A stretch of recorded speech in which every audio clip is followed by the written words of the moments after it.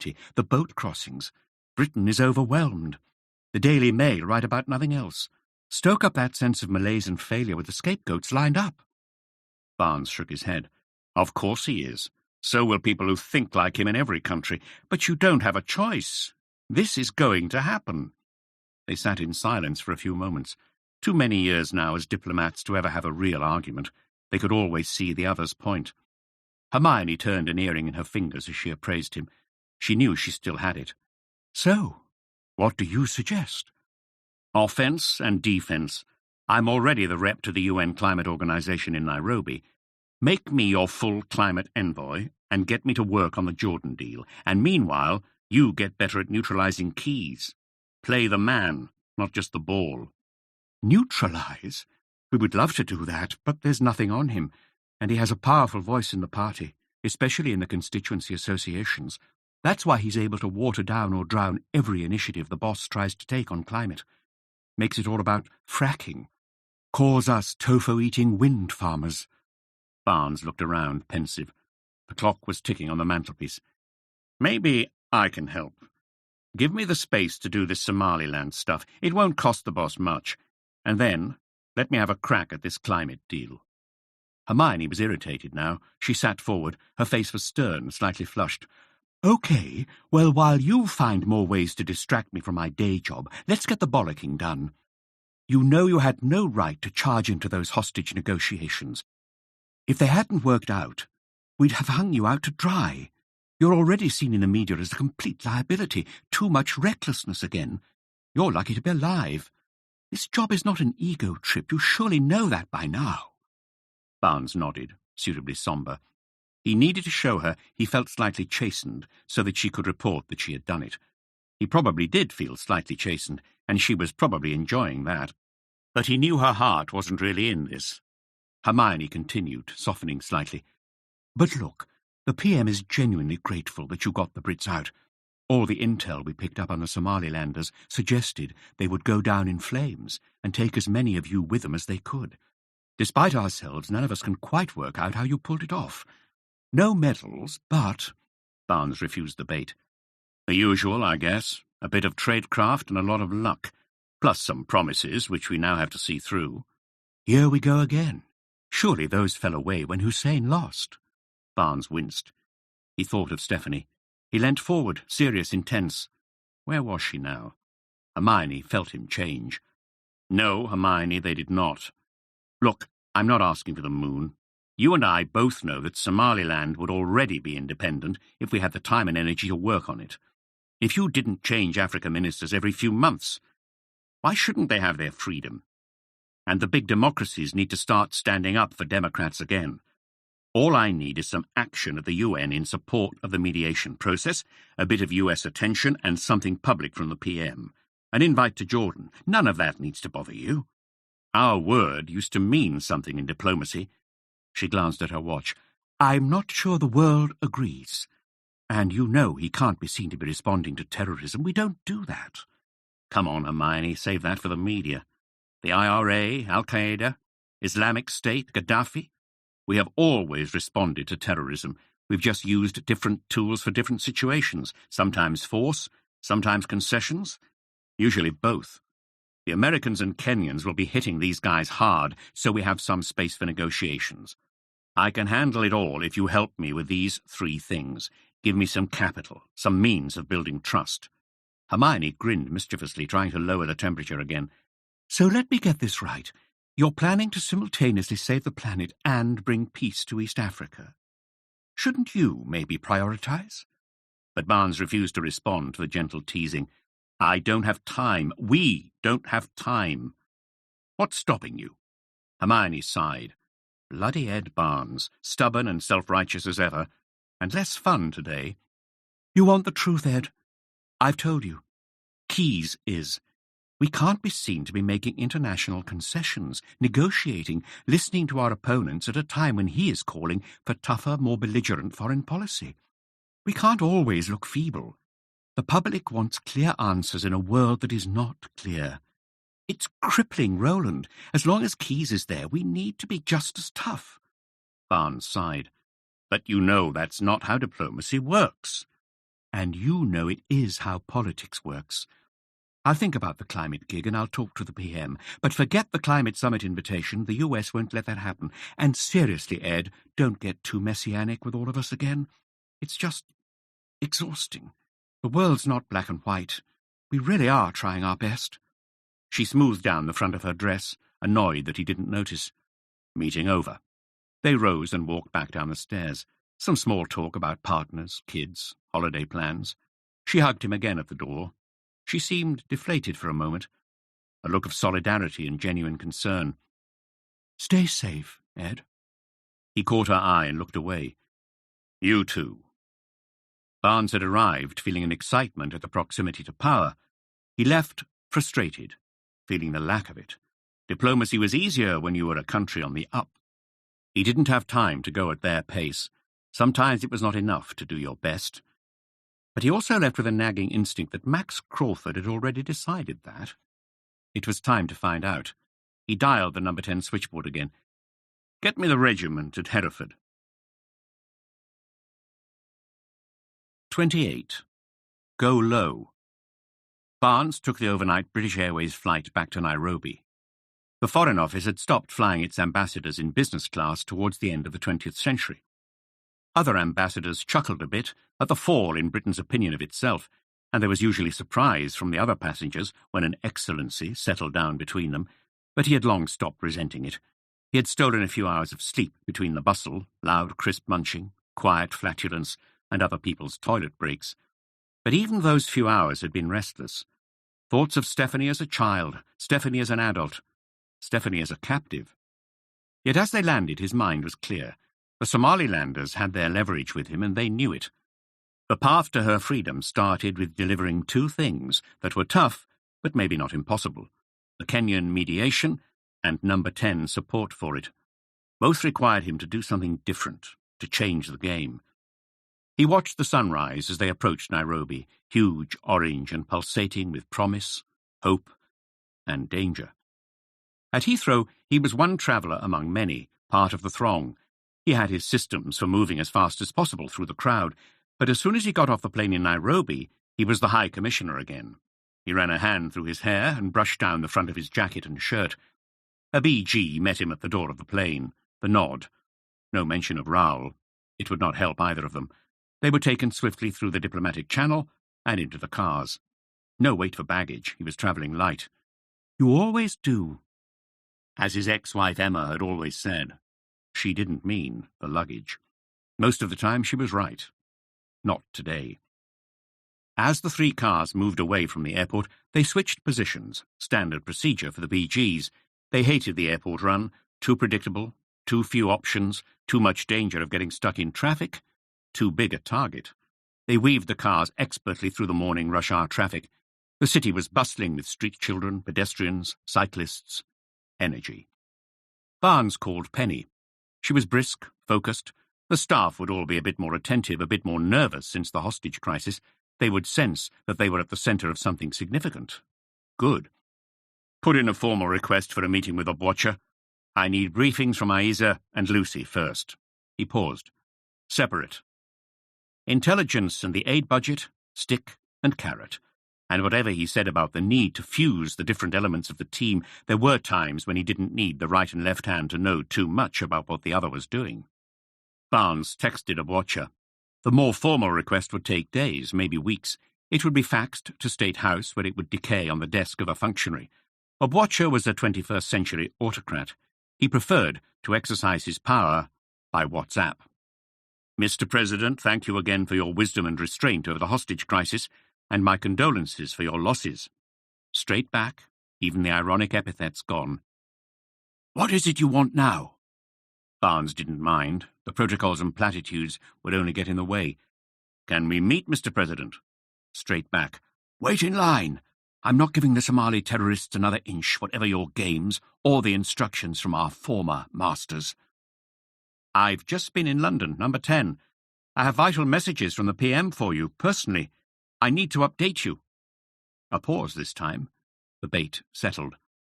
President Obwacha had long grumbled about neglect by London.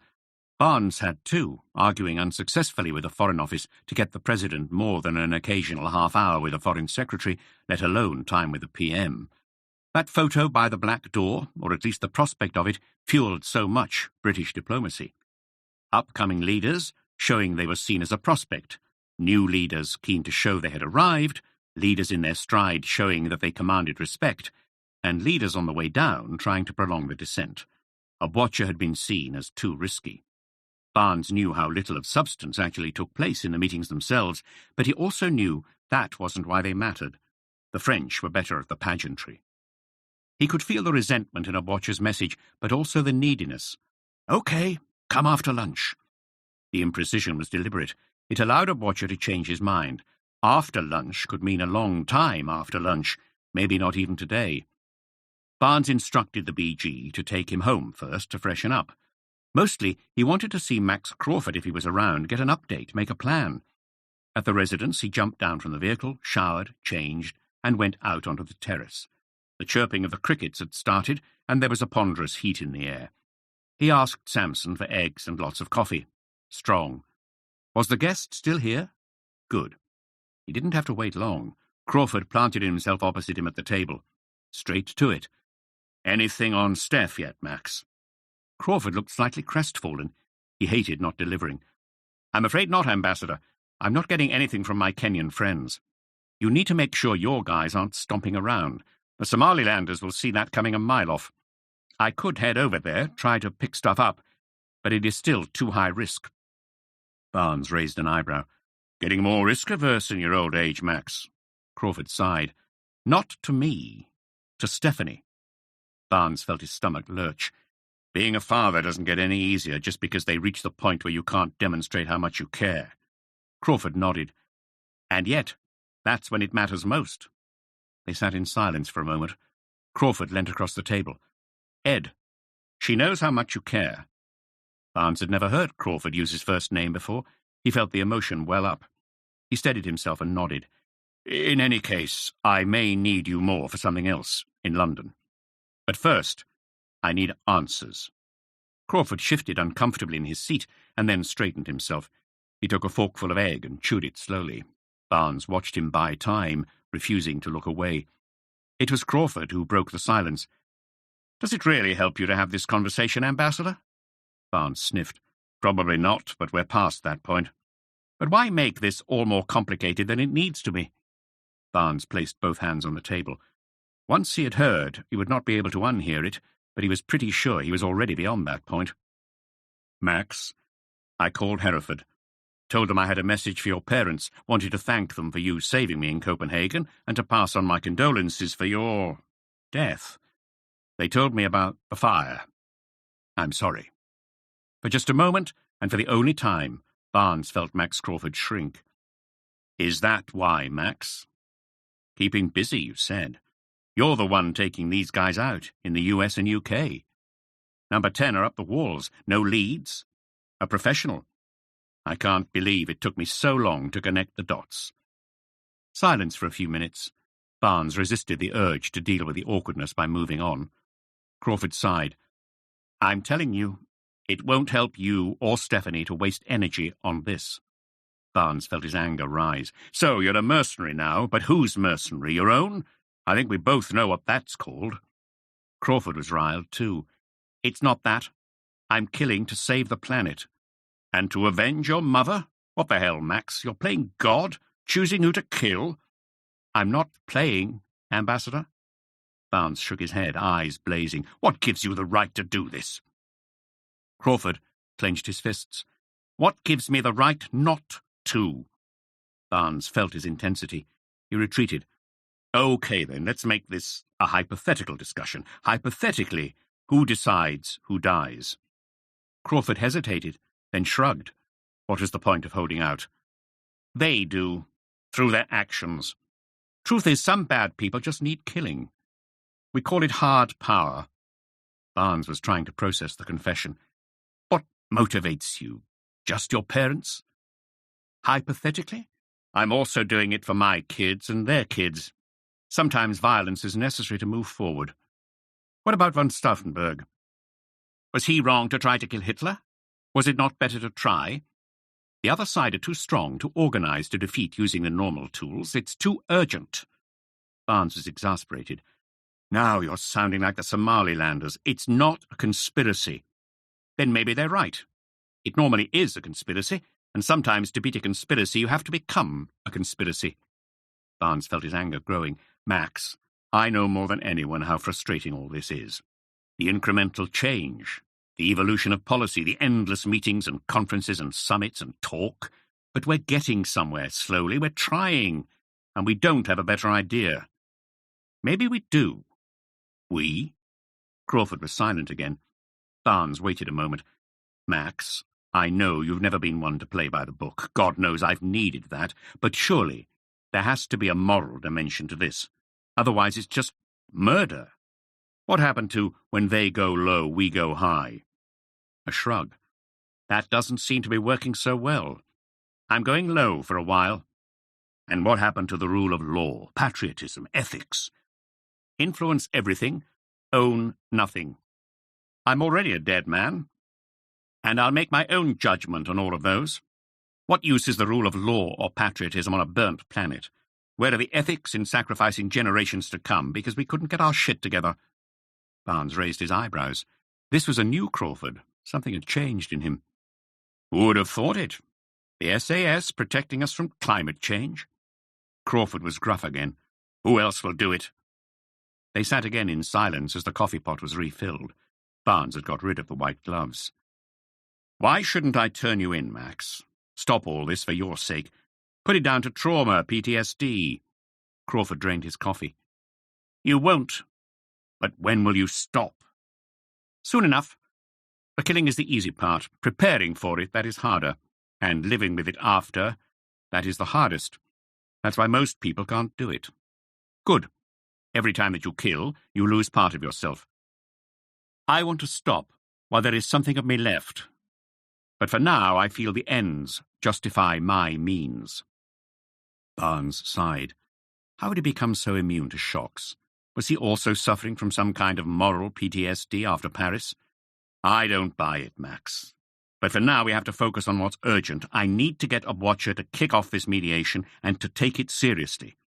Crawford looked brighter again, less burdened. And me? London. If I can help Number 10 with their politics, we can get them behind us. We need them on the Kenyan track. If this is really how you work, I need you to help deliver something that will make life easier for them. Crawford looked curious. And what if I walk away, Ambassador? You won't. And if we square Number 10, I get the climate envoy role for the Jordan summit. Maybe I can show you that my way works after all. We might be fighting the same fight. Max Crawford leant forward, alert. When was I ever not fighting the same fight as you, Ambassador? 29. Win-win. The convoy turned into the gates of State House.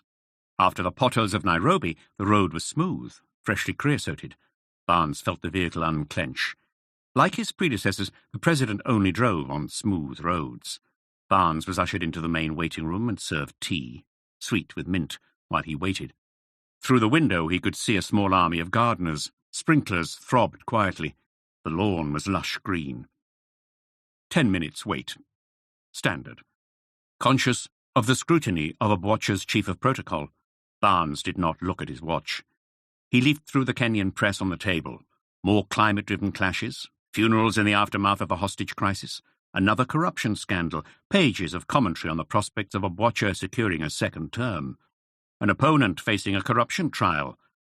Barnes wondered again whether to tell Hermione about Max Crawford or someone, anyone. Was he, Barnes, now himself somehow an accessory? But not yet. He needed Max too much right now.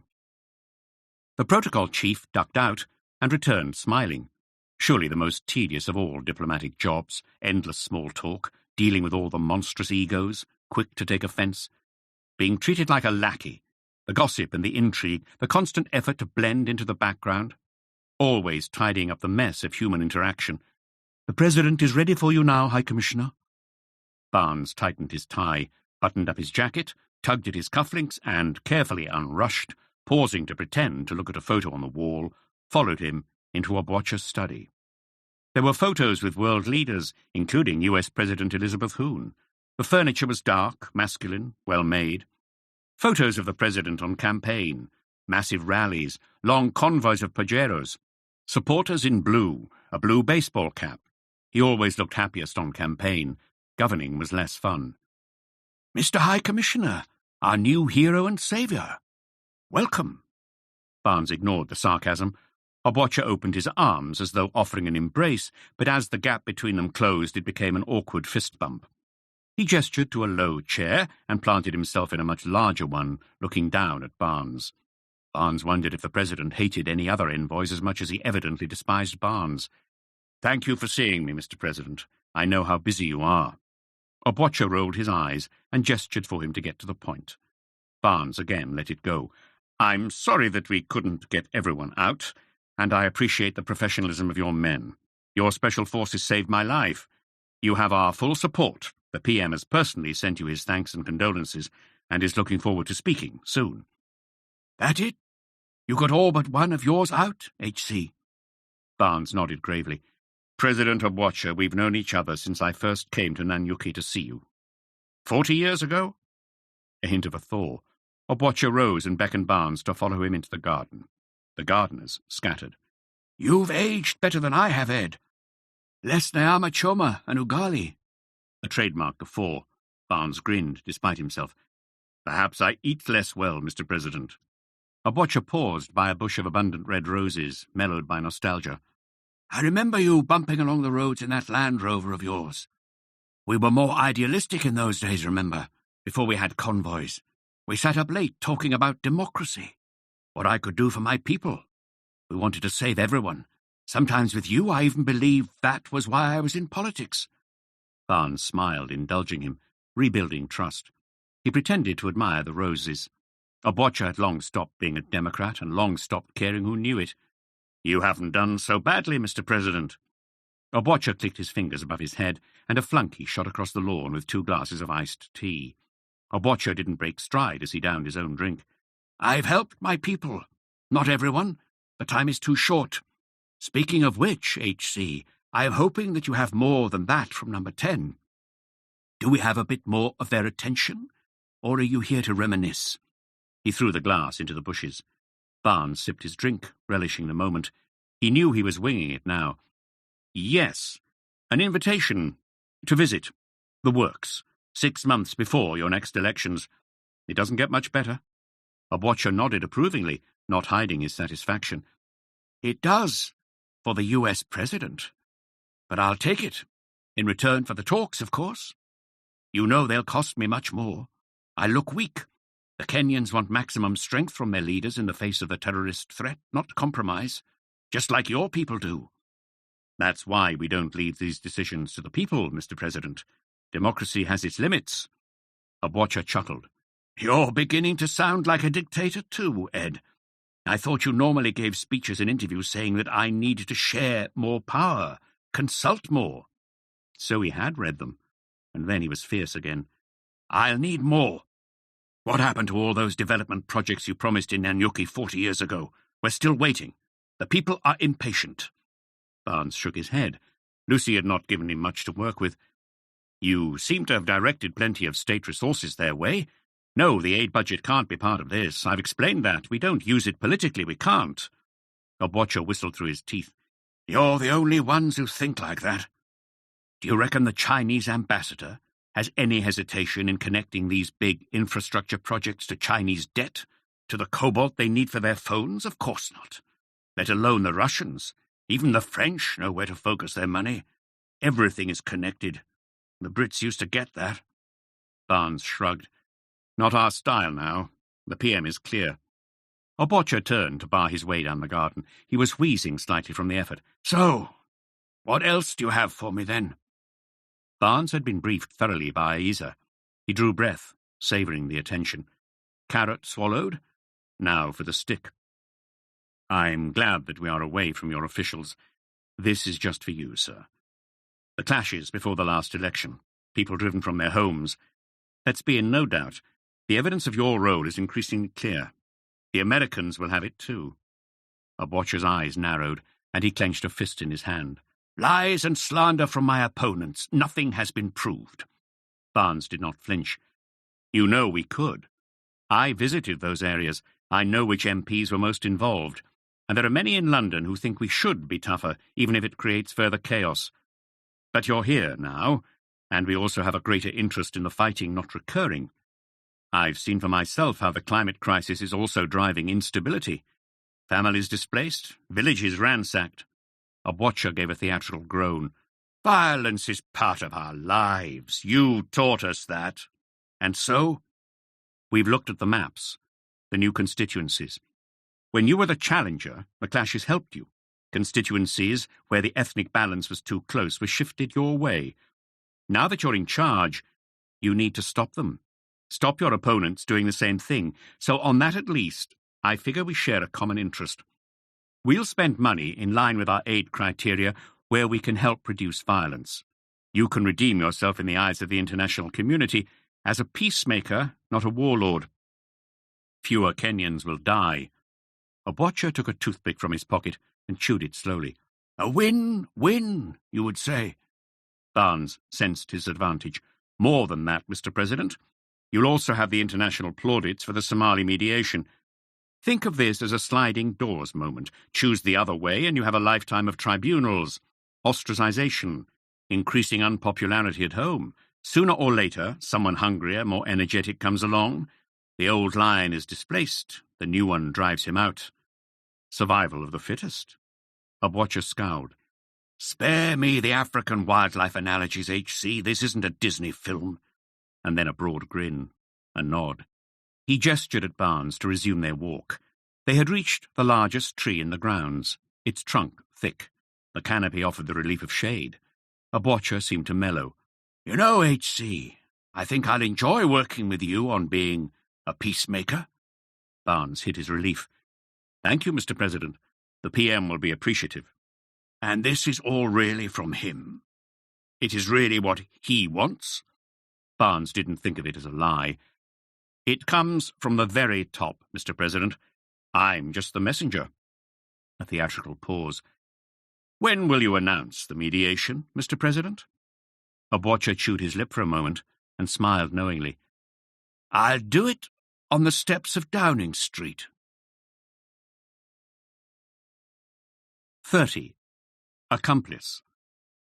Hermione was in the PM's outer office when the headline flashed up on the screen.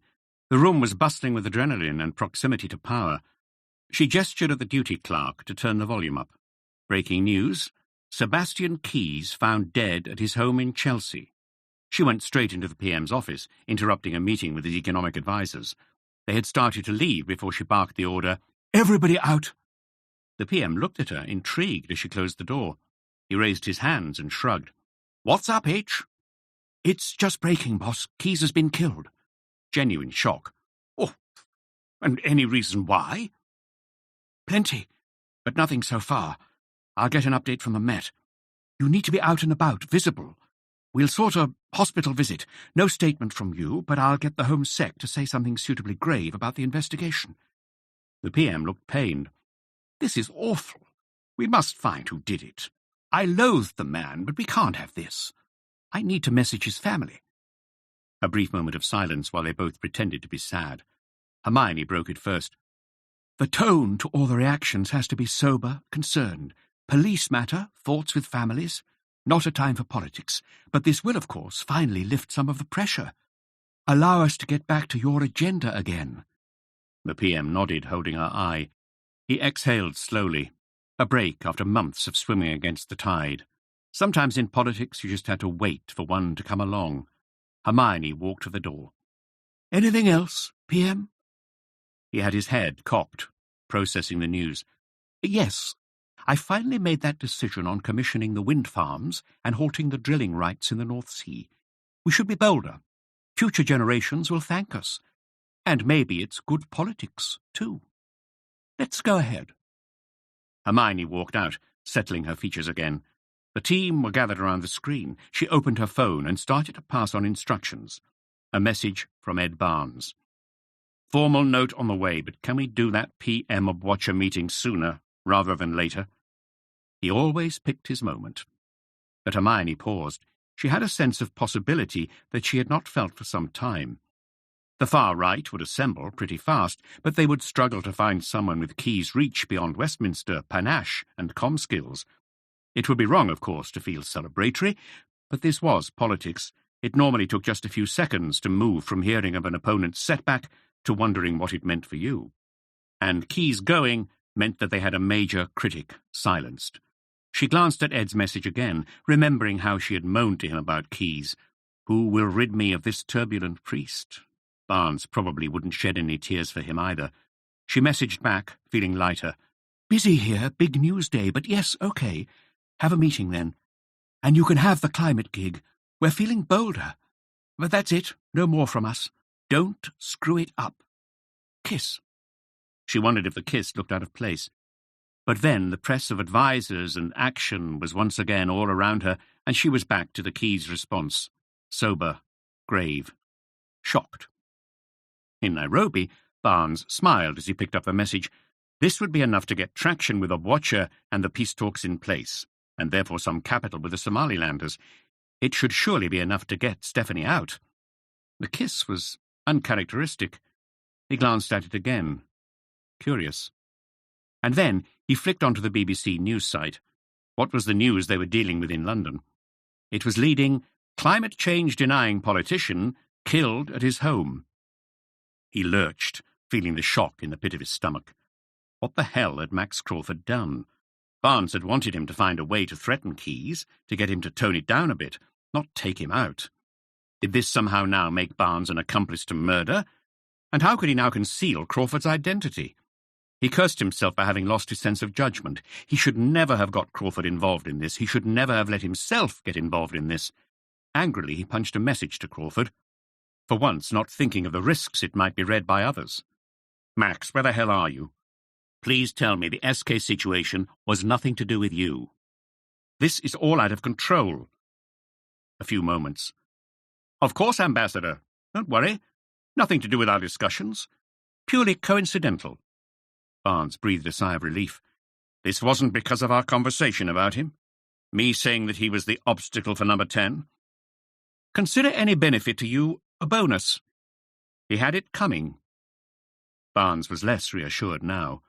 What do you mean? It doesn't matter. You aren't connected. A happy coincidence. But more important, I've seen more old friends in London. Stephanie is now in Jordan. We need to talk to them. Barnes put the phone on the table and steadied himself. What had he become involved in? But what mattered most was that Stephanie was somewhere out there in danger. He could not just pitch up in Amman. Why Jordan? The Somalilanders had no obvious links or presence there. The climate conference was a fortnight away. He wondered if it was time to tell the FCDO, get the professionals looking for her. But there was a danger they would take the climate role away just as it was given, keep him to one side. They would assume he couldn't take objective judgments while his daughter was in play. And in any case, whether he wanted it or not, he had a professional on side, and he needed him. Barnes texted Crawford back. Max, meet me in Geneva. Orla Fitzgerald was also following the news concerning the assassination of Sebastian Keyes. She was less surprised by the death than Ed Barnes or Hermione Buckingham. Keyes had been the person she had identified in Paris as now likely to be highest on the assassins' list. He was prominent on her list of enablers, a big political ally of Elizabeth Hoon, and the most outspoken and effective climate denier in the UK. Tick, tick, tick. So, making sure that he remembered her from their brief meeting in Paris, she had swiftly lined herself up a meeting with Keyes. The promise of a good profile piece for him, too, had got her in the door, and a well-chosen blouse had meant she got more time than his team had promised. More importantly, she had managed to leave her recording device behind in his office under the leg of the sofa, just in case. If she got lucky, she might get crucial intel on the assassin. If she was found out, she could protest that it was in error, a blonde moment, as she had successfully claimed when caught once in the past. 2 days without any surprises. Keyes with his secretary, Keyes with a young political adviser, demanding and getting what he wanted, favours, gossip, sex. Keyes attacking the PM, restlessly plotting with friends and allies, Keyes trying to get a higher rate for his Daily Mail column. Keyes farting and belching when he was alone in the room. He disgusted her, but she kept listening. People seemed to give him what he wanted. And then, with brutal efficiency, it happened. Keyes alone, watching what sounded like porn on his laptop. He had spluttered with anger and embarrassment at the presence of someone else in the room. The assassin had been terse as Keyes tried to cajole, bribe, threaten him. Why? Because it needs to happen. The brief confrontation, the sound of the neck being broken, his calling card. For once, someone didn't give Keyes what he wanted. Then the door closing behind the assassin, and silence. At first, she had felt guilty, voyeuristic, ashamed. Twice she had left the house to take the recording to the police, but then returned, confused. How could she explain herself? What chance of the police not making the evidence public in the hunt for the killer, and selling their media the detail of their source? What chance of them finding the assassin? Keyes wasn't the last of these bastards. Did she really want the assassin stopped? But what really held her back was that she now felt pretty certain she knew who had killed Sebastian Keyes, because this time the assassin had failed to cover his tracks as well as he had in the past. This time, for whatever reason, he had rushed it, failed to check the room properly. On one level, she had been stunned to hear his voice. She played it back again and again. Authoritative, firm, refusing mercy to the politician as the man begged for his life.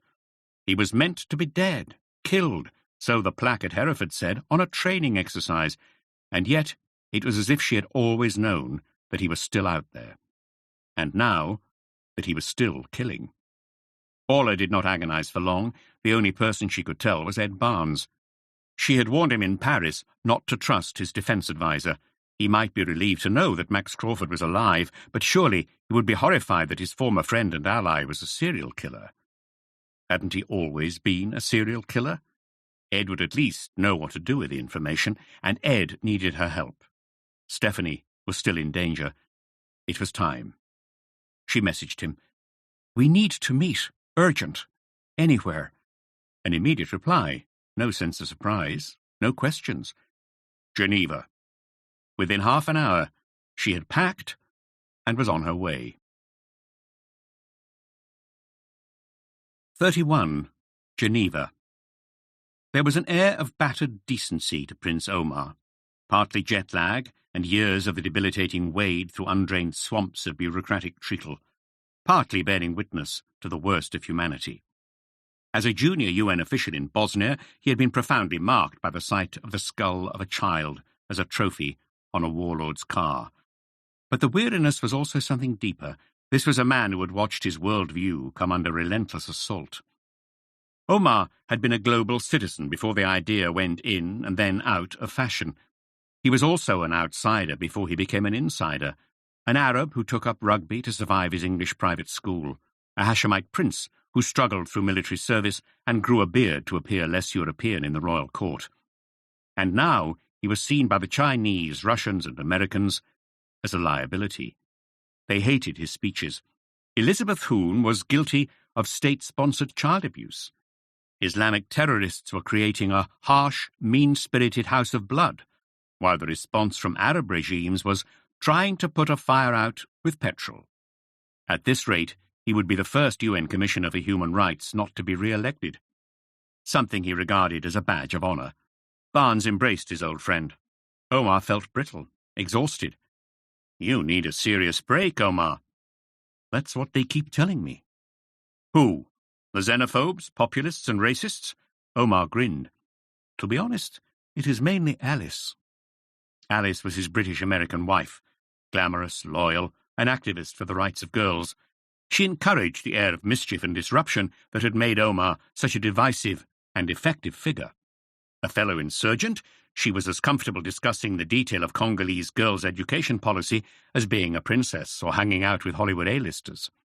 In New York, they would often slip away from the diplomatic speed dating of the Four Seasons to an Irish bar, somewhere we won't meet anyone.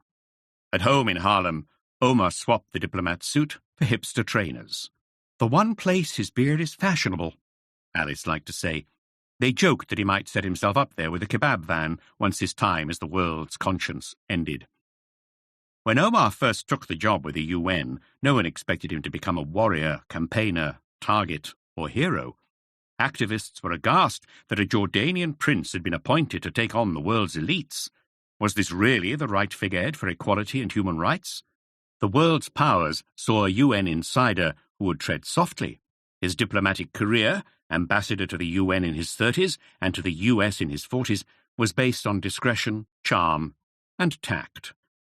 "The list of places where we can holiday is getting shorter," smiled Alice, but Barnes could see that the isolation and abuse were hurting him more deeply than he let on. "No one takes this job to win a popularity contest." They looked out from his window at Lake Geneva, the fountain and the stillness of the mountains beyond. "What's still driving you, then?" Barnes knew the answer, because it was his motivation too.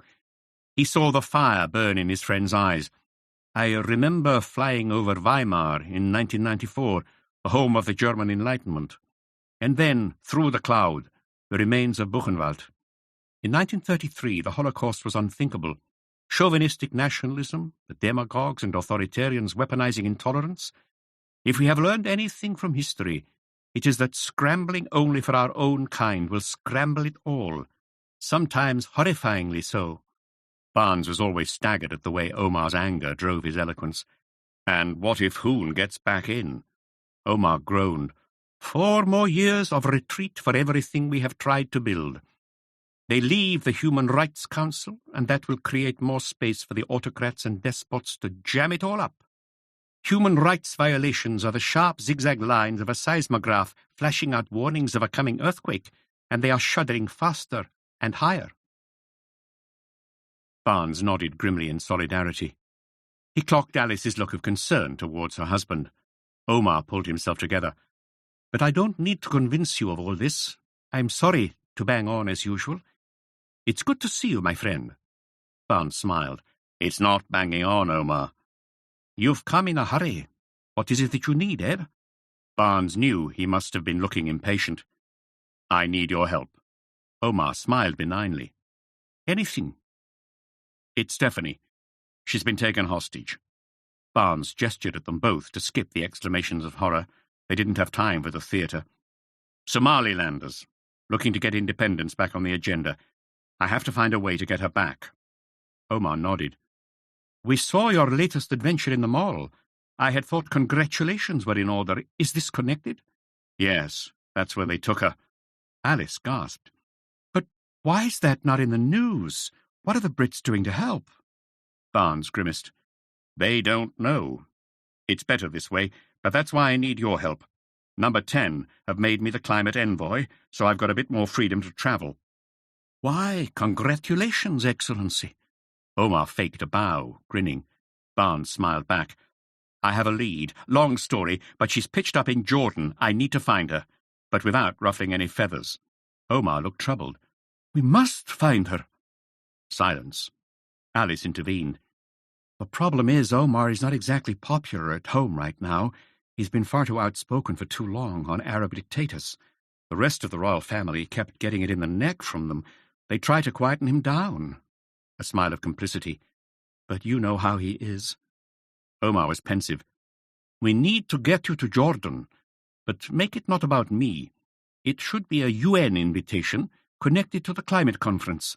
I'll get to them behind the scenes. My brother runs the intel there, as you know. I'm soft power. He's a bit further towards the harder end of the power spectrum." Barnes nodded his thanks. "I know someone a bit like that." "I'll get you all I can." Barnes looked at the floor awkwardly. "And while we're on the subject of invitations—" Omar raised his eyebrows. "Aha, there's more." Barnes knew he was stretching it. "Can we get the governor of Somaliland into the Jordan summit? Some kind of observer status, something with a bit of visibility, but in a way that won't get vetoed by the Americans and Europeans." Omar whistled through his teeth. "I guess this is you not negotiating with terrorists." "Okay, Ed, I'll try. But there will be some serious costs from the Somalis themselves, and from every country with a breakaway province. Are we going to invite the Catalans? Scots?" Omar could see the way Barnes's shoulders sagged. He could see the fear.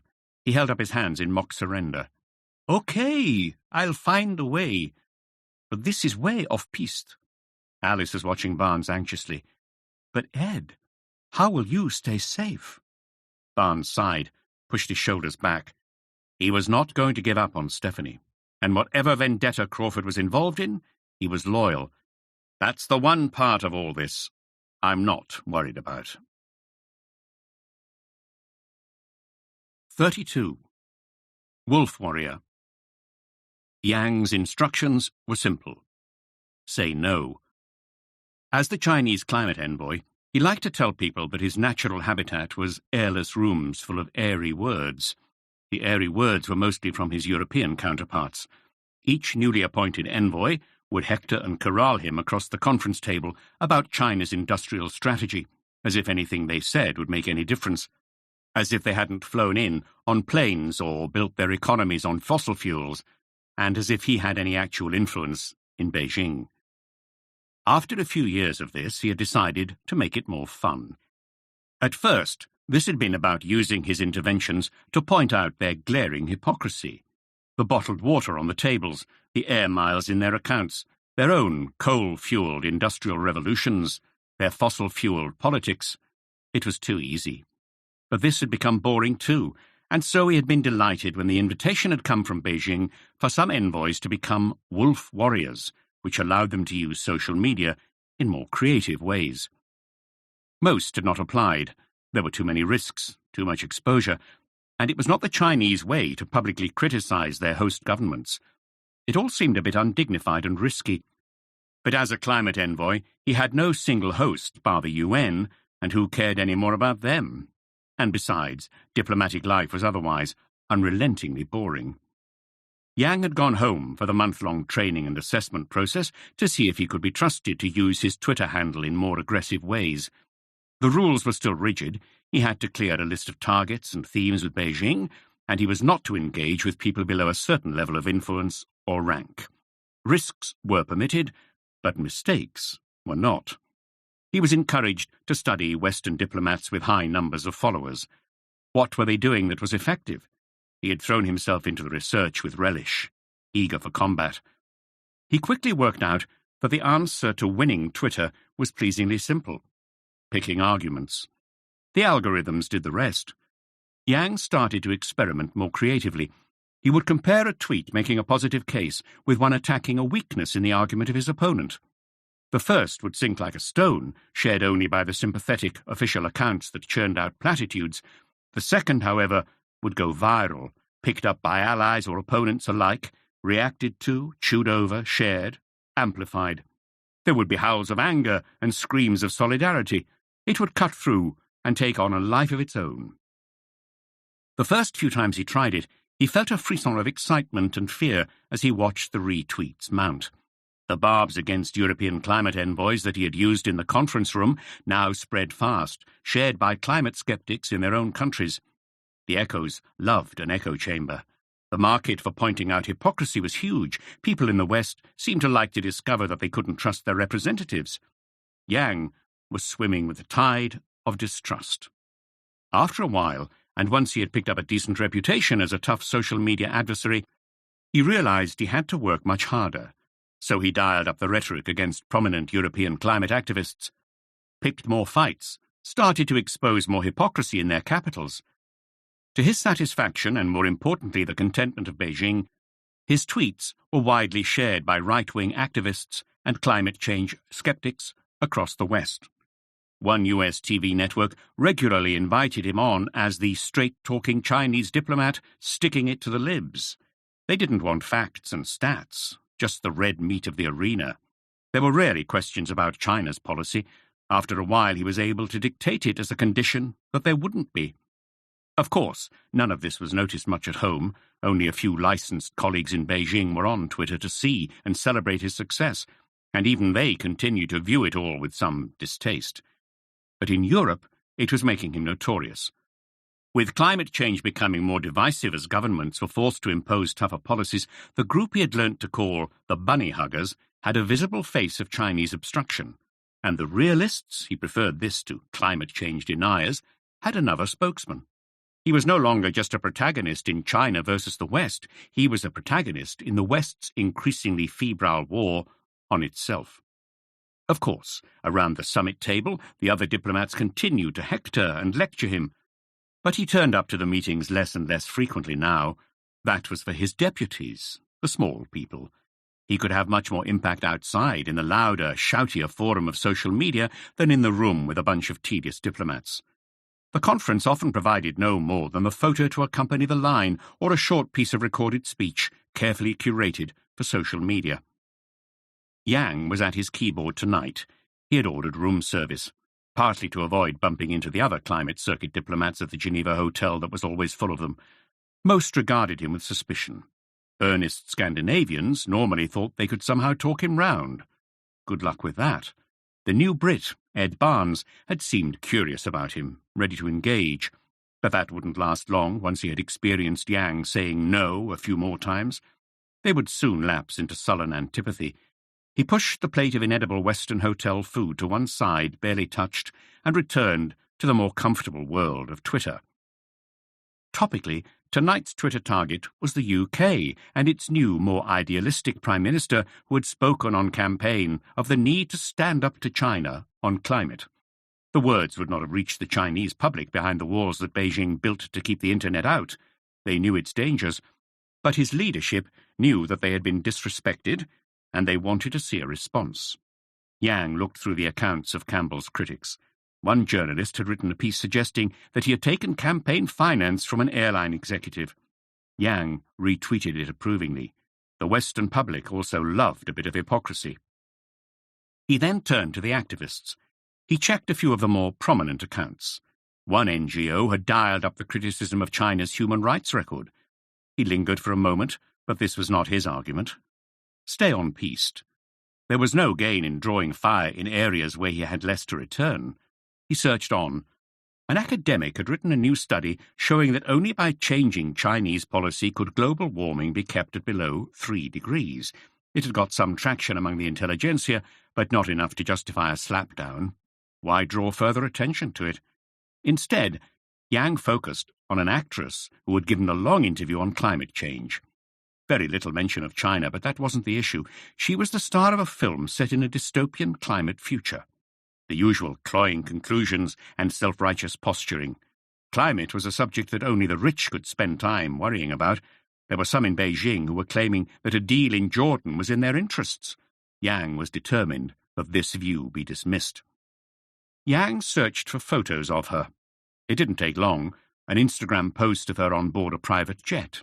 He copied it into a tweet and added, "I wonder why Lucy Keeling didn't mention climate until she had a film to promote." His rule was always to wait a few moments before pressing send. A tweet could be halfway around the world while the truth was still putting its boots on. He paused, running through a mental checklist of those who might object to it. None included Beijing. He pressed send. Yang thought he heard a sound from the bathroom, but dismissed it. He clicked on the tweet so that he could watch it go viral. The numbers of retweets and likes beneath it, spinning like the dials on a slot machine. It was exhilarating. The first few shares were from climate activists. Perfect. Unbelievable that a Chinese government envoy has the hypocrisy to criticize Lucy. Beijing should watch this film, not pick on an actress with the courage to speak her truth. These quickly triggered the ripostes. A prominent talk show host. Let's be honest. Pampered Princess Keeling needs to drop the private jet if she wants to be heard. Shame it took a Chinese diplomat to tell us that. Back and forth it went, but all the time the photo was being shared. Yang wondered at what point the actress would get a call from her publicist. "You're trending, Lucy. Great. Not really so great." He grinned. This was too easy. The problem with democracies was that they gave their opponents the means to destroy them. Yang first saw the man's outline in the reflection on his screen and lurched round. He was wearing all black. A thief. His arms and torso were strong. Yang felt strangely calm. "What do you want?" The man said nothing. He didn't look like a thief. "The safe is over there in the corner of the wardrobe. I can give you the code, but there is little of value. Take it and go." The man shook his head. He casually picked a pillow from Yang's bed and walked towards him. Yang stood quickly, eyes darting towards the door. He knew that there was a fire alarm. His voice was higher-pitched now. The man looked determined. Another try at deflection. "Please, tell me what you want." And then, more desperate, the voice almost a squeal. "I have diplomatic protection here." Still no reply. The last thing Yang saw was the pillow that enveloped his face. He struggled ineffectively against the man's grip, screaming silently into the pillow as he gasped for air. After a minute, the struggling stopped, and he slumped, lifeless, to the floor. His assassin looked briefly around the hotel room, checked that Yang's pulse was dead, tossed the pillow back onto the bed, and walked out. 33. Hard Power. The next morning, Ed Barnes was finishing his breakfast at his Geneva hotel when Max Crawford walked in. Max looked fresh, like a man who didn't lose much sleep. Barnes nodded towards the buffet. Crawford took a detour. A few minutes later, he was sitting opposite Barnes with a huge plate of fresh scrambled eggs, a bowl of figs, and a large pot of coffee. Barnes nodded approvingly at the eggs. "You got those made fresh?" Crawford nodded. "Too many nights sleeping on rocks to put up with eggs from a buffet." Barnes grinned. "Thanks for coming, Max. I've been pursuing the Jordan lead. I know their UN envoy, Omar. I saw him yesterday. He can get me an invite to Oman from the UN, maybe even one to the summit for the Somaliland governor. I'll do some climate business, all part of the preparation for the summit. Maybe he can also get us some info on where Stephanie is. I trust him. I want to get there as quickly as possible. Can you come?" Crawford had an expectant look. "Can't think of anywhere else I need to be. But what's your plan?" "Omar's brother is the intel chief. Omar got the suave internationalism and the conscience. He got the muscle." Crawford had swiftly finished his eggs. As he laid down his cutlery, he said, "Sounds like you and me. And why do you think she's in Jordan, then?" "No idea. I'm worried that the Somalis might have sold her on. Her value to them was limited, and they got what they wanted. She would be worth much more to some other part of AQ." Crawford looked up from the figs. "So why not get London on it? My former colleagues. Get some serious resource." "Seriously? You of all people need to ask me that? Too much noise. We don't know who we can trust, and they can't know we're coming." Crawford nodded grimly. "But, Max, first, can you promise me you weren't the one who killed Sebastian Keyes? All I wanted was that he could be taken down a peg, give number 10 a bit of space, not something this final." Crawford winced, glanced around the room and leant forward. After the nuclear leaks in Fukushima, 200 Japanese pensioners volunteered to face the radiation instead of the young. They reckoned the cancer could take 30 years to develop, meaning they didn't need to worry about it. The old boy who organized them said their decision was not brave, but logical. The question is whether you step forward or you stay behind and watch. So, what's your real mission, Ambassador? It seemed like a confession to Barnes. "We call them objectives in diplomacy, Max." "To get Stephanie back, of course." Crawford nodded. "Of course. That's my mission too. But beyond that, this climate gig, what do you want to do with it, really?" Barnes paused. He thought of the Kenyan village, smouldering as the temperature rises drove the conflict for water into previously peaceful areas. The millions who would be displaced in the future by climate change, the conflicts coming their way, lives ruined, the apathy and inertia of Western governments. "The Nobel Peace Prizes of the future will be for people who reduce the threat of climate conflict. That's something to get out of bed for." "And that's really it, Ambassador? A Nobel Peace Prize?" Crawford was quiet, looking down at his figs. Barnes was riled. "Of course not. I'm just saying that all the work in my world will soon be about climate in some way. Maybe I can do something, maybe use the skills I have. This climate envoy job is a chance to make a genuine difference. No more pontificating about it all, glad-handing and hosting receptions. Real impact at last." Stephanie's voice again. "Weren't kids supposed to resemble their parents as they got older, not the other way around?" Crawford still looked sceptical. "And you really think diplomacy can somehow do this?" Barnes shrugged. "What else do we have?" They sat in silence for a moment. "And, Max, you still didn't answer my question. What about Sebastian Keyes? What did you mean on the phone by a coincidence? Crawford stared back at him. Barnes saw a resolve in the other man's expression that hadn't been there before, a sense of purpose. I don't need to answer it. You don't want me to answer it. Barnes sighed. But seriously, this is out of line. It can't go on. I can't let you carry on. What the hell is it really about? Crawford was steely. You said it. The planet. Barnes couldn't hide the exasperation. But how does any of this really help? How can you possibly justify— Like you also said, maybe I'm just trying to use the skills I have. The key point is that we are working for the same thing. You know that.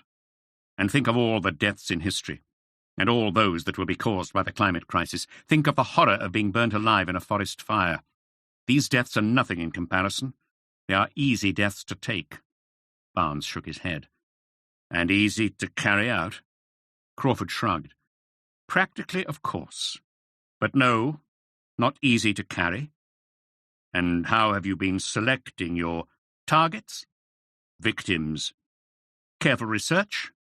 Thought through carefully? These aren't innocent bystanders. Precision strikes. Barnes felt his anger rise again. Who was Crawford working with? Thought through by you? Crawford drained his coffee. If it's any consolation, Ambassador, and purely hypothetically, Sebastian Keyes was already pretty high on the list. You just bumped him up. Barnes stared back at him. Who was Max working with? Why did he not feel more disgust? He could end all this today, turn his old friend in. Surely that was the only path. But what then about Stephanie? And was he ready to answer the questions they would ask? This can't continue. No more surprises? Crawford grinned and chewed on a fig. Only good ones, Ambassador. Barnes saw Alice from across the breakfast room before she saw them. He beckoned her over. She appeared uncharacteristically flustered. Ed, I've been looking for you. Omar has sorted your official invite to Jordan. You can go today whenever you're ready. Some token meeting set up as cover, but meanwhile everything is kicking off here. She stopped herself, looking suspiciously at Crawford. Sorry, Alice, you haven't been introduced. This is an old friend. Max smiled, but didn't offer his name. The Ambassador and I share the same mission. Alice looked curious. You're also in diplomacy? You don't look. Not exactly.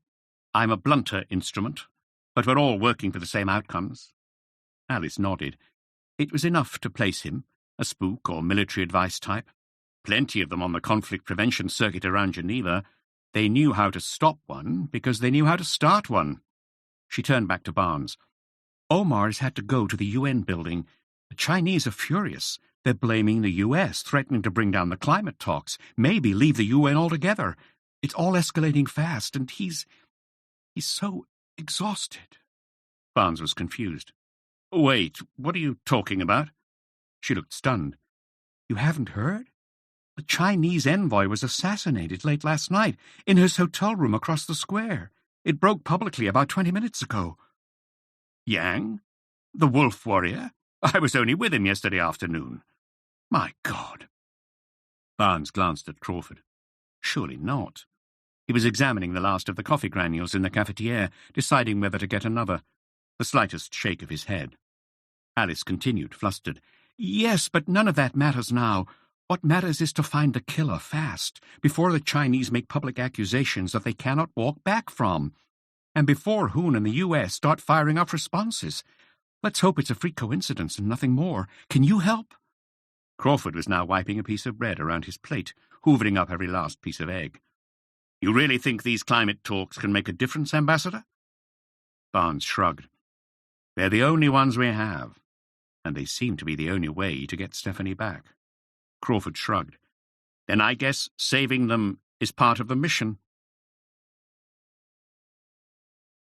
34. Statecraft and Streetcraft. Barnes waited with Alice outside Omar's office, watched closely by his secretary. After a few moments, they stopped pretending they couldn't hear the phone call through the door. In any case, Omar wasn't saying much, trying calmly to placate the person on the other end. Alice listened pensively. We are looking into it urgently.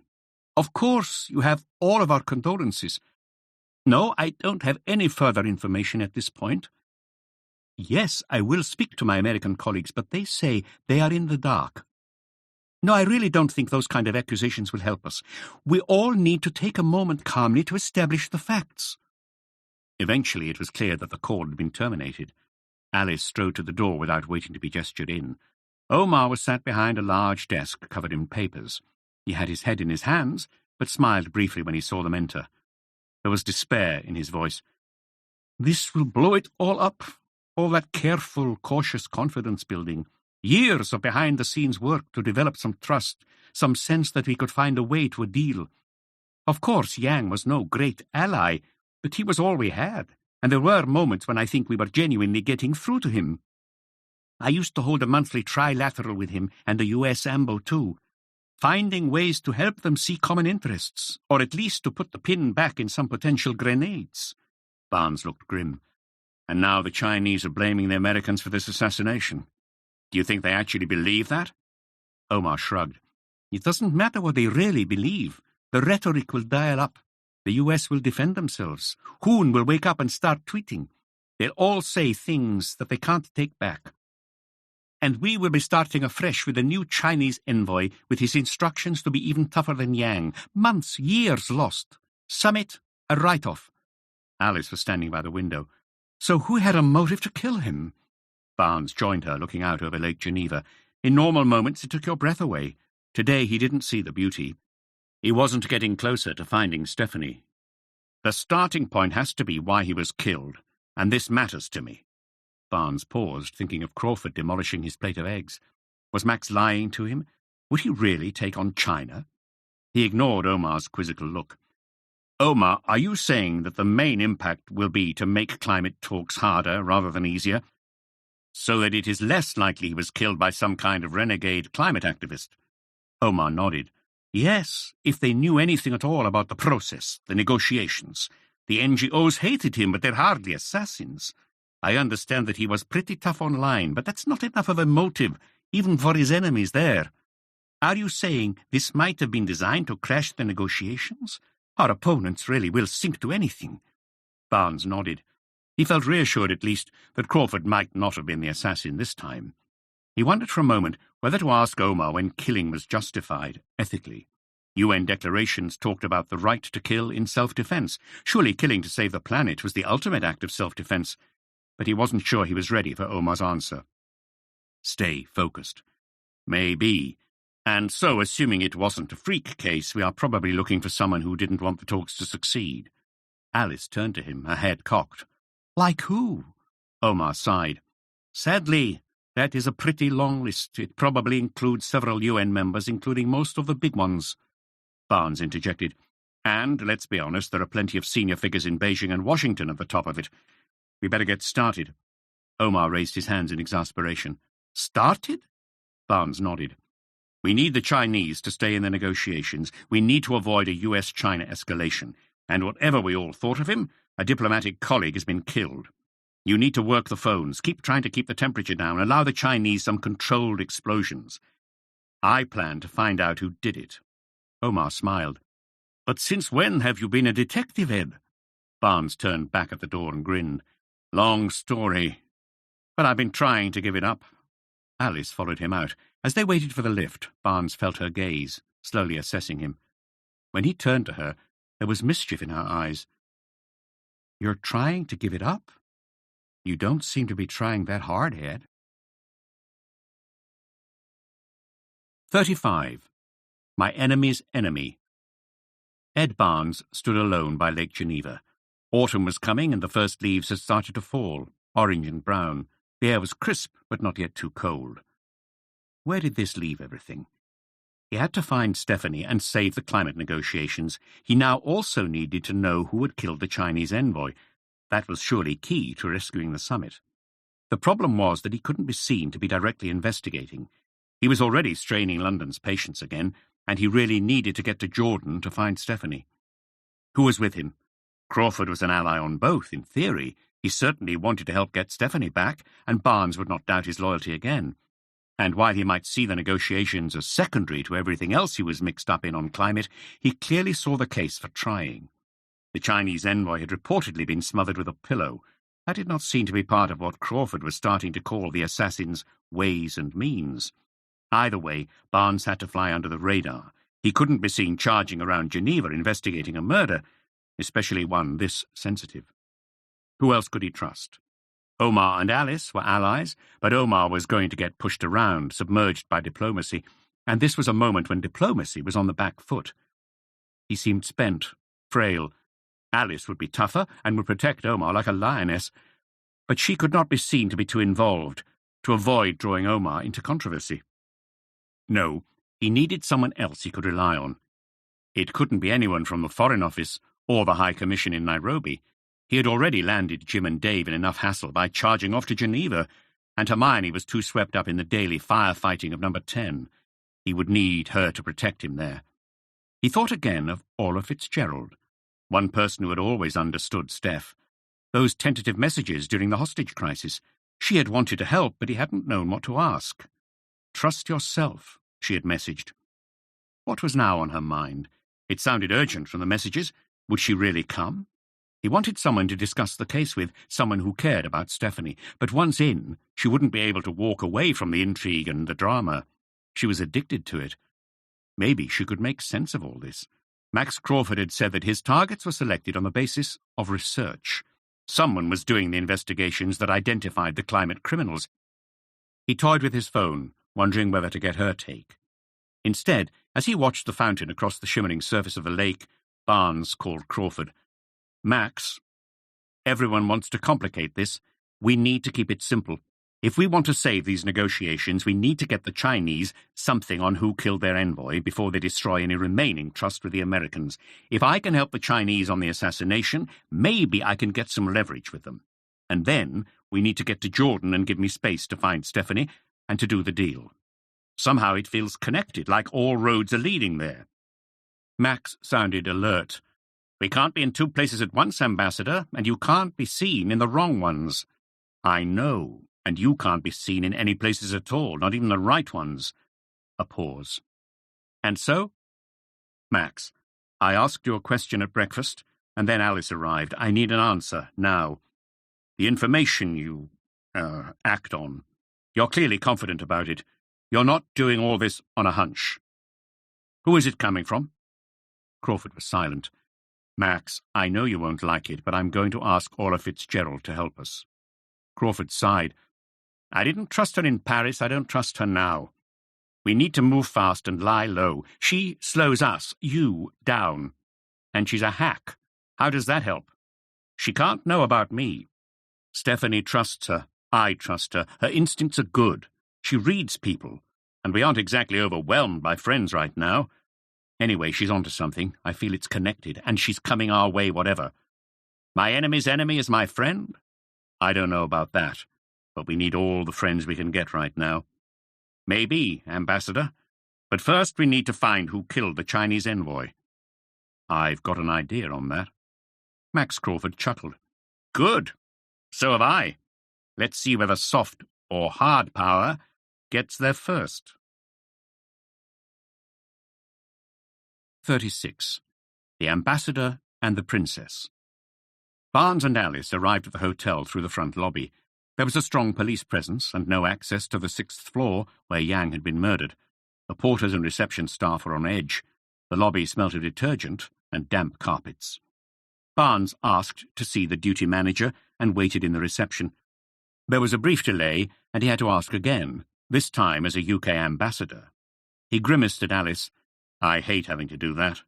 Alice smiled. "At least we didn't have to play the princess card. Not easy for me as a Republican."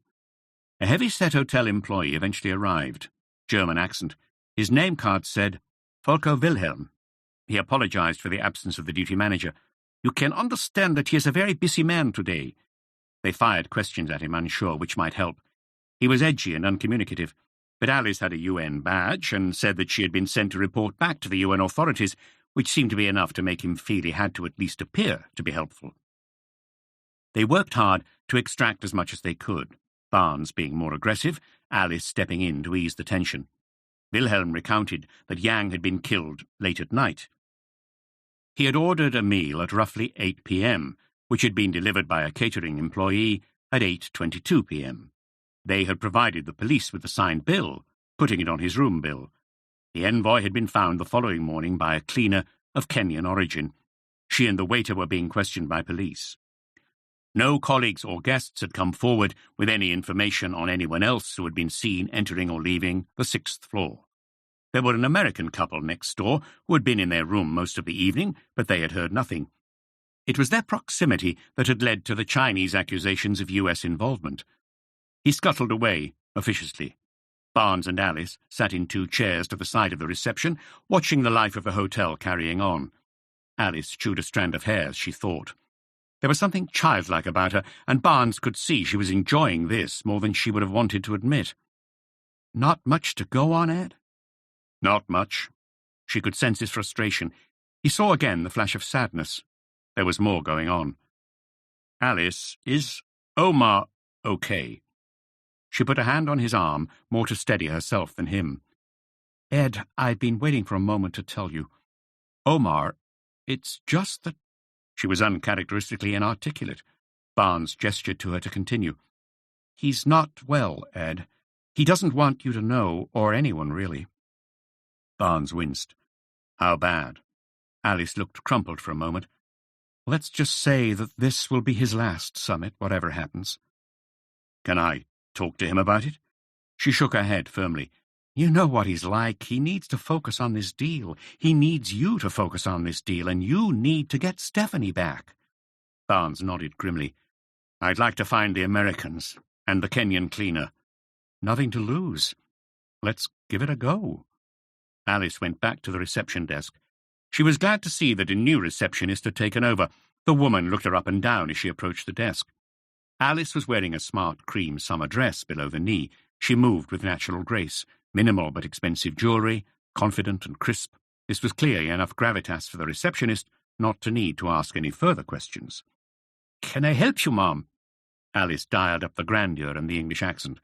I'm meeting a friend, an American friend, but they're late and haven't sent a message. Are you able to check their room? The receptionist went pale. There was clearly more anxiety than usual about guests going quiet. What name? Alice didn't hesitate. Patty Cox. The receptionist started to look through the system. She wouldn't find a Patty Cox. Alice leant across the desk, conspiratorially. But I think she's probably travelling a little, discreetly. You understand, I'm sure. Probably under her partner's name, and I'm not sure what he's called. She told me 6th floor, I think.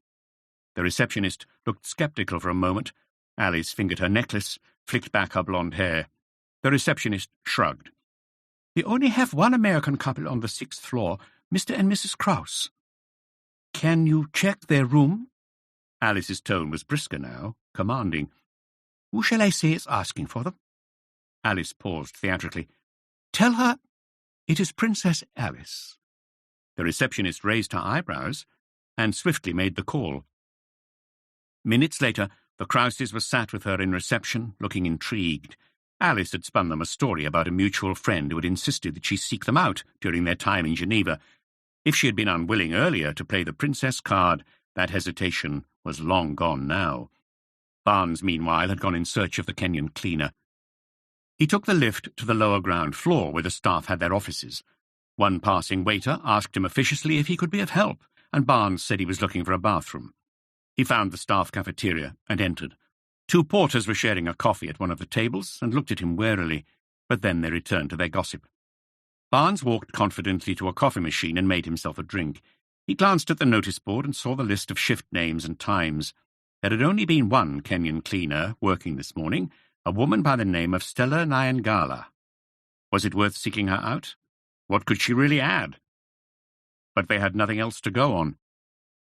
And finding the killer was the quickest way to stop the collapse of the talks and get to Jordan and find Stephanie. Barnes found a quiet corner of the room and waited. Staff came and went. They were absorbed by their discussions, taking quick breaks, heading back out. None looked Kenyan. Nyangala was a Kissi name. Barnes had often visited the region. When she walked in, Barnes had no doubt that it was her. She looked tearful but resolute. Late 20s, a sharp jaw, short hair, and defiant brown eyes. The two porters in the corner both noticed her come in, presumably quite the hotel celebrity now. Barnes waited for her to start making her drink and crossed the room to join her. Her hand was trembling slightly as she added the warm milk. "Chai ma maziwa," tea with milk. She looked at him, startled. The Kisi drank a sweet tea with plenty of milk and cardamom. Barnes introduced himself. She was from Machakos, and surprised to find herself talking to the British High Commissioner.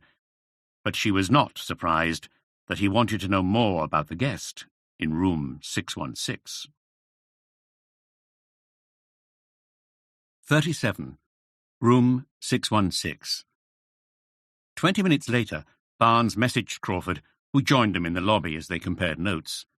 Stella Nyangala had described the hotel room when she found Yang at just after 8 a.m. His laptop had been open at the desk. It had been swiftly taken away in the morning by the local police and a Chinese investigator.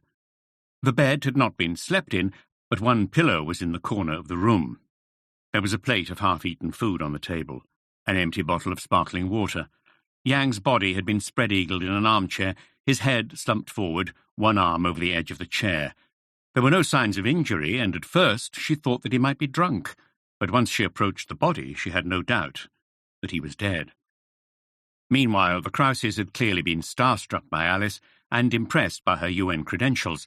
They had shown little hesitation in sharing what they knew. They had heard Yang enter the room at 7 p.m. or so, and the food being delivered just over an hour later. They had ordered something at a similar time, having decided to stay in because she had a migraine. He had been in the bathroom adjoining Yang's room roughly an hour later, during an ad break in the television series they were watching. He had thought that he heard voices, or at least one voice. It had struck him as strange that the guest next door seemed to be talking to himself. They had then heard nothing more until the scream of the cleaner in the morning. Mr. Krause had gone immediately into the corridor. Her trolley was outside the room, and she was stood at the door. He had called reception, and then all hell had broken loose.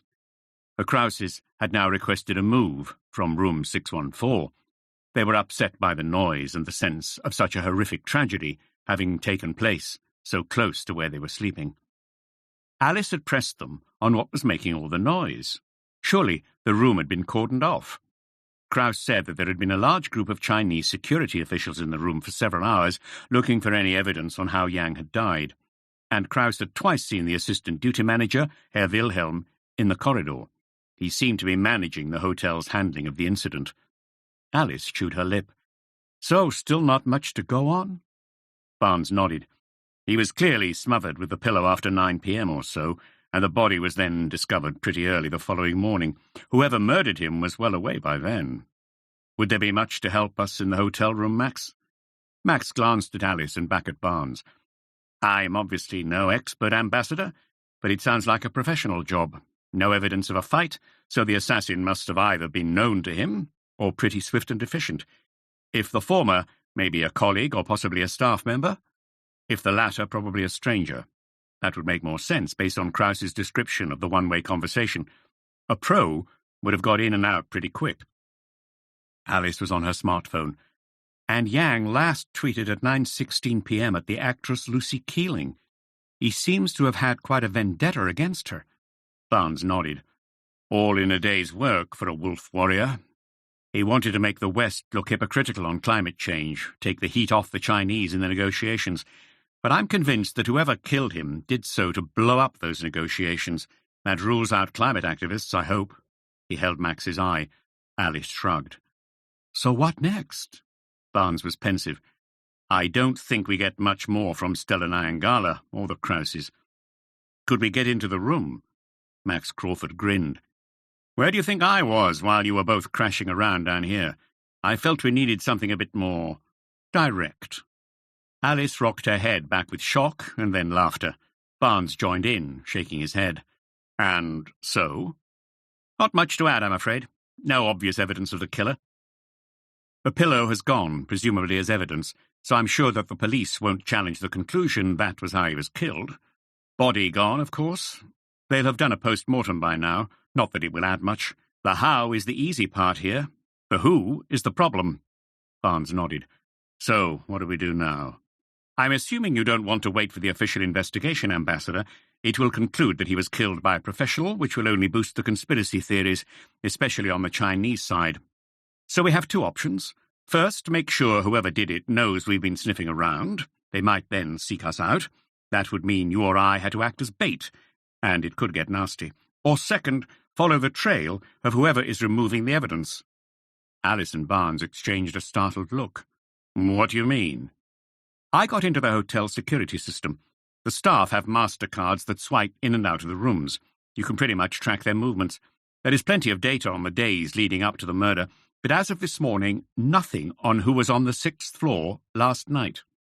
Alice cocked her head. But surely that makes it even harder. Crawford grinned. It would do if the person who removed the data hadn't logged in under their own name. And? And so I've taken the liberty of organizing another meeting for you and I with Herr Wilhelm. Barnes was stunned. And where is he now? Crawford was almost breezy. On the 3rd floor. Barnes and Alice stood. Well, let's get to him before he moves. Crawford rose more slowly. Oh, don't worry about that, Ambassador. He's not moving anywhere. He turned to Alice. And with the greatest respect, Your Highness, I suggest that this is a meeting you do not want to know about. 38. Article 15. The German was tied to a chair in room 304. Crawford had fastened his legs to the piece of furniture and his hands behind him. He had a gag around his mouth. He was sweating heavily. Barnes shook his head. How would it come to this? Seriously, Max, does everything have to get violent? Crawford shrugged. Nothing has got violent here, Ambassador. A stern look towards Wilhelm. At least, not yet. And it's not going to. Barnes found himself wondering again what Omar would say. It was as though he needed his validation. He shuddered at the thought of his friend's reaction. This one was more categoric than self-defense. Article 15 of the UN Declaration of Human Rights. No one should be subjected to cruel, inhuman, or degrading treatment. He had to stay focused on why they were here. So, what next? That depends on 3 things, Ambassador. First, whether Herr Wilhelm cooperates, and second, if he doesn't cooperate, how fast you need him to be more helpful. Barnes sighed. And third? But hopefully it doesn't come to that. But there may be a moment where you need to decide how much you need me to make him more helpful. Barnes stood in front of Wilhelm. The assistant duty manager's eyes darted around the room. His upper lip was moist with perspiration. Barnes could smell the fear on him. Are you willing to tell us who killed the envoy? Wilhelm shook his head defiantly. Barnes looked at Crawford, who shrugged. Barnes tried again. Please, Herr Wilhelm, I don't know how you got involved in all this. I'm sure that there is an explanation. I'm not really sure I know how I got involved either, but we need to get answers fast. My daughter is in Jordan, a hostage, and I need to be there, but I can't get there until we know what happened here. As a parent, I'm asking you to help. Wilhelm bowed his head slightly. There was less defiance now, but again, the shake of the head. What was the cost in human life compared to the failure of the climate talks, or the prospect of a US-China conflict? Barnes felt they were at a crucial moment. Diplomacy had a narrow window in which it might still operate, maybe even succeed. Beyond that, they would lose control. And this man might hold the information that could keep that narrow window ajar. He was their only chance. But did that justify violence against him? Crawford had clearly long crossed that line. He was prepared to kill for the planet. But what gave any of them the right to decide when that was justifiable? He turned again to Crawford. Max, I can't do this. We have to find another way. Crawford was gruff now. He didn't like having this debate in front of Wilhelm. We don't have time. Sometimes we have no choice. This man knows who killed the envoy. That information saves the negotiations on which millions of lives depend. I don't see that as a difficult philosophical dilemma. Barnes held his head in his hands. Crawford removed the gag from Wilhelm, who breathed heavily. One more try. Barnes moved a chair opposite him and sat close enough that he could feel the heat on his breath. Herr Wilhelm, my friend here is, I'm afraid, a very dangerous and violent man. At this moment, I fear the consequences of that even more than you do. Let's start somewhere. We can help you. Were you blackmailed to help?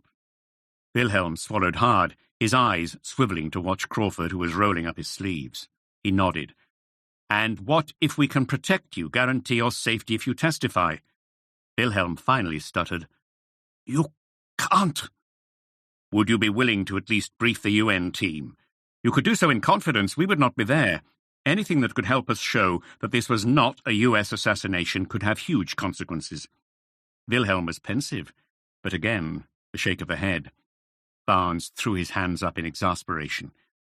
From today's perspective, it wasn't enough simply to have not participated in slavery. The expectation was that you would have fought it had you been alive. Would it have been right to kill to end slavery? So what would his grandchildren think of a generational apathy towards the climate catastrophe? Would they think that the marginal results of all those conferences and relationship building were enough to show he had fought? What gave him the right to decide when violence was justified and when it was not, or who had the right to use it? States had always used force in support of their objectives. He sighed, avoiding Crawford's eye, rose, and left the room. He could hear the protests from Wilhelm as Crawford refastened the gag. He did not look back. Outside in the corridor, Barnes retched. He had to regain control of the situation, at least influence what he could. Do that his way. He first messaged Hermione at number 10. "I need that date for the Abwatcha Bilat with the boss. Can we make it this week?" She replied almost immediately. "Done. Fix it for Thursday, and we can do your statement supporting the Somali talks." Kiss, a thumbs-up emoji, and a kiss again. The absence of keys was clearly keeping number 10 on side and in a good mood. Barnes messaged the Somaliland governor. "Your announcement is set for Thursday. Please, now be true to your word. Let her go." There was no sound from the room. Taking a deep breath, Barnes opened the door, dreading what he might find. Wilhelm was still tied to the chair, but the gag was off again. His eyes looked through Barnes. He did not appear to be hurt, but the defiance was gone. Crawford was standing over him. "We're done here, Ambassador, and I've got some more targets to attend to." "Done?" "He's agreed to testify to Omar. He'll go with Alice. You and I were never here. He's agreed to that." "And who did it?" Wilhelm cleared his throat. His voice was quiet, as though every word caused him pain. "The man was Russian. He was working for a Russian fossil fuel company. They told me they only wanted to meet Yang privately, so I gave them access to the corridor. The hint was that it was over some kind of business deal. It's not my job to ask questions. I never knew any of this would happen. Afterwards they told me that I was an accomplice, told me to remove the data, threatened my kids." He tried to steady himself, but started to sob. Barnes looked at him with distaste. "They clearly wanted to kill the deal. And you'll tell Omar all this? Put it on record? We'll ask the UN to protect you." Wilhelm looked again at Crawford, who was refastening his cuffs, and nodded. His eyes cowed. Barnes felt his phone vibrate again. News of Stephanie? It was a message back from the Somaliland governor. "Congratulations. Fast work. And the UN have been in touch with my invitation to Jordan. I'll deliver my side. Let's meet in Amman." Barnes felt the relief surge through him. Whatever had happened here, they were back in control. Omar could deal with Wilhelm and the Chinese from here. Another message from the governor. "But bring Orla Fitzgerald. She can tell our story." This must have come from Stephanie somehow. What was she up to? At least she was up to something. That enough gave Barnes a sense that they were back on track. And Orla Fitzgerald again. He pictured her in Paris, sharing confidences in the residence garden, vibrant, curious, sceptical, asking the right questions. It was time. 39. FOMO. Orla Fitzgerald touched down in Geneva in the early evening. She loved the crispness in the air. She was feeling energized, excited. This was where the story was leading her. Would Ed Barnes be able to help her confirm that Max Crawford was the assassin, maybe even track him down? She wanted to understand what was driving him, how he picked his targets, what the end game was. She wanted to support Ed and Stephanie, whatever danger she was still in. And she was no longer kidding herself. She wanted to see Ed. Would the end of his marriage have changed him? Yes, she hoped. But not too much.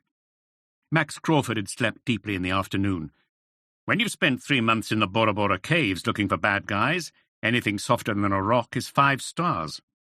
He had shut down the brief and unconvincing attempt by Barnes to ask him what had happened with the German night manager. The ends sometimes justified the means. Surely even Barnes could see that now. He was relishing the fight and happy to do what he needed to do to land the Jordan deal and find Stephanie. After that, who knew? He was weary of killing, but the work was not complete. As he shaved in his hotel room, a nagging concern. What now of Orla Fitzgerald? Barnes was convinced she could help. Fair enough. But he didn't trust her. Ed Barnes was alert as they waited for Orla an hour later. They took a taxi to a boutique hotel on the Place du Beurre de Four. Yellow-fronted with green awnings overlooking the shady park, Barnes paid the driver as Crawford unloaded the bags from the boot. Crawford also travelled light. The foyer had African art, an old gramophone, deep cream sofas, and small 2-person coffee tables by the windows. The receptionist was exceptionally pale with a weak beard. They were sat at a table in the park opposite, outside the kiosk. The waiter had brought them 2 beers and a plate of small green and black olives, bitter and full of juice. They waited in silence for Orla to arrive. Ed Barnes was feeling more confident with a sense that Stephanie was surviving. He was intrigued as to what it was that was bringing Orla back towards him.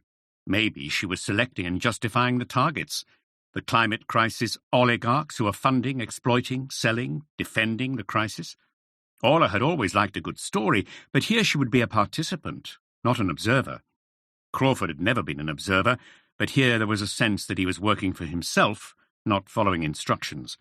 It would be a pretty impressive combination, a lethal combination. It would explain her low profile and his reluctance that she join Barnes. No, his wariness of her was genuine. Either way, Barnes knew he needed her help in finding Stephanie. He needed to see her, and he wanted to see her. In Oxford, there had been a moment when he had wondered if a younger version of himself would pursue her. And there was another piece missing. Why was Stephanie trying to bring Orla back into the picture? He looked across at Max Crawford. What was Max prepared to do for this cause? Nothing he had not done for less urgent ones. He would never ask him again what had happened to Wilhelm in room 304, or to Sebastian Keyes. Maybe Max was right, that the ends justified the means. Perhaps taking out the people preventing action on climate change was a more efficient way to succeed than endless summits and campaigns. Fewer people might die than via Barnes's slow and uncertain path of negotiation. But these were the skills he had. He was not an investigative journalist or an assassin. Barnes did not recognize her at first as she emerged from behind a group of tourists. She had paused to let a tuk-tuk past, head down. She was wearing a broad-brimmed sun hat, her hair beneath it shorter, the curls gone, dyed black. He remembered her in Oxford, threatened, hunted. Now she had her confidence back, upright and moving with grace. Ed Barnes had gone through much of his life not noticing what women were wearing. She wore white sneakers, narrow-cut jeans, and a crisp white cotton shirt, 2 buttons opened at the tanned neck. She looked fresh. He felt himself sit a little straighter. She sat down opposite them and gestured to the waiter for another 3 beers. Barnes watched her try to suppress the initial surprise at seeing Max Crawford. A brief nod to him and a curt nod back. Barnes could see that the mutual suspicion was still there. He had been wrong to wonder if they were somehow working together, and wrong not to warn her to expect a surprise. What was it about this combination of people that made him less trusting? She cocked her head and appraised Barnes. He ran a hand through his hair, self-conscious, but held her stare. She glanced away and then back at him. A moment of complicity. She made him feel younger just by her presence. Orla, it's been much too long. He was clearly tired, but looking good in his element. Maybe I needed to get away from Paris. A sip of the beer. Me too. Career change? Barnes felt the need to move tentatively. Life change? There was a distance to her. Crawford was making his way through the plate of olives. Orla shrugged. And now here we all are again. And somehow against the odds and the public record, Max Crawford is alive? Barnes leant across the table. They couldn't have this argument now. Orla, thank you for agreeing to help find her. Why could he not say her name? Orla chewed her lip. Did Ed Barnes know what Max was doing? How long? I'm not doing it for you. Barnes hoped she could not see his shoulders drop. For her, then? She had already asked, the day of your mall drama. Barnes could not hide his surprise. But that's when she was taken. There must be a reason. Stephanie reached out and asked for your help. We need to know why. We? She looked intently at Max, who nodded. Orla turned again to Barnes. Loyal to a fault, that's always been Max Crawford's problem. And what makes you think Steph wants to be rescued? Barnes winced. Seriously? Maybe she is exactly where she needs to be. Orla, she was taken by Somalilanders after the mall siege in Nairobi. She's now in Jordan with the Somalilanders. God knows what they're planning. But they have asked for you. I think they want someone to tell their story. He choked through the words. Orla softened. Of course I'll help, Ed. I should have come earlier. I'm sorry. I hadn't taken her message seriously enough, and I was too distracted by a story I was working on. Barnes felt the mood shift. I thought you'd been quiet recently. What are you brewing? Orla took a deep breath. That's what brought me to you. I've been tracking a series of assassinations, I think connected. A budget air company founder, a talk show host, right-wing television producer, fossil fuels investor. My sources in US and UK intel think they're connected too. They're hunting someone who has found a way to operate off-grid without an identity. A pro.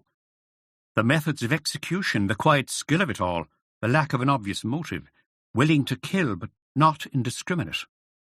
Barnes glanced nervously at Crawford, who had focused his attention on a second bowl of olives. What are you saying, Orla? She had cocked her head, trying to think while she spoke. I've been hunting him too. I want to hear his story. Maybe it's not just the Somalilanders who need me to help tell their story. I thought you might help me find him. Barnes swallowed hard. Can't we focus on finding Stephanie instead? Orla ignored him and turned to Crawford. After the trader in the Algarve, I knew it was about climate change. I tried to work out where he was going next, tried to get there first, and in the case of Sebastian Keyes, I did. Max continued to focus on the bowl of olives, but Barnes felt him tense. He avoided Crawford's eye. And? Orla took another long sip of the beer. And I'm not sure that the killer is really the villain of this story. Perhaps they are the hero. Maybe that's my story. They sat in silence.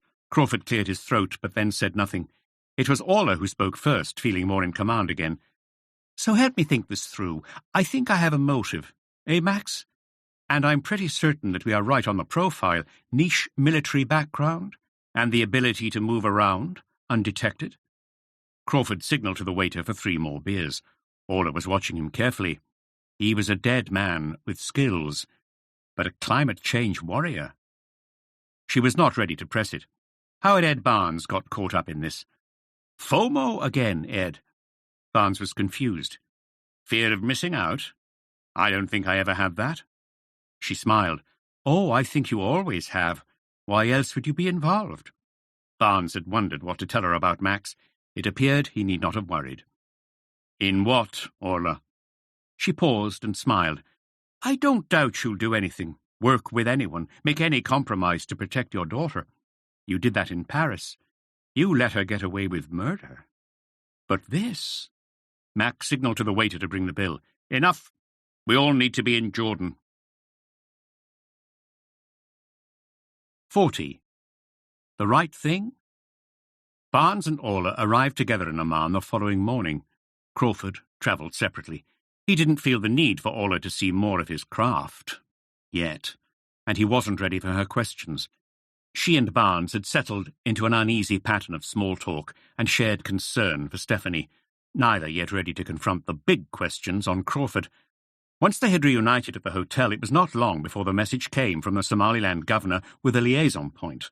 They agree that Crawford would go ahead to check the venue and be sure that Stephanie was safe. So Barnes waited anxiously with Orla at their hotel, watching the coverage from London. The governor would not turn up unless he got the right outcome.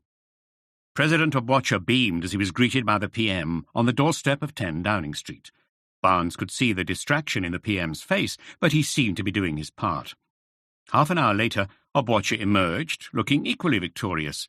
He announced that Kenya would host peace talks between the Somali factions, including the Somalilanders. A UK statement supported the initiative and hoped for the expansion of democracy and economic prosperity in East Africa. It alluded to efforts in New York to ensure wider international backing for the process. Smiles all round. There was no mention of the siege, but Barnes wondered if Hussein would think that it had been worth it. This diplomatic flurry was more than he had seemed to expect, and granted the Somaliland faction a genuine moment of recognition and status. Was an invite to a conference really worth those lives in the mall? Worth killing for? Dying for? It would all seem a pretty incremental series of steps too many. In reality, it had not cost the Kenyans or the UK too much. Everything now depended on how much effort and resource they actually put into the talks, whether the factions turned up seeing an opportunity, and, as ever, a certain amount of luck. Barnes messaged Jim and Dave to get the reactions telegrams sent. He had asked that it focus on the positive reactions in Kenya. Everyone had to see this as their win. He sent Obote a congratulatory text message and received an immediate response on the poor quality of the Prime Minister's coffee. "I told him to serve only Kenyan in future." A good sign, and a message of thanks to Hermione for seeing it through. A swift reply. "No more favours for a while, Ed. But it went well. Maybe we all did a decent bit of old-school diplomacy here. Might give the PM more interest in doing more of it." "We'll need him to hold that thought for the Jordan conference." "Don't worry, he's fired up. Politics much easier now on climate. He knows how much Jordan matters." Neither mentioned Sebastian Keyes. His murder was still prominent in the news, unexplained and inexplicable. The major investigation launched by the PM continued to produce no leads. Barnes paced the room. The handover of a hostage was always the point of greatest danger. He was glad to have Orla there. "You've seen hostage victims. Do you think she'll be changed, Orla?" Orla smiled reassuringly. "She's going to be doing fine, Ed. The thing about Stephanie is that she'll always be fine." Ed felt his shoulders relax. I know, but I can't always take that for granted." Orla stood in front of him and held his arms to stop him pacing the room. His eyes were a lighter blue this close-up. "She's not yours to mould." Barnes exhaled. "I stopped trying to do that soon after she could talk. I just wish that somewhere between the instinct and the action there was a moment of debate, of self-awareness. She would get further if she slowed down. I wonder where she gets that from." He didn't seem to hear. She had not seen him this anxious. Orla released him, and he continued his nervous circuits. She tried another tack. "Is this where it ends? Get Stephanie to safety, then simply get back to Nairobi? Keep your head down? Get back to doing the job?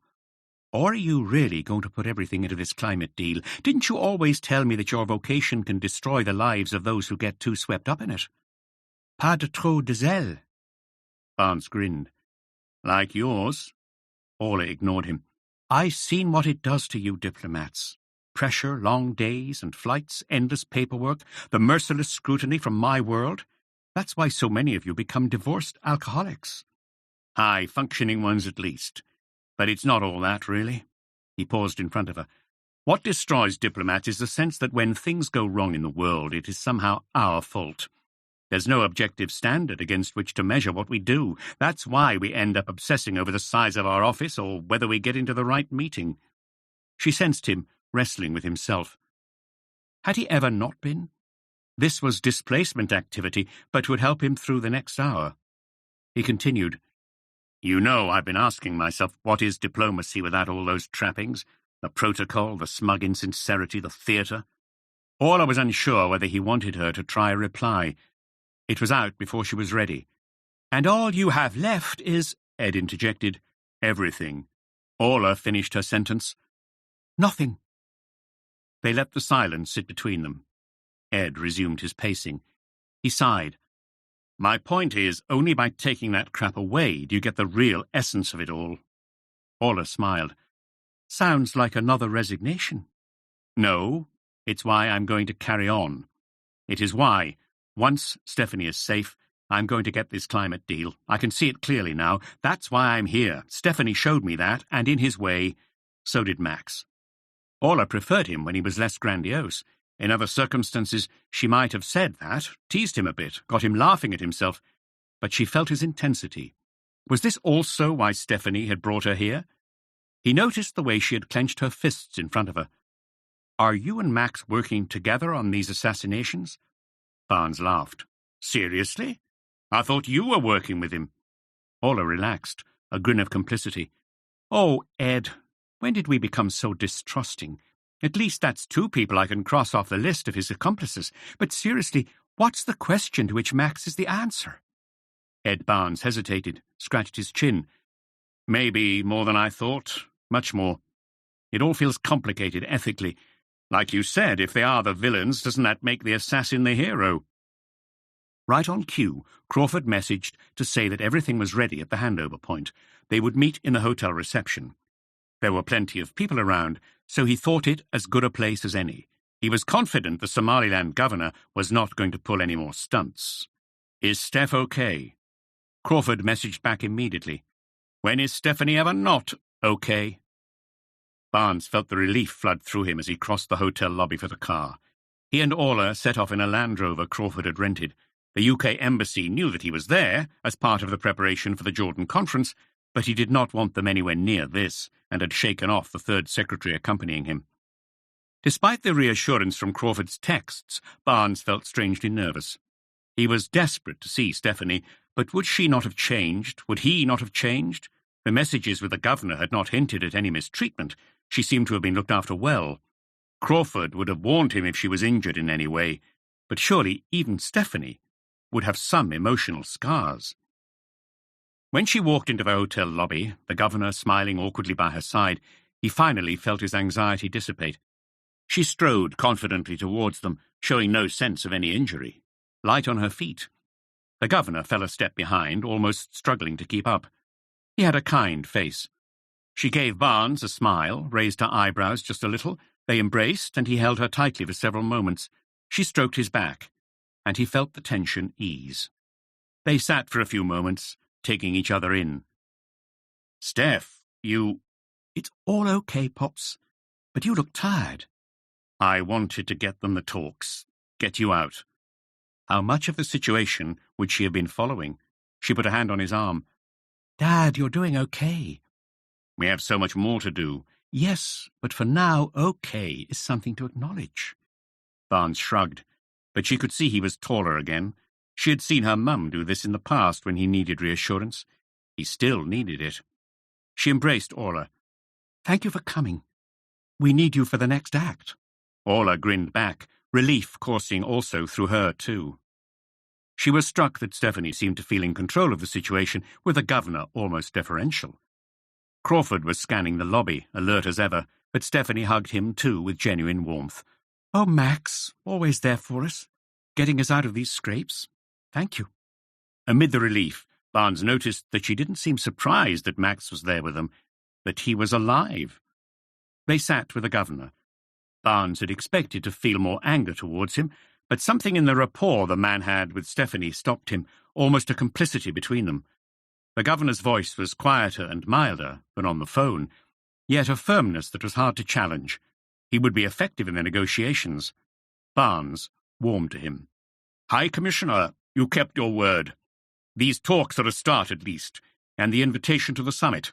They will give my people hope that the world will see us differently from the rest of Somalia, and they will help me to show the armed factions that my way can get results. What is it your Churchill said when he was not smashing us all up? Jaw is better than war. Barnes caught Stephanie's eye and suppressed his frustration. "But, Governor, you've allowed, at the very least, more likely sanctioned, a certain amount of violence. That can't be part of the toolkit. They're still burying Hussein's victims from the mall. I had to bury a good man." The governor interjected. "And I've also had to spend time with the families of our martyrs, including my own family." Barnes bit his lip to contain his exasperation. This was not the time or place for this row. "But the difference is that Hussein and his men chose that path. The civilians in the mall did not. How can you justify that?" The governor looked pensive. He was younger than Barnes had anticipated. Mid-30s, high cheekbones, and a handsome, angular face. Thin but muscular. A regal grace. Barnes noticed that he, too, looked for a glance from Stephanie to calm him. His voice softened. I know this is hard. It is hard for me, but we had to get your attention, and sometimes violence is the only way to do that. Sometimes the ends do justify the means. Orla sat forward, her eyes fierce again. I think Max agrees, don't you, Max? Crawford ignored her. But Stephanie did not. She looked angrier now. And Max would be right to agree, Orla. The governor would never have got his negotiations without the action Hussein took. And it has always been that way, especially for those without a voice. Every democracy has needed sacrifice to establish itself, and sacrifice to survive. Why do you think we have armies? Who decides whether what Somaliland has done is less justifiable than what the US said it was doing for democracy in Iraq? The only difference is that the US does the violence at a much greater scale. Barnes had heard her speak on similar lines before, often across one of his dinner tables, and normally when a US diplomat had braved the occasion. Stephanie's reputation had started to precede her, but the difference today was her vehemence in support of the Somalilanders. Orla had also clearly been struck by it, a bit of Stockholm syndrome. He wanted to end the meeting and get her back to safety. As ever, diplomatic platitudes might help. Who decides? Well, that's why we have the UN, Steph. You know that. We've given them that function because the 20th century showed we can't trust ourselves with it. It's why the Somalilanders want a UN statement supporting the talks, to be among the leaders at the summit. It's why my friend Omar has such a hard and lonely job. And that's why this climate summit matters. Stephanie softened slightly. So Omar gets to decide what is right and wrong. Barnes started to interject. In a way, Omar did. Better him than anyone else. And yet his code is already shattered. He had crossed lines that Omar would never cross. But Orla was not letting it go either. The release of anxiety over Stephanie was coming out of them all in different ways. And what about climate change then? If it is right to kill for democracy in a just war, if the Somalilanders can justify violence in the service of their independence, then what about the rights of future generations? Don't they deserve violence in protection of their existence, their freedoms, their security? Once you've crossed the Rubicon on the use of violence in pursuit of justice, why wouldn't you be using it in defense of the planet and of our descendants? Eh, Max? Crawford shrugged. He was not ready for this argument. Neither was Barnes. It was the argument he'd been having with himself since he had realized what Crawford was doing. Yet Orla's anger seemed to be with herself for having been slow to understand. Sure, she was trying to goad Max into telling her more, but for her, this was a great story, not a challenge to her entire worldview. It was Stephanie who closed the discussion down, glancing sternly at Orla. She stood and shook hands with the governor. Thank you, Allie. Thank you for everything. You are doing the right thing, and I know that Orla will be in touch with you. She'll help tell the story. She is the best. That's why we needed her to come. The governor took her hand in both of his, held it. Orla was watching them carefully. And you, Steph, I wish you courage for what comes next. You, too, are doing the right thing. 41. Confessions. Barnes and Stephanie sat close in the Land Rover as Crawford drove them back to their hotel. She placed her arm in his. It was evening in Amman, and the calls to prayer began to sound across the city of endless roundabouts. By the standards of the great capitals of the Middle East, Barnes had always found it a dull and functional place. Tonight he looked at the shopping malls and restaurants with affection. He had his daughter back. But something wasn't right. It had all been too easy, too comfortable. And as for Stephanie, Max, Orla, glad as he was that they were all here, none of them were being completely honest with him about why they were here and what they wanted, even Stephanie. Back at the hotel, they ordered a meal in the hotel restaurant. The dishes came quickly: fresh hummus, tabbouleh, crisp fattoush salad, plenty of olive oil, lemon juice and garlic. They drank the local Petra beer. Barnes found an appetite he had not felt for days. They relaxed as the second round of drinks arrived, but Barnes felt the list of unanswered questions growing and the tension between Max and Orla. He had always been the one to fill the awkward silences. This climate summit can still be saved. The PM is up for playing his part. We can get a decent deal. Max and I are going to get stuck in. He flinched slightly at his own expression, but he wanted Stephanie to see that she had got through to him, that he got it. And there was something here that seemed to bring them all together, but he could not take it for granted. You need time, Steph. Why not head back to Nairobi? You too, Orla. You can use the residence to write. Stay as long as you need. It'll be good having you around. He hoped she would say no, stay here in Jordan for the next chapter. Orla looked interested. She had enjoyed being around Barnes again, even in these circumstances, and it would be good to spend time with Stephanie. Her main mission was to get Max Crawford's story, assuming that he was the assassin. If she could get him to open up, anonymously, she had an extraordinary scoop. And the sense of affinity between them, the way Crawford seemed to see his mission as protecting Barnes, meant that being close to Barnes looked the best way to get close to Crawford. Stephanie shook her head firmly. She was increasingly in charge, the person to whom none of them could say no. No, Pops. We're all staying here with you. Barnes looked surprised. But I'm fine. This is my world now. Summits, diplomacy, negotiations. I believe in what we're doing here. Maybe I get to show you all that what I do can make a difference on climate change. This deal is a long way off, but it's gettable. We put the pin back in the hand grenade after Yang's murder.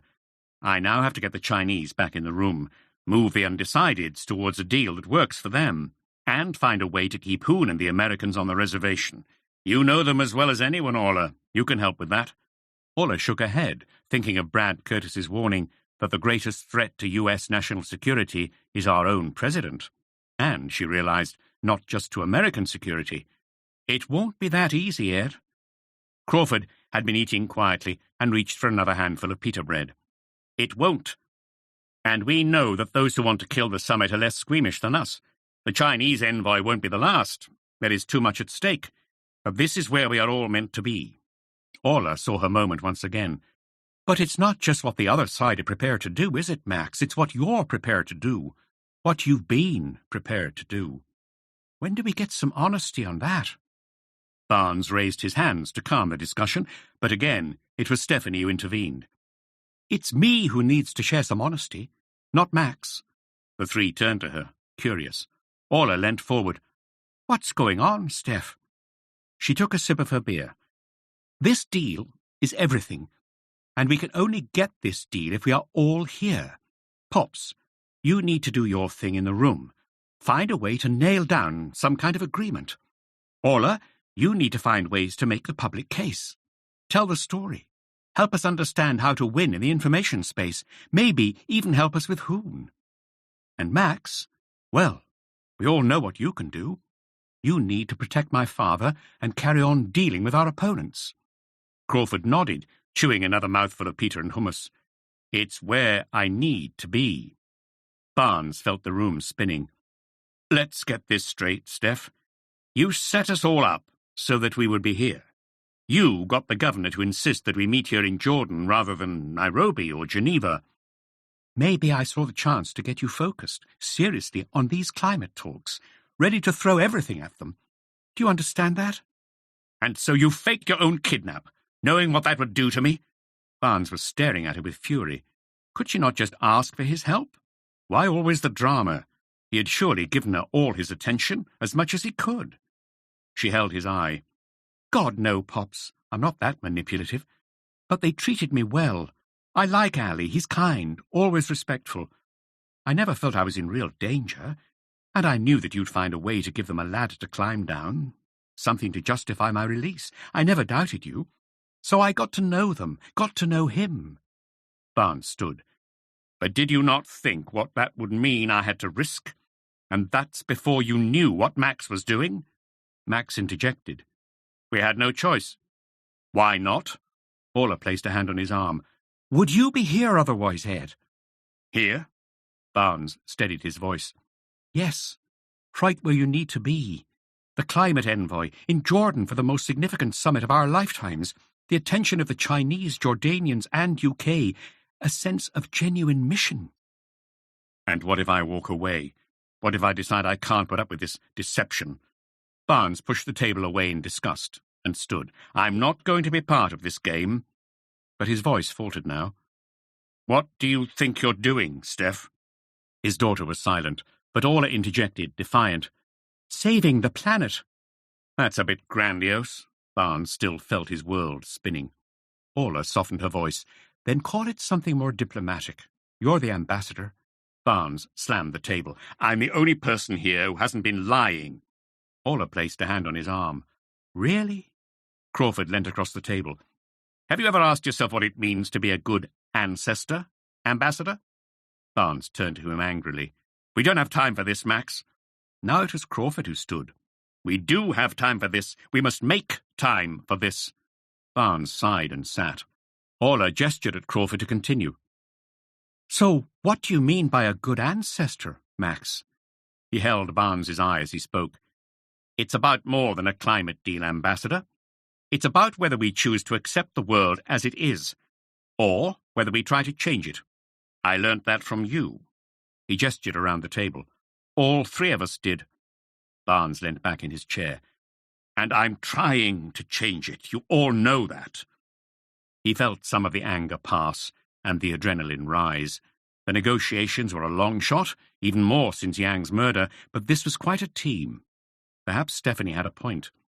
Ola knew that it was now her turn to calm it all down. She leant forward, a conspiratorial glint in her eye. Don't be too angry, Ed.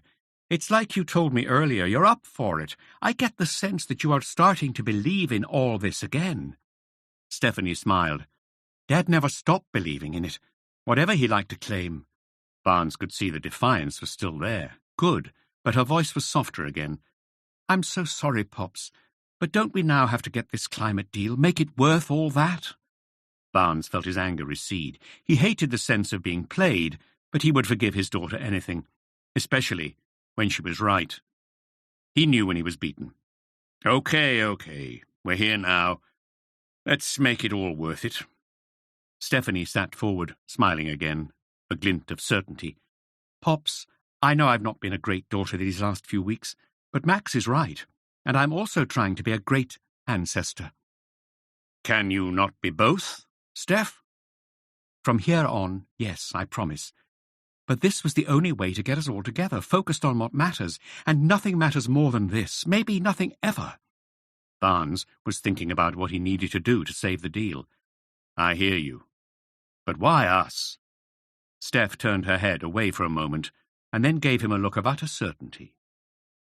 Who else? 42. Dead Sea. Crawford stopped the car at the top of the canyon. They had been driving for almost 2 hours, and sunset was coming. Barnes bought 2 cups of strong, sweet tea, and they drank them in silence, watching as the reds, oranges, and pinks began to spread over the rugged landscape. Sand, limestone, more sand, Crusader castles, dams, and spectacular panoramas, a landscape etched by history. Roads empty, with the muezzin's call to prayer echoing soulfully over the mountains. Barnes drank it all in. He had felt the worst of the tension leave him after seeing Stephanie despite it all. Stunning, eh, Max? Not when you've seen as much sand as I have. Ed smiled. It was good to be here with him. He pointed out the plateaus where the dead had once been left. Been to any good funerals recently? Max grinned. Only my own. But Ed then felt him detached, somehow distant. His usual lightness was gone. Max? Barnes felt Crawford wince. He wished he had not asked. Well, one more, but I'm dealing with that. Barnes felt again the confines of male communication. I never really asked you about your mother. When do you know you've dealt with it? Crawford was staring hard across the valley.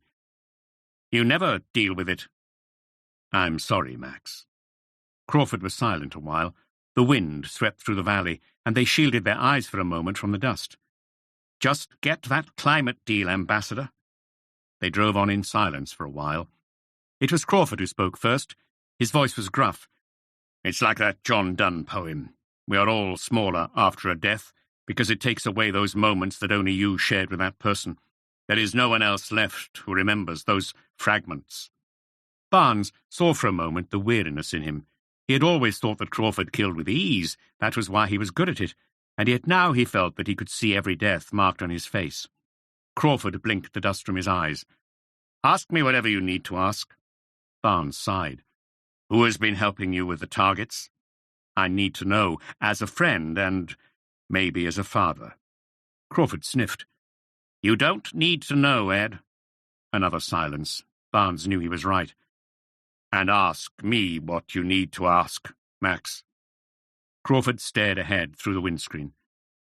"You told me once that none of this mattered, these summits." "I lied." "To me?" "To myself." The route of the highway they had taken today was over 5 millennia old, from Oman to Aqaba and the Red Sea. It had been a trading route for Nabateans and Romans, a pilgrimage route for Christians heading to where Moses had seen the Promised Land, or the baptism site of Jesus, and for 16th century Egyptian Muslims heading to Mecca via Syria. This was no pilgrimage, but they were trading. Barnes knew that there was no deal without the Chinese, and that the Chinese would not come to the table while they still believed that the Americans had assassinated their envoy. So Omar had set up the meeting with their assistant minister safely away from the conference delegations at a hotel on the Dead Sea. There was probably a metaphor there, but Barnes did not have the time or patience anymore to point it out. Without a breakthrough, there would be no climate deal. And who knew what Hoon was capable of if it helped her to get re-elected? And if she somehow won, how many more would die from climate change? The Chinese diplomat made them wait, perched on cushions of the hotel rooftop bar. As an Arabic student, Barnes had enjoyed a similar view from a rooftop bar outside Petra, watching the sun set behind the dry Wadi Musa mountains. The Nabateans had carved it, their impenetrable mountain city, in the 3rd century BC, and set themselves up for centuries as highwaymen with class, shaking down spice traders on the route between Damascus and Arabia. He had seen Petra for the first time then, the massive citadel tomb carved into the rock, and the world had seemed to make more sense. If he had any wisdom now, it was in learning that it didn't make sense. Then he had been covered by orange sandstone from climbing under an unflinching sun. He could taste the heat at the back of his throat, to the high place of sacrifice, and then took several hours to work through the maze of tombs, temples, and theatres. Every now and again he had stopped to drink a sweet tea with one of the old Bedouin women scattered across the acres of ruins. But there was simply too much to take in. He had been left humbled by the scale of what they built and marvelling at being so close to the very distant past. Now there was a deliciously cool breeze coming up from the coast off Aqaba. No one else was up there except Crawford, sat discreetly on a table at the far end of the bar, and he had persuaded the barman to turn the music off. Every sip of Barnes's beer was hitting the spot in his very dusty throat. Eventually, Ling came, accompanied by a colleague. He was young, lean, ambitious-looking, no flabby party apparatchik. Ling nodded at Barnes as he saw him and crossed the bar. They shook hands cautiously, and he gestured for them to sit. He glanced at Barnes's beer and ordered a Pepsi. He didn't order anything for the note-taker. Barnes attempted to break the ice as the drink arrived, gesturing at Ling's choice. "The Americans aren't all bad, then?" Ling gave a half-smile. "Their coke is the last thing we'll sanction." The accent was clipped East Coast America. There was a generation of Chinese students now in US and UK universities. Would they go back to change their country? Or stay and change ours? Either way, their cultural bilingualism gave them a huge slab of power. And the rest? We'll see. We didn't pick this fight, you know that. We haven't picked any of their fights. But you're in it now, and so the rest of us are in it too. Ling took a long sip. I never believed in the Thucydides trap, that you can't get a transition from yesterday's empire to tomorrow's empire without a war. It is possible for us to overtake the Americans peacefully. That's how we want to do it, but they can't see that. Barnes wondered about ordering another beer. He looked at the note-taker, observing everything. Not yet. But we all know that Elizabeth Hoon is not a normal president. Others will be less bellicose, more thoughtful. Why not wait her out? Show some of your famous patience. Maybe, but she is all we have right now. The election is only months away. She's going to lose. We can then all move back to something more sensible. Why give her an issue to help her popularity? You Brits really think she'll go? You clearly have much more faith in the democratic experiment than we do. It's still the least bad form of government. Really? We've said before it's too soon to say. Did democracies respond more effectively to the last financial crash? To preparing for artificial intelligence? To the pandemics? I'm not sure your people really think that they did. You have a generation who think they'll be worse off than their parents. They might trade all this democratic churn for some strategy and delivery. Barnes let it go. This was part of the dance. We're works in progress. My question for you is whether your system can adapt to climate change. If this is a Chinese century, how can you ensure that the world you dominate is worth dominating? Do you really want to be in the smartest room in a house on fire? We didn't start the fire, Ling snapped, and then composed himself. Of course, the inevitable Western appeal to our pragmatism and self-interest. Barnes shrugged. You think I have a better argument? They sipped their drinks. Barnes watched Ling. The man was unhurried. His people clearly wanted to talk. That was something. Diplomacy was the art of giving people ladders to climb down.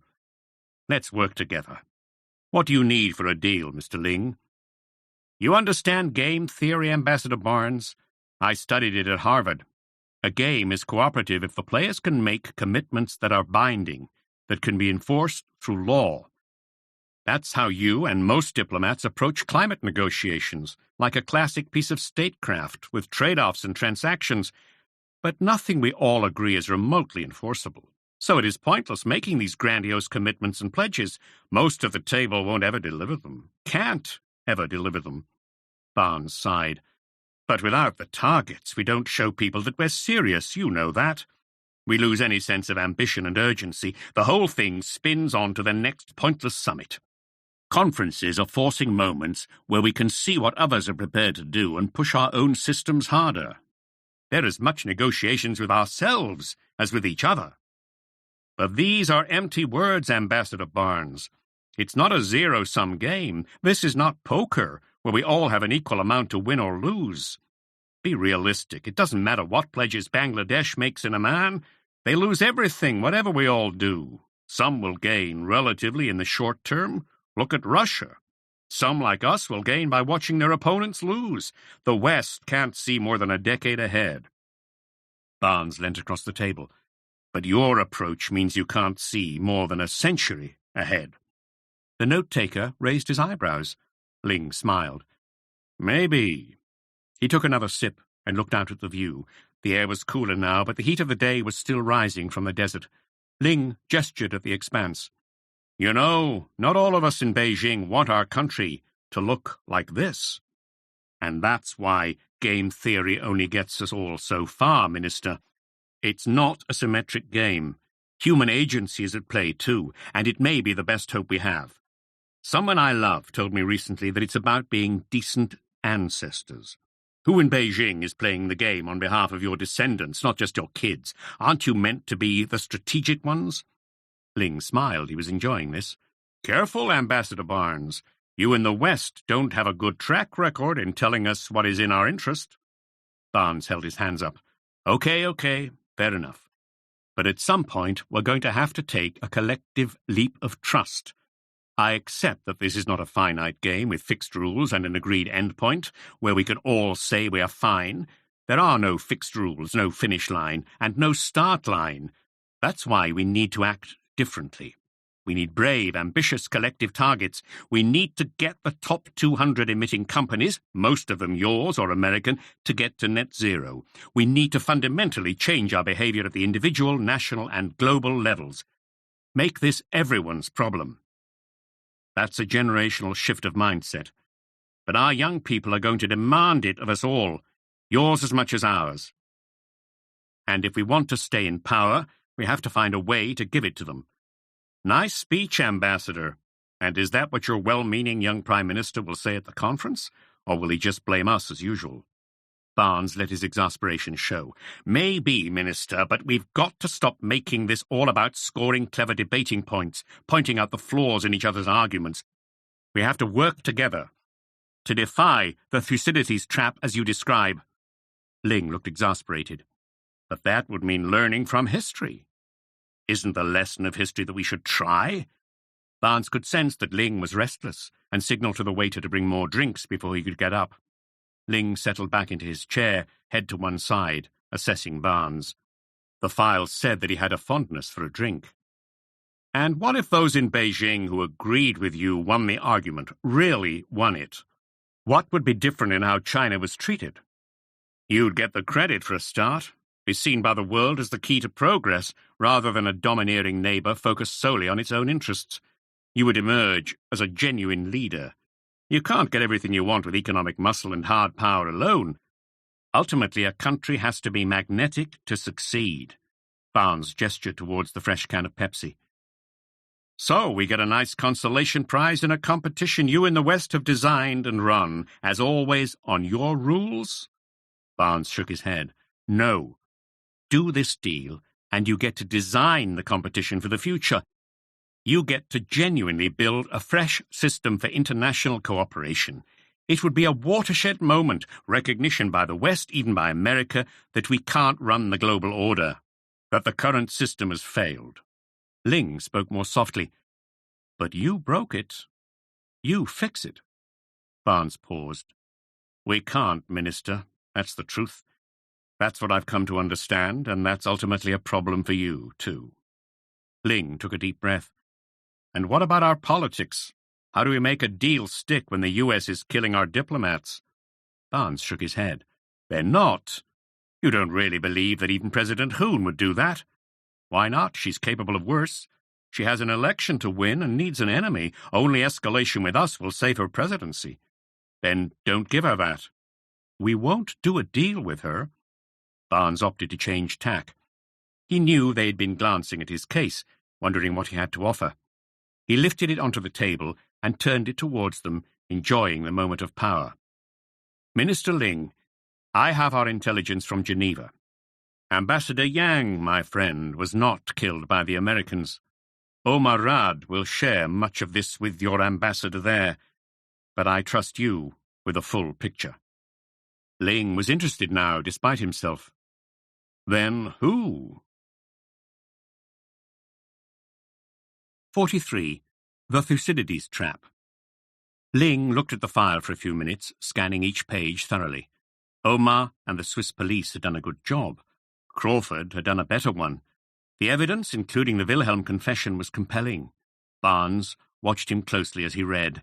So much hung on whether the Chinese agreed. Ling passed the case to the note-taker, who scanned it closely.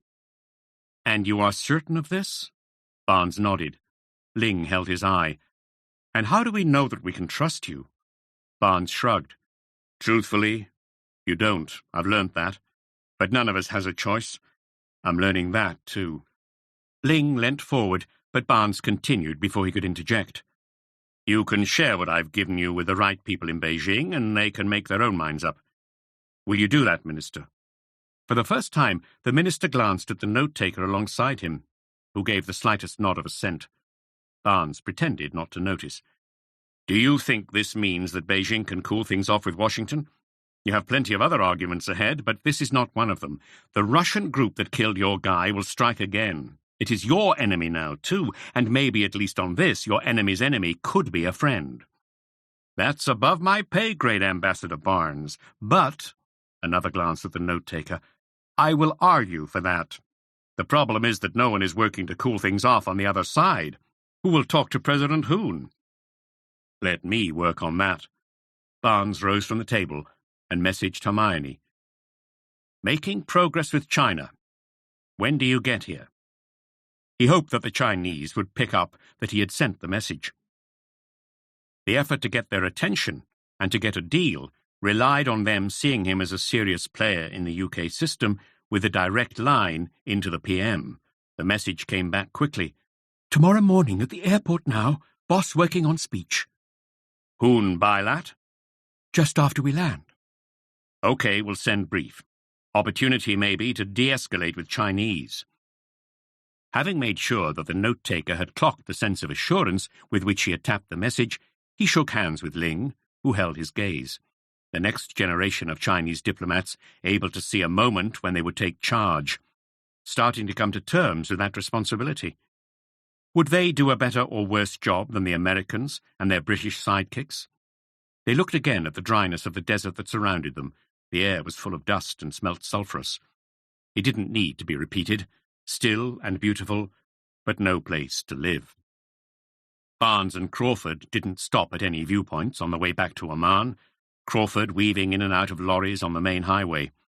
Barnes managed to doze fitfully, He felt sharper as they reached the interminable series of roundabouts on the outskirts. They had momentum. The key was now the PM's meeting with Hoon. With Chinese flexibility, Barnes could get the mechanics of a deal in place with Omar and others, but he needed the PM to fix the politics. Back at the hotel, he punched out a one-page brief to Hermione, marking it confidential. Chief of Staff. Saw key Chinese officials last night. Have shown them compelling evidence that US not behind Yang assassination. They are checking it out, but could be reassured. Confident they won't further escalate. But they can't be seen to retreat until US also starts to back down. So PM Hoon, vital. Need her to see risks, make some kind of move. On climate deal, we don't need anything more from US, except that they don't block. Their officials get it, and are helping, whatever the instruction from Hoon. Can manufacture some negotiating fat to give her cosmetic wins if it helps. We have 36 hours to save deal. Massive win for PM and for all of us. I'm convinced only way is to neutralize US and allow China credit for bringing in BRICS. PM needs to be fired up. EB. He reread it before sending and changed could to should, underlined confident, vital, and convinced. He would once have resisted hyperbole, edited out of drafts from colleagues. She would notice that he had deliberately put it in, to raise the stakes. Barnes sought Omar out at the hotel. The UN chief had arrived the previous day. He was exhausted, wrung out, but he brightened as he saw him. The substance of the deal is almost in place, Ed. Everyone knows what the long-term targets need to be, but this is now all about process and politics, not the substance. We don't have enough time. The Chinese and US delegations are not playing, and the Russians are standing by to sabotage whatever we come up with. And by the way, I'm getting serious grief from the American, Spanish, Somalis, Chinese for your invitation to the Somaliland governor. Barnes waved away the frustration. I've made progress with the Chinese. Give it time to percolate through the system. What about the BRICS? The Brazilians, Russians, Indians, Chinese, and South Africans increasingly tried to coordinate positions at summits as a counterweight to the G7, dominated by the US and Europe. Hesitant, waiting for a steer from China. But India are restless. Behind the rhetoric, I think they want to do a deal. They'll be hit harder than others if we fail. So, what's the package you need? Omar pulled a piece of paper from his pocket, covered in crossings out and corrections.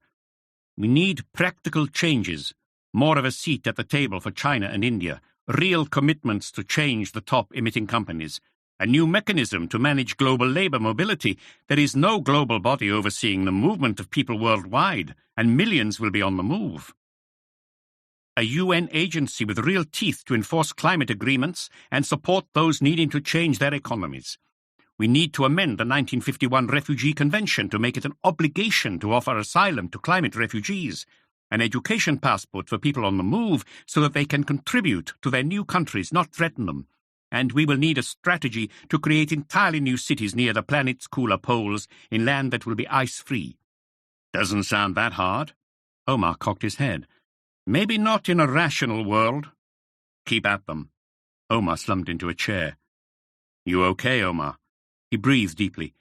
We'll get there, but it would all be much easier without the humans. Barnes smiled. You should make that your motto. Omar grinned back, and then grimaced. You know, even with this deal, we're going to have the greatest movement of humans in history. The number of days where temperatures get over 50 degrees Celsius will mean billions head north to cooler climates. We already have 100 million refugees, half of them kids. And look what that has done to politics in the West. We quickly reached the limits of our compassion. Then, my friend, we'll need to find new limits. Our mistakes used to be well motivated. Can't your government see that you need migrants? Aging, unproductive populations will go stale. You need to move from talking about controlling migration to planning for it. Then we'll need to build a new politics too. But we can't fix that today, Omar. Barnes wondered whether to ask his friend the question that had been haunting him even before it was clear that Crawford and maybe even his daughter had found their answer. When was it right to use violence to save lives? Omar knew the rules as well as he did, but should they be changing the rules? But Omar's mind was elsewhere. Migration is the human story. But this will be the end of the idea that we belong to a land or it belongs to us. The end of borders and nation-states." Barnes smiled again. His argument was one for another day, and maybe he did not need to know Omar's answer. Maybe he did not want to know it. "Let's not get ahead of ourselves. We're supposed to be selling this deal to a bunch of representatives of those nation-states. We need to get out there and do that." Omar nodded, sighed deeply, and rose. "Leave the Indians and Brazilians to me. But you need to find a way to keep the Russians from sabotaging it." It was definitely best not to know what Omar felt about the ends justifying the violent means. "We're working on that." 44. Breakaway. Orla was doing what she loved best, trying to understand what made a person tick. But the governor of Somaliland was sending mixed signals. Sophie had organized for them to meet at his hotel. It was away from the other delegations. As an observer, rather than head of state, he didn't have a meeting room at the conference center and wouldn't be part of the main plenary. But he got to attend the opening and closing sessions, as well as the king's reception. There was always a rush at summits to book a decent hotel. Many delegations would book whole floors. The US would often book an entire hotel so as to have complete control of security. By the time the Somaliland delegation had got their invitation, there was not much accommodation left in Amman. A man dozed behind the reception desk as Ali met them in the main lobby. Ali was lean and wiry, with a jerkiness to his movement, like someone who was not used to staying still. Orla was still not sure why Stephanie had insisted she meet him, or why he had made it a condition for her release, but she was willing to talk to him for Stephanie, and because she knew this was how she followed the story. She noted the genuine affection in the hug Stephanie gave him as he welcomed them. Stephanie had always been naturally affectionate, but there was genuine camaraderie there, maybe more. They took the lift to the 15th floor and walked along the corridor to a room. Inside, the curtains were drawn, and the room felt stuffy. When Orla asked for coffee, Ali had to take the kettle to the bathroom to fill it with water. She switched her request to tea to avoid the instant coffee. There was confusion over who should sit on which of the 3 chairs available. As they sat, Stephanie nodded at Ali to start. She was in control as ever. Orla produced a pad and pen and made detailed notes, mainly to reassure them both that she was taking it seriously. Once Ali started talking, he didn't need much encouragement. He gave a detailed history from the spice and frankincense trade through to the colonial era. The Italians took Somalia, the Brits took Somaliland, distinct, separate. Aden as a key outpost of empire. And then, when the colonists left, Somalia's draconian rule and the decades of wars of independence, the effort to be recognized by the UN, by the big powers. "We are the largest unrecognized state." Orla knew most of this, but she also knew it was a pretty hopeless cause to try and bring to public attention. Too far off the radar screen. When the West looked at the region, they saw insecurity, piracy, terrorism. They wanted more state control, not less. Ali could see that she was drifting. He leant forward. "I know what you're thinking. It's all too complicated. But we're different to the Somalis. We govern ourselves calmly and effectively. Our education and health stats back it up. We're not like the militias and pirates over there." He glanced at her pad. He seemed to have an innocent confidence in her ability to tell their story to the world. She looked at Stephanie, who was nodding along with theatrical relish. Ali was a natural communicator. If he couldn't get the message across, no one could. But to have any chance of telling the story, Orla needed an edge, an angle. "And you're willing to use violence for independence? Hasn't everyone else?" She liked his lack of finesse, the absence of prepared answers. "And terrorism, like the Mall in Nairobi." Barnes would call it a shopping centre. He inhaled deeply. She saw for the first time his eyes flick from side to side. "There we are less sure. There are those who argue we have no choice. The world will ignore us otherwise. My cousin Hussein, who led the mall operation, was one of those. And you, Ali, you're in charge. What do you think?" Another hesitation. "I want to show my people we can achieve what we want through negotiation, through the UN, through convincing the big powers that we are separate to Somalia, that we have a case that deserves to be heard." He glanced again at her pad. "And that's why you are so keen to be here in Amman?" "Yes." Orla was struck by the strength of the assertion. Was he trying too hard, or just nervous? He sensed it too, and calmed his voice. But we have as much right to debate the climate crisis as all of them. It is killing our people, driving new conflicts for water, bringing us more of Somalia's militia. And if you fail to show progress through diplomacy, he seemed to withdraw, his confidence draining, then the others win the argument. We do what we've been doing for 50 years, since we were denied independence. Like Hussein did. We fight, and we die. You fight Mogadishu. The Somalis. Yes, but we also fight the world. Orla cocked her head. She was trying to understand the man behind the politician. There was a zeal to him, but also a gentleness, a vulnerability. Stephanie sensed that he needed reinforcement. Whatever you write about all this, Orla, I want to be clear that Ali could not have been kinder to me during my time with him. Orla hated euphemism. Your time, as in when he had you taken hostage. Stephanie shrugged. He didn't know at that point who I was. They were just looking for a way to hold the West to the commitments Dad had made, but it didn't take them long to connect the dots. And for Ali to realize that they had that extra, what does Dad always call it? Leverage. And you don't resent him that. Look, I was terrified at first. Remember that I just had the most frightening moment of my life. The moment when Hussein threatened you with execution. Stephanie shook her head. Orla saw her hold herself together. No, the moment when he threatened Dad. Orla saw Ali look at her with genuine sympathy. I am sorry, Stephanie, you know that. And now that I've met your father, I know that he is an honest man, that he will do what he promised us. Orla saw again the complicity between them. Heavy footsteps outside, and the door opened. No knock.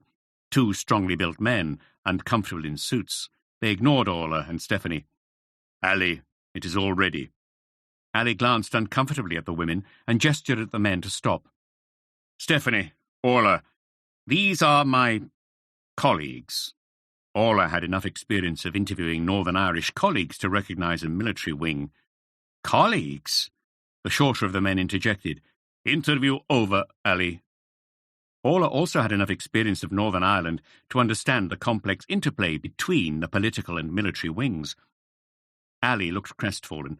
For a moment, he looked as though he might argue or attempt to continue the discussion, but instead, with an apologetic glance at Stephanie, he rose to indicate that they had finished. He showed them to the lift and accompanied them down to the reception. In the hotel lobby, he turned to block their departure. Orla could see the polish gone, the jerky charm of their reception. You see, Orla, I don't have long to show that we are making progress, that our arguments are being heard. Stephanie put a hand on his arm. You can make this invitation count, Ali. These 2 receptions alone, tonight and tomorrow, are surely evidence you're making progress. I'll be going with my father to the conference centre this morning. Get the photos of the reception tonight circulating, and Orla will tell your story. You have important days ahead. Orla saw the intensity in Ali's eyes as he shook his head. No, Stephanie, I only have hours. I'm relying on you and your father to show them that this is working. Or, Orla sensed more. Or what, Ali? Is this another threat? Or are you in danger? He looked dejected. Or I lose control of it all. They were silent for a while in the car back to the hotel. Stephanie wanted to give Orla time to find her angle. She waited for Orla to signal that she was ready to discuss the meeting. It was only as they arrived back at the conference venue. That's not it, is it, Steph? Your message asking me to come wasn't just about helping your dad, was it? Or even the Somalilanders, even Ali. You wanted me to decide I needed to find a way to tell the story of why Max's assassinations were necessary. You've been working with him. You played me, too. The smallest of nods, from Stephanie. Orla narrowed her eyes. But when do you and Max stop? What happens when new climate change deniers, or energy investors, or airline magnates, or populist politicians emerge to replace these ones? Will you have to continue? Stephanie interjected. Not if you tell the story in the way only you can. It will make it harder for others to simply replace them. Orla nodded slowly. The story had brought her here. I can understand why you can't tell your father what you're doing, Stephanie, but you can be honest with me. Stephanie heard the hint of anger in her voice. I know how furious Dad is with me, however he hides it. I shouldn't have put him or you through the ringer like that, but it was the only way to make this work, and for him too. Orla nodded at Stephanie, encouraging her to continue. What do you mean? She felt the ferocity before Stephanie's words came out. Because I want him to feel alive. He can't admit to himself that none of it matters, or that diplomacy is too hardwired. Imagine him trying to do something else, and maybe he's regained that irritating sense of certainty. Orla grinned as she undid her seatbelt. I hope so. She paused with her hand on the door handle. But I'm talking about more than all that, Steph. We never really spoke much about what happened in Paris, to Amina Joshi. You didn't want to go there, I understand that, but all this... Her gesture took in the room, the lies, the assassinations. All this is not really that different. Once you get past the idea that helping people to die can be ethical, it's really just a question of which people need to die. Is that right? But that's not your call. How can it be? However much evidence you put together, however easily Max can do it. What separates him from a serial killer? What separates you?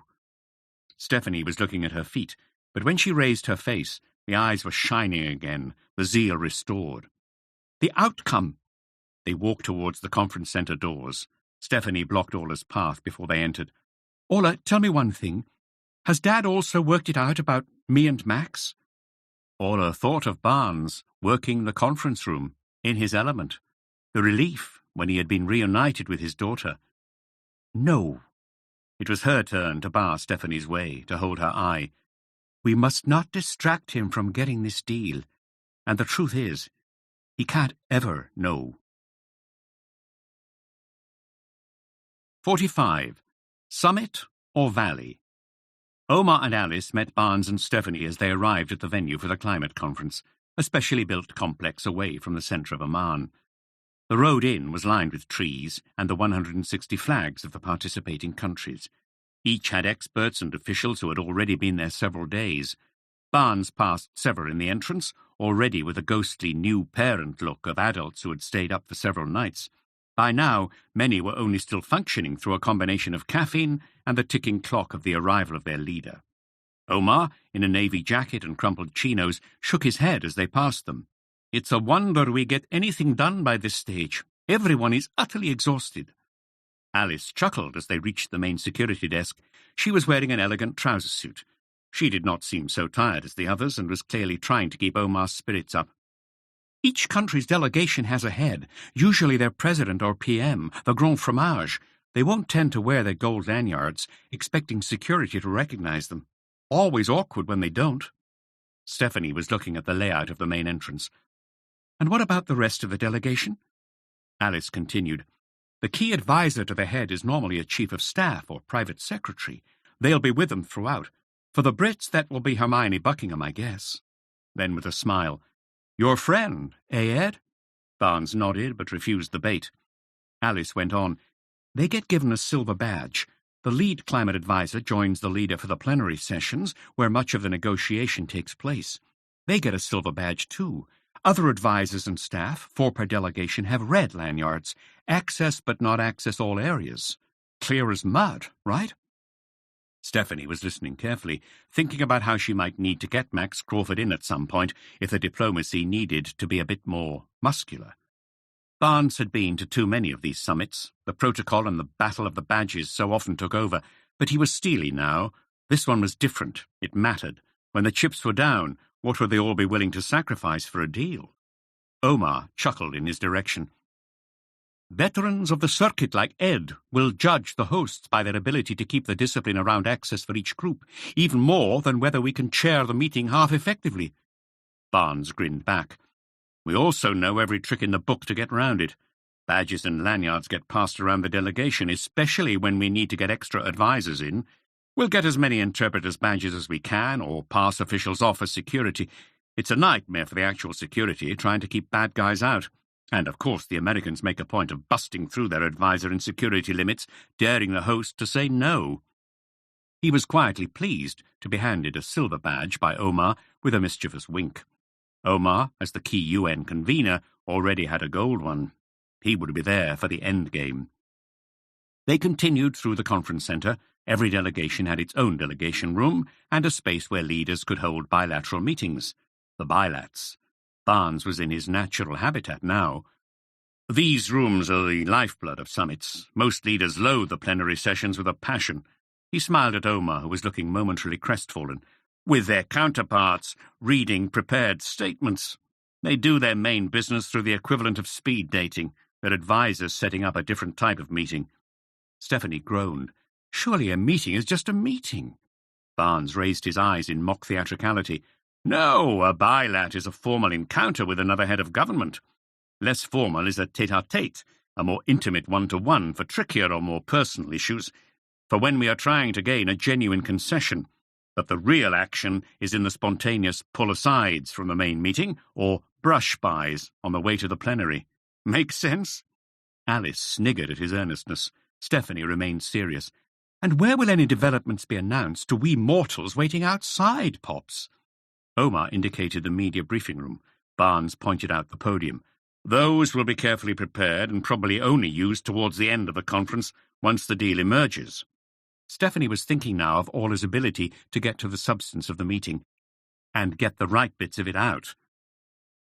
And in advance of any deal? Omar indicated another part of the media centre. They'll do a pool spray when a leader has something to say, or just a grip and grin when they don't. Barnes knew what Stephanie was really asking. But the key for us is that media teams will be in and out of this room. It's where they interact most freely with journalists. Orla is accredited media, so she'll base here, and I'll pass her news as we want it to emerge. She'll know what to get out there and how, mainly on Twitter. She'll also hear what other delegations are saying. They moved through to the coffee area, the calm before the storm. Tomorrow this would be full of officials, leaders, movement, tension. For now there were only staff, setting up spaces for the drinks and snacks, cleaning and polishing. Alice shrugged. All those flags and podiums, for grandeur of what the public get to see, but it's not exactly Versailles behind the scenes. Omar smiled. Not much real diplomacy in Versailles, as you must know by now. Anyway, the key is to create space for the more informal interactions. A decent deal won't be secured in the plenary, however brilliantly. A chuckle. I chair it. It will be done out here, between key officials. The more we can work that dynamic, the more ambitious we can be. Formality kills ambition. Barnes sipped his coffee, worrying at how tired Omar looked. How long did he really have? Yes, that's the key. And somehow we have to create a sense of urgency or surprise. Most leaders won't do much actual negotiation. They'll arrive assuming that the deal is mostly done. And that deal is. But it's crap. A glance at Omar, who raised his hands in mock offence, but nodded agreement. Fair enough. Lots of hot air and platitudes. Of course, we will claim it as much more. Most climate conferences end with everyone claiming success, and yet here we all are, meeting again. Alice stood, looking at her watch. Omar, we need to keep moving. King's reception for leaders and their chiefs of staff is at 7. You can get back to all your conferencing tomorrow, and then we can all collapse tomorrow evening once they leave again. She gave Barnes a peck on the cheek. Omar shook his hand. Barnes held his arm for a moment. This can't be business as usual, my friend. Let's make this one different. Alice pulled at his other arm. See you at the reception, Ed. You don't have to worry about your frock. As they walked out together, Stephanie turned to Barnes. So how do we make this one different? Can you really get something serious? Barnes held her eye. We line the Chinese up to make a more ambitious set of proposals which the Americans and Russians don't expect. We shift the undecided in their direction and neutralize the hostile. The chair, Omar, uses the plenary to demonstrate momentum to a deal with real, concrete targets. And we rely on people's desire to do better than normal, their need to leave at 5 p.m. tomorrow, and a whole heap of luck. Stephanie chewed her lip. Except this time we're trying to reduce the element of luck. Barnes nodded. Yes, because thanks to you, we're not going to rely on diplomacy alone. 46. The Theatre of Diplomacy. The greeting line at the reception for leaders moved fast. They had been allotted arrival times, their convoys carefully choreographed to ensure none of them had to wait too long. The chief of protocol hovered next to the King of Jordan as he received them, partly to ensure that he remembered who they all were, partly to ensure that he didn't fall into prolonged conversation. grip and grin, a swift handshake, the photos, and into the throng. Omar and Alice were positioned nearby to sweep the leaders and their chiefs of staff into the main reception space. The Jordanians had gone to considerable trouble to lay on a spectacle. The palace was lit by candles, the light shimmering. Waiters glided among the guests with trays of champagne and Jordanian canapes, carefully selected so as to be easily consumed in a bite. No bits that get stuck in teeth, as Alice had insisted. She was wearing a discreet diamond necklace, carefully chosen to be noticed, but not too much. A floor-length black dress, modest and unmissable. Leaders who had done a few of these summits before liked to keep moving at the reception. Be highly visible, don't get stuck in a corner, and shake as many hands as possible. Move fast, stay low. The advisor with them would often remind them of the 2 to 3 key messages for each counterpart. Looking forward to seeing you in September. Any progress on that trade deal? Congratulations on the football. There was a fair amount of insincere backstabbing and laughter. Everyone wanted to be seen with those who were on the way up. Those on the way down, facing inevitable election defeat or in terminal economic decline, could be spotted by their slightly desperate effort to be included. They would maneuver their way into the photos, jostling with hungrier rivals.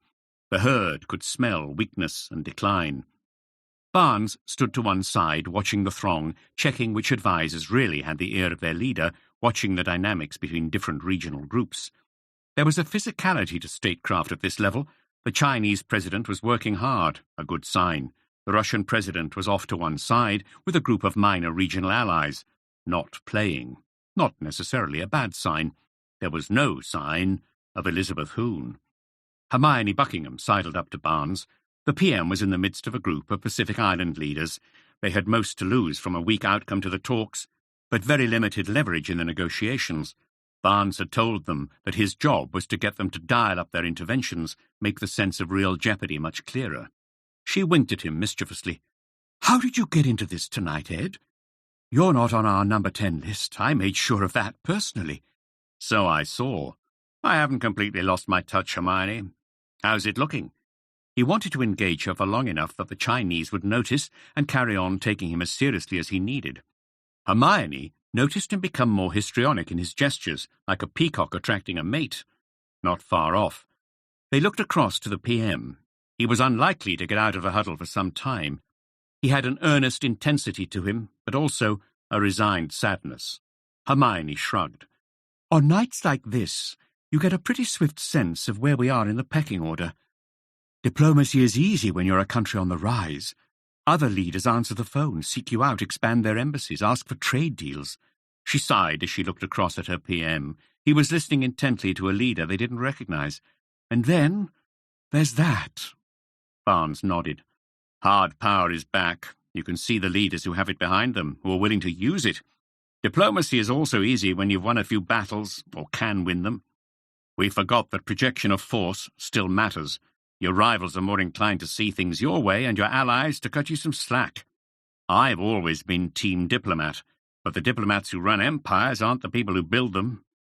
Hermione was looking for a way to get the PM out of the huddle. She sensed his need to be liberated. "Truth is, we're barely Britain, let alone global Britain. Gone from writing the list of the problems that need discussion to—" She paused to nod at the NATO Secretary-General, "appearing near the top of it." Barnes moved between her and the PM to buy a few more moments.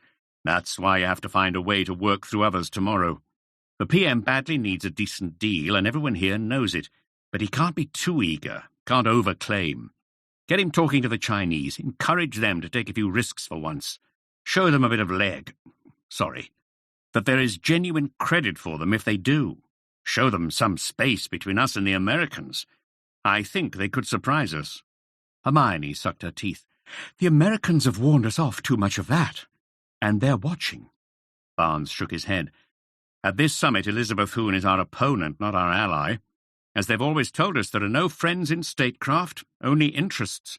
"Touché. You've become quite the realist in your cynical old age." She hadn't seen him this steely before. "The rules have changed, Hermione, because it matters more, because there are players willing to turn the chessboard over." A gesture towards the Russian corner. "We need to work much harder than them. Maybe we've been too squeamish. Your man needs to get out there and use what power we have, not agonize about how quickly we lost it. Hermione rolled her eyes. Thanks for the pep talk, Ed. We'll try, but don't set the bar too high for him. For tomorrow. You've seen the current text. The working groups have settled around the usual lowest common denominator stuff. You can probably still remember a time when the Americans didn't have to tell people they were great, and we didn't have to say we were global. Until the Americans really engage, no one knows what flex there will be. Barnes blocked her path one last time. Foreign policy is a myth, Hermione, you know that. Leaders take decisions based on short-term pragmatism, or make no decision at all, but simply react to a situation. It's only later, when they're done, that they try to explain it in some kind of rational way. Kissinger is only considered a great foreign policy maker because he lived long enough to explain the bits he was lucky enough to get right. He could see he was losing her. Okay, I'll let you go. But can I come to the bilat tomorrow? Help the PM make the case to Hoon? Her eyes flashed. Absolutely no way. When you're in this kind of messianic mood, I can't let you anywhere near either of them. Stick to what you do. Let me do what I do. Now, let me rescue the boss. And she was back into the throng. Barnes spotted Ling at his president's side, another good sign. They nodded at each other across the room. Ali, the Somaliland governor, was suddenly in his space. Despite arriving early, he had cut quite a detached, lonely figure during the evening. Most people didn't know who he was. Those that did kept a wide berth so as not to upset the rest of the African group. Those with separatist movements of their own shunned him. But Ali looked eager, overexcited. High Commissioner, a pleasure. Barnes was looking over his shoulder, trying to spot his Indian counterpart. Normally, he would have tried to hide his impatience with an unwanted interruption like this. I'm glad you could make it, Governor. I heard you had a good meeting with Orla. I hope we can now conclude that I've done what I promised. Everyone who matters here knows I bent the rules to get you in. My ministry are livid. The Americans are fuming with us, saying it's a reward for terrorism. They're not wrong. Here the power had switched. This was Barnes's world. They both knew it. Indeed, High Commissioner, and we are grateful, but I need you to know that it is tough for me right now. I need something to show for all this glad-handing. I'm in a minority at home in thinking it can work. Can you introduce me to your PM? It might make a difference. Barnes looked at him with exasperation. Seriously, Ali. Do you not realize the stakes here? We have less than 24 hours to get the deal we need, or else the planet continues to go up in smoke. It won't matter whether you are independent of Somalia if your land can't sustain life. I've done my bit for you. Let me do what I'm here to do. He thrust past Ali towards the corner where the Indians had based themselves, leaving the other man a disconsolate figure again. Alice watched Ed Barnes from across the room. As the evening gained momentum, he gave the impression of being in constant motion, in and out of the delegation rooms, moving between the groups, driving, even when everyone else had given up. He was working on a group of African leaders gathered around President Obocha of Kenya when Alice pulled him to one side. Barnes was not sure whether he was allowed to say how stunning she looked. Nice diamonds. How's Omar doing? She had already seen him taking her in. These heels are agony.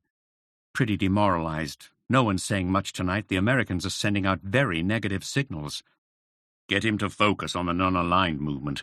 We need them intervening early in the plenary to set the tone, get across the urgency, make it harder for the Russians and Americans. I'll work on the Indian advisor. Keep his energy up. She smiled. You're loving this, aren't you?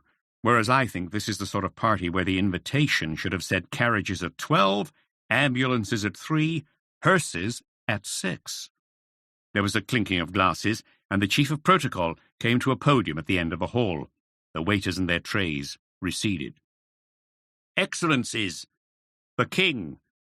The conversations ceased abruptly, and the leaders turned respectfully towards the podium. The king looked slightly awkward, momentarily overwhelmed by the occasion. He cleared his throat. Dear friends, a warm welcome to Jordan. Ahlan wa salam. How do we restore society, reclaim our humanity, and reimagine the future? Human society advanced one fireside discussion at a time.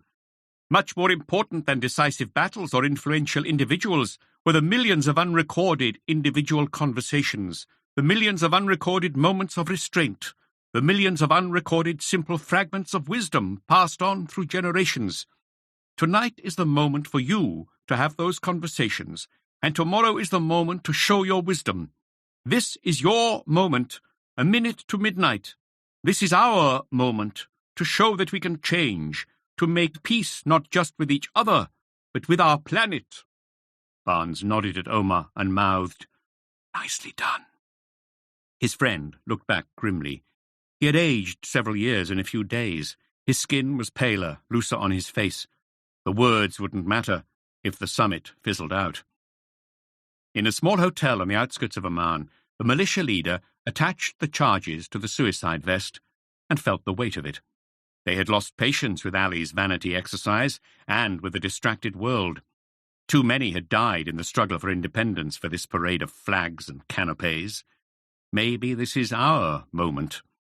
The system did not need changing. It needed destroying. 47. Interests, not friendships. Ed Barnes was waiting in the delegation room as the PM's breakfast with Elizabeth Hoon concluded. He watched her sweep past imperiously with Brad Curtis and her entourage. He felt an undiplomatic hatred for the president. It was vital that he had made some sort of progress in neutralizing her. Hermione emerged from the room. She looked pale. She poured herself a large coffee. At this point of the summit, the caffeine was all that was keeping most of the advisers going. "Stay hydrated." Her look said, "Bloody Ed Barnes." He needed to keep her as an ally and so dropped the jokey attitude. "Went badly, then." She nodded despairingly. "Couldn't have been worse." Barnes grimaced. "She'll kill the deal?" "She was worse than I've ever seen. Even her advisers are looking embarrassed. Ranted about lack of respect from the Chinese. Completely hostile to any deal, focused on the threat of terrorism, the need to stop the migrants in suicide vests. Even ranted about the Brits getting the Somaliland terrorists along. Great work there, Ed. Planning to do her speech at the plenary and then spend the rest of the conference in her delegation room, preparing the press conference to bring it all crashing down. All the politics work in that direction for her." Barnes groaned. "Just brinkmanship?" Hermione looked dejected. "No, I don't think she's that clever. It's showmanship." Barnes weighed up the prospects. The Brits were not going to be major players, but he had to keep them in play. "So, what does the PM want now?" "He's gone into one of his bouts of introspection, debating the failure of democracy and the lights going out in the shining city on a hill." Barnes grimaced. "Bit late for all that, isn't it?" Hermione rolled her eyes in exasperation. "I'm trying, Ed, I really am. But he's off on one, says democracies may die at the hands of men with guns, but they are more likely to die at the hand of elected leaders. She was really bad in there. I think we've all underestimated how evil she is." Normally, they would both have flinched at the use of the E word, thinking of it as hyperbole. Barnes held her eye. "And so if he can't do it, then help others lead on this deal. We don't have to be at the centre of everything. Maybe this is how it feels to be a second-order power." "Maybe, but after that meeting I'm not sure if it is creeping irrelevance, temporary blip, or permanent decline." "For the UK?" "For democracy." "Then it doesn't matter which it is. We have to fight for it. Elizabeth Hoon will be voted out in 2 months, a footnote in the history of a young democracy. The checks and balances will work. Democracy is only in decline because we're not defending it." Hermione sighed. "But that's the problem. The fundamental principle of democracy is that leaders leave, and Roland doesn't think she will." There had been media speculation that she wouldn't go if she lost, but Barnes had always dismissed it. "Seriously? So Goebbels was right. Democracy gives its enemies the means to destroy it? Surely it's unthinkable, and surely there comes a point where the UK can't accept it." "So, what do we do?" Barnes was pensive. "Democracy was invented to stop people like Elizabeth Hoon, but to believe in it, ultimately, you have to believe in humans." "I'm not sure the PM does right now, certainly not in the US president." "Then she's the bug in the system. It doesn't mean the system is broken." "But it's not just her. Nationalists are on the move everywhere. Because the fish rots from the head. So again, what do we do? Barnes paused. She saw his shoulders fall, and then he composed himself. We take the fight to her. We get this deal done. Can you allow me access to whatever intel you're getting on the other delegations? Hermione looked quizzical. Am I an interest or a friend right now? Barnes smiled back. You're both, for now. She shrugged. I guess you can see it. I never have time to read much of it anyway. Why? What do you have in mind? I think we need to even it all up a bit. 48. Plenary. Omar's pessimism appeared well placed as the leaders arrived for the first of the 2 plenary sessions. But Barnes, who had been at the conference centre since 6 a.m., was more energised, despite the failure of the UK Prime Minister's session with Hoon. He sought Orla out in the media zone. What's the mood among the press? Orla shrugged. Pretty cynical. Most of them have covered too many of these summits.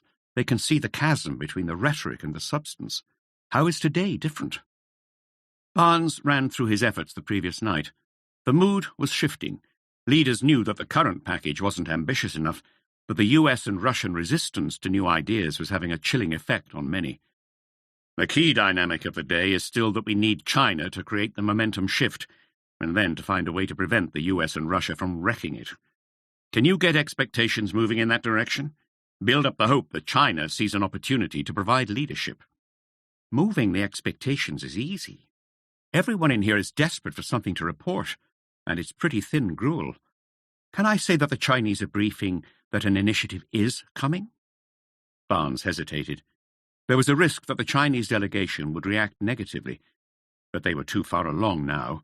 If they had decided to move, the decision was taken. If not, then any serious deal was beyond reach anyway. Yes, say you got it from well-placed UN sources. Proceed until apprehended, seek forgiveness later. Barnes went back into the main hall. It was now a massive activity. Everyone seemed to be on the move. How much of it was actually productive? He lingered outside the Chinese delegation room. A constant stream of officials flowed in and out. Eventually he saw Ling and moved to intercept him. Ling gave him a conspiratorial grin. Excellency, I thought you would find me pretty swiftly today. Feeling optimistic still? We have no choice. But it all depends on you now. Did you win the arguments you needed to win? Ling paused. You are asking a lot of us, especially when the Americans are so belligerent, so intransigent. But that means no one else can lead this shift, and it is in your interests, you know that. How can we help? My president is seeing the Europeans next, and then the BRICS. The first is politics, the second is substance. If he gets enough reassurance from the Europeans that they will follow our commitments, he'll table a package with Brazil, Russia, and India. We know Brazil will support it. They are major beneficiaries.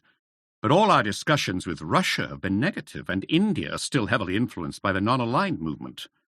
Barnes nodded. The message was clear. Thank you for your trust. Involve Omar in the BRICS meeting. He has more credibility with Brazil, Russia, India, and China than us. As convener, he has more chance at shifting the non-aligned movement. Ling looked at him carefully. I will consult, and we would expect him not just to be supportive, but to make our leader feel that we can be in the driving seat. He nodded briskly at Barnes and headed back into the scrum around the delegation room. Officials parted to make space as he entered. Barnes messaged the French diplomatic advisor Aurélie Lafont, an old friend and an old opponent from Paris. Vital that you ramp up the Chinese, be as open as possible, build their confidence that they can lead us all out of this mess. Aurélie sent back an immediate reply. Any serious signs of something? The media seem to think so. Stories percolating that the Chinese are on maneuvers, but most delegations seem in the dark, including us. Yeah, something's brewing, but they need to know it won't crash and burn. She was spiky. She didn't like the sense of being manipulated, especially by Barnes. Not us that needs convincing. I know, but be convinced anyway. Barnes sought Orla out again in the media suite. Stephanie was with her. Getting there, Pops. Barnes felt energized on seeing her. The odds are still stacked against us, but it's all still in play. Max is on standby. Barnes winced. You know he can't come anywhere near this place. It's too big a risk. And we're doing this my way. Stephanie raised her hands in mock surrender. I know, but just in case. In the meantime, I bring good news. Barnes was intrigued. I bumped into a watcher. The Kenyans are part of the non-aligned group. He's making progress. There is a faction who are saying that they should make much more ambitious commitments on zero carbon, whether or not the big players put serious money on the table. They know this can't end with the usual fallouts where everyone has an excuse not to act. Poor countries can't afford to. Rich ones say they are no longer the major polluters. Barnes clenched a fist. Excellent. I let Omar know. Get a message into Ali to support. Say there is a fresh initiative coming, Brazil and China. Build a sense that this is going to be different. Orla interjected. I hope you're right. The media expectations are now running well ahead of where you seem to be in there. Unless this is big, they will dump all over the deal. Barnes was steely. We have no choice. If there is no deal, the media reaction is the least of our worries, and this is the only way to pile pressure on the US. The PM made no progress, has pretty much given up on them. Orla nodded. I told you, she's off the reservation. And what about Russia? Let's leave them to the Chinese. I need to get back in there. Stephanie grabbed his arm. Her eyes were bright. Pops, you've got this. Barnes felt the confidence surge through him. He was where he needed to be. And in the hotel room on the outskirts of Amman, Ali ignored Stephanie's call as he briefed the militia leaders on the reception the night before. He started with an effort to make the most of the brief interactions, the photos that showed that they were at least in the room. But no one was taking that seriously. He was told firmly to stop, and his voice petered out.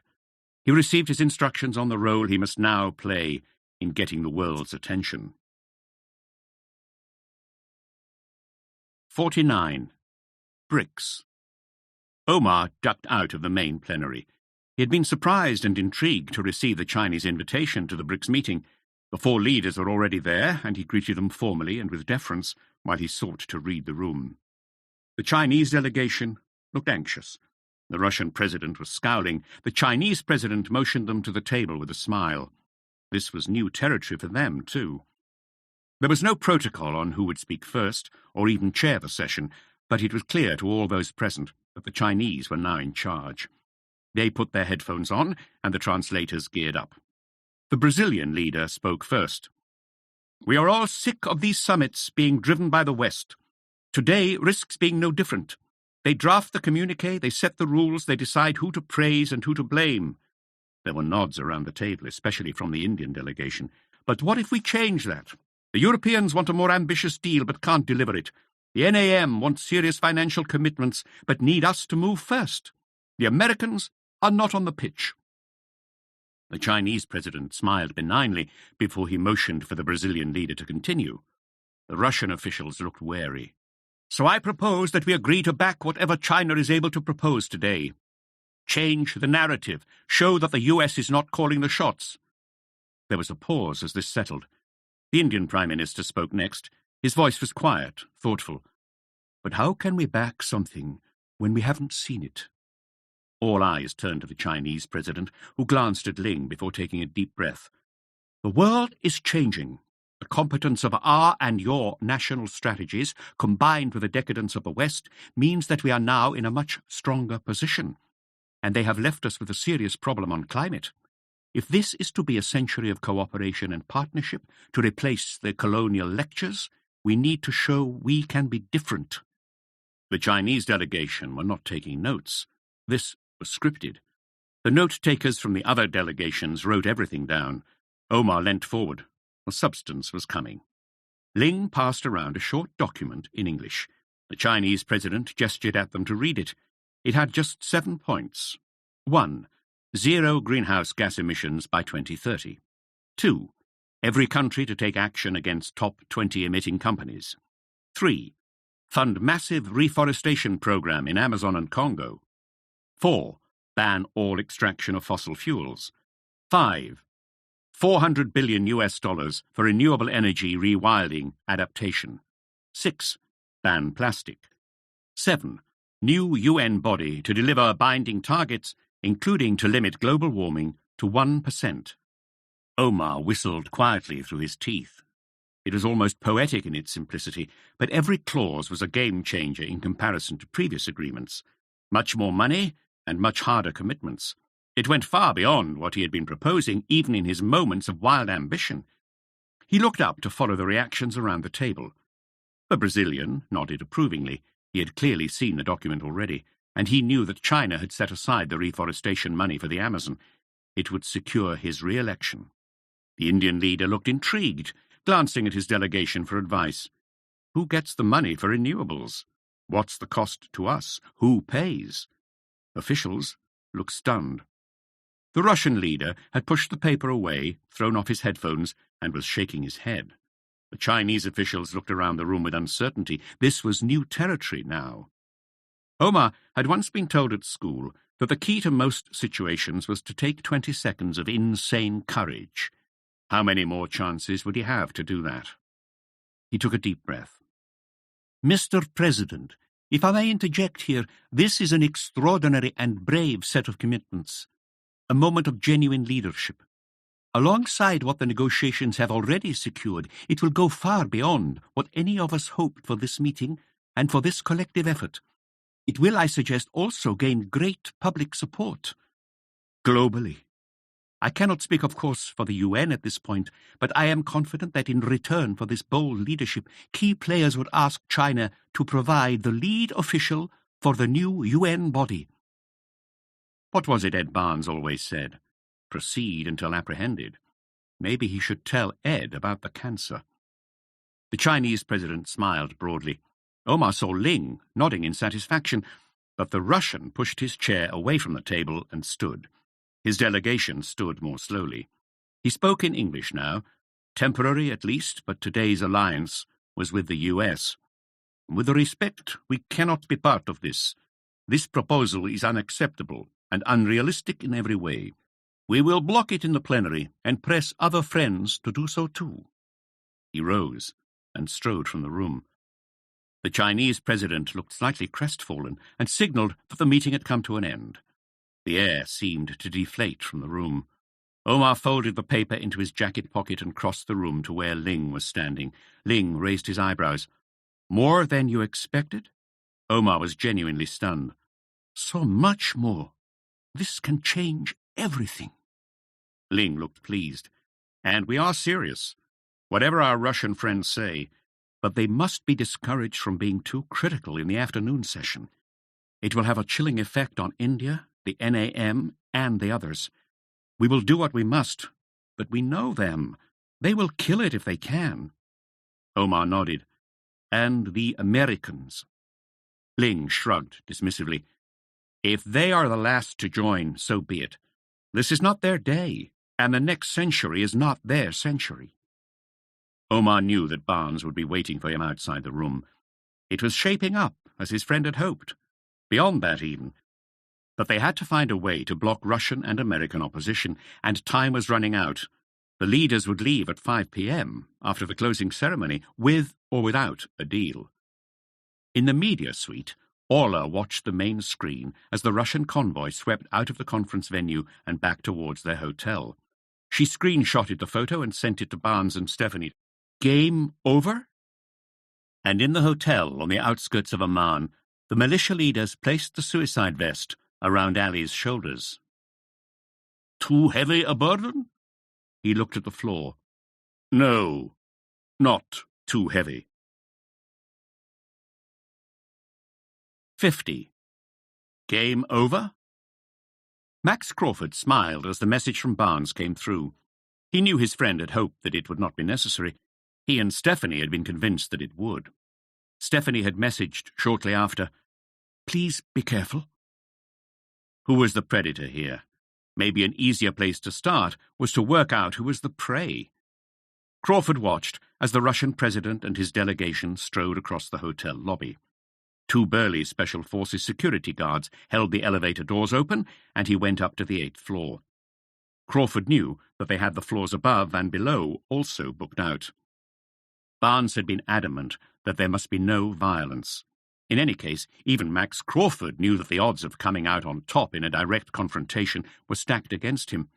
He had no desire to die again, and the mission was to save the climate deal, not to start World War III. Barnes had estimated that the Russians would want to return to the conference centre after roughly 45 minutes in order to rally support in the afternoon plenary to block the Chinese proposal.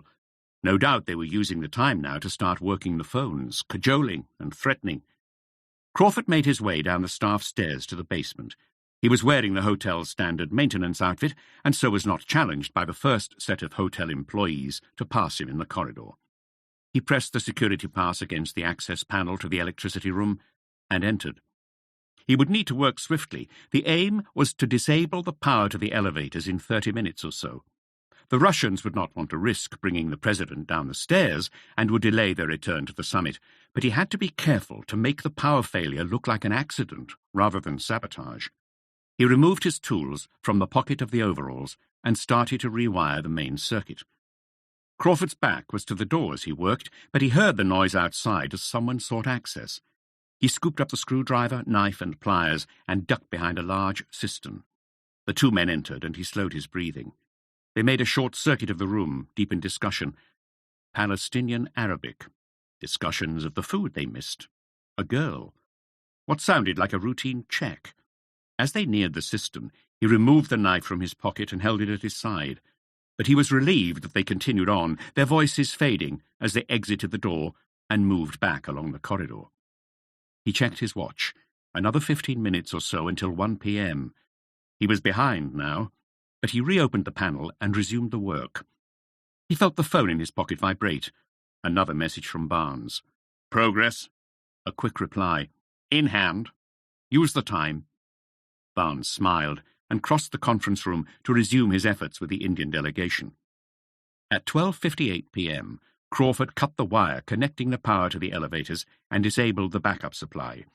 He felt the lurch as the power stopped. An alarm sounded in the maintenance room. He replaced the panel and moved swiftly back out into the corridor. He ducked into a bathroom and removed the overalls, discarding the screwdriver and pliers. But he kept the knife in the inside pocket of his jacket. As he climbed the steps to the lobby, 3 electricians ran past him on the stairs, not stopping to look at him. In the lobby, he found a chair near the entrance and ordered a strong black coffee. The 2 Russian security guards remained by the lift, but it was clear from their animated discussions that they had discovered that the power had been cut. Both were much taller than Crawford, heavily built, shaved heads and heavy tattoos. Wagner Group mercenaries almost certainly, sinuous and lackluster. He had known plenty, trained with a few, killed a few. A duty manager approached the Russians, an obsequious half-bow, muttered apologies, a sense of panic. They clearly did not like the news. He was pushed to one side. One of the guards went through the door to the stairs. 8 floors. Crawford calculated 4 minutes max. He waited 2 minutes, put down his coffee, and walked towards the elevators as though heading to his room. The second Russian barred his way, a Jordanian police officer looming at his side. Crawford shrugged and turned back to his table, but he was close enough to hear the urgency in the Russian's voice as he picked the message up in his earpiece and turned to the Jordanian. "He's coming down the stairs." Crawford winced. He had hoped that they wouldn't risk it. He glanced towards the stairwell, working hard to prevent himself checking that the knife was still in his pocket. He could take out one of the Russian security guards and create enough of a scene to slow them down. It might buy them another half an hour at the venue. Would this be enough for Barnes? But they would probably kill him, slowly. He was still more useful. Alive. Instead, he moved swiftly to the maintenance staircase and down to the car park. The convoy was preparing to leave. 4 vehicles, all Nissan station wagons. They would not decide until the last moment which would take the Russian president. 20 or so armed Russian security officers in position, plus the 4 drivers. Crawford watched as the message went round that the president was on his way. The drivers stubbed out cigarettes and started the vehicles. The rest of the security team stayed outside the vehicles, scanning the parking lot. There was no hope of getting anywhere close. Instead, Crawford skirted the outer wall to the security barrier. 2 Jordanian security guards waited to let the convoy out, nervously watching the Russian team. They did not hear him behind them, and he lowered the bodies to the floor of the booth. They would come round in half an hour. He lifted a hat from one of them and placed it on his own head, lowering the peak over his eyes.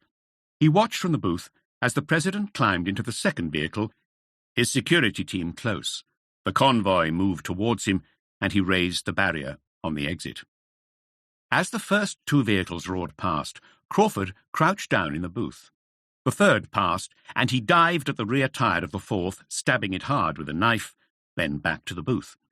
He heard the convoy screech to a halt outside the hotel, the shouts between the drivers. Would they continue with just 3 vehicles? He removed the Jordanian officer's hat and re-entered the stairwell, ascending fast to the lobby. From there, he could see the frantic activity as the Russians examined the vehicles. And then the president was back out again, angrily cursing his security as they whisked him back towards the stairs to his room. The sky was darkening with rain clouds. A storm was imminent. Crawford messaged Barnes. "You have another half an hour. Use it." 51. Brinkmanship. Barnes clenched a fist with satisfaction. He found Orla in the media suite amid the strange blend of bustle and lethargy. They moved to a quieter corner, and he drank 2 bottles of water. "News?" Orla was edgy. "People are pretty down. They say the body language is discouraging. They're writing up the Russian exit as a sign that any chance of a half-decent deal is dead. And the Americans are briefing that Hoon may also leave early. It feels like it's disintegrating. The Russians will be back, just not as fast as they'd planned." Orla raised an eyebrow. Barnes nodded. "Ed, I need more to work with. Some colour and some substance, ideally. Lots of the journalists are fighting their stories. We need to change the dynamic. We don't have much time." Barnes glanced around, reached into his pocket, and handed her the 1-pager that Omar had passed him. He shook his head to discourage her from opening it while he was present. "You can use it, but hint that you got it from the Russian delegation. That they are circulating it in order to try to discredit it. Let's drive this wedge further between them and the Chinese. Raise the stakes. Heap some praise on the Chinese, responsible leadership, vision. Make them think it is all worth it. Meanwhile, Omar and the Chinese have more time to work on the NAM and the Indians. That's best coming from them rather than us." Orla nodded. She had never seen Barnes so determined. "I'll get it to a couple of the less obvious broadcasters first. And the Americans?" He grimaced. "We can't let them block this, but they will hate this package. I have an idea. Can you get me a meeting with Brad Curtis? He's not my biggest fan, but what's the carrot?" Barnes winked. "I don't know yet, but if anything, it's a stick. We'll think of something." Barnes headed back to the UK delegation room. Hermione Buckingham was in the corner with the PM. He looked fed up, deflated. She crossed the room when she saw Barnes. "Anything to cheer him up? Cheer us up?" "Maybe. The Chinese are moving hard. I can't go into details yet, but there is the potential for something extraordinary. But we have to find a way to square off the Americans. I need access to that intel." Hermione looked intrigued. She signalled to a colleague who brought over a red folder. "All yours. But Ed, be careful what you do with all this. And don't take it out of this room." Barnes took the folder to a table in the corner, grabbed another bottle of water, and began to leaf through it. Most was on likely negotiating positions, already long overtaken by events in the conference itself. He shook his head as he read, casting reports aside. He needed more, something that he could use with Brad Curtis to make them calculate that they might as well swallow the deal. But there was nothing that went far beyond what they knew already. As usual with the Americans, it was all carrots. Elizabeth Hoon wanted a state visit to the UK before the election, the gold carriage on the Mall. The one thing money couldn't buy. His phone vibrated, a message from Orla to get back to the media room. "Brad Curtis will give you 5 minutes, and our friends have arrived." He found her in a corner of the media room with Stephanie and Max Crawford. "What the hell are you doing here, Max? This place is crawling with security. Someone could recognize you." "I didn't want to miss the action." "Where did you get a silver badge?" "Oh, never mind." Barnes shrugged. Well, keep your head down, and no more violence. We do this my way. Stephanie stood between them. What progress, Pops? Barnes sighed. We're 3/4 of the way there. The Chinese proposal is out there. He glanced at Orla, who held up her phone to indicate that she had made sure of it. And the Africans and others are coming behind it. A glance at Stephanie, who nodded. The Russian resistance seems to have been stalled. A glance at Max, who grinned. Stephanie held her hands up. But I don't have what I need to move the Americans, and I don't know yet where we get it. Stephanie chewed her lip. You've tried, and there's nothing that will shift them. Elizabeth Hoon is determined to kill any chance of this deal. She'll walk into that room and scupper it. Or simply leave the conference. It will take years to rebuild trust. We'll need to wait for the political cycle to spin round again, for leaders to go, fresh faces to arrive. The Chinese may decide to back off. Meanwhile, more catastrophes. We go past the point at which we can reverse climate change, and we will always know that we were here, that we could have done something about it. Barnes felt exhausted. We'll know we tried. Stephanie faced him angrily. That's not enough for me. And it's not enough for me. But who's the antagonist here? Orla sighed.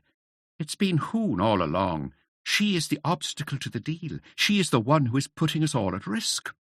Crawford looked stern. Then use me. Barnes was aghast. He struggled to lower his voice. But seriously, Max, you're suggesting you, somehow take out the US president? Crawford nodded. Deadly serious. Ambassador, I've been taking on this network of people who are destroying the planet.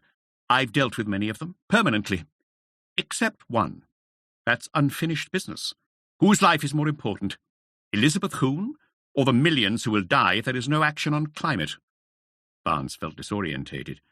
Once you had accepted that violence was justified, where did it stop? Were there moments when the majority were wrong enough that it was acceptable to go against their choice? It had always been the question of the liberal. But when did a desire to protect the people from themselves tip over into a firm of tyranny? Stephanie sighed. But you always said that was the line you wouldn't cross, to kill a woman. Barnes held his head in his hands. Elizabeth Hoon was no Caesar. But surely no successor could allow her killers to remain free, and even if they did, would history forgive them? Would they forgive themselves? Not for the first time, Ed Barnes envied Max Crawford his simpler code. The others were watching him closely. He avoided Stephanie's eye. He knew what she would say, and he couldn't hear it. Barnes shook his head. This wasn't one that Max could fix, but he had no idea what his alternative was. What if I could show you there was another way? It was Orla who broke the silence, as she watched Stephanie also give a shake of the head towards Crawford. Maybe we're all here for a reason. Maybe we'll all have to work out what it is that matters to us. Maybe all of us are going to have to cross our line. She looked uncomfortable, wrestling with her conscience. Maybe I can show you there is another way. 52. Loyalty tests. Outside the complex, a thunderstorm. Rain hammering against the roof and walls of the conference centre. As Orla and Barnes made their way to the US delegation room, Stephanie's phone rang. Ali. She stepped away from Crawford to take it.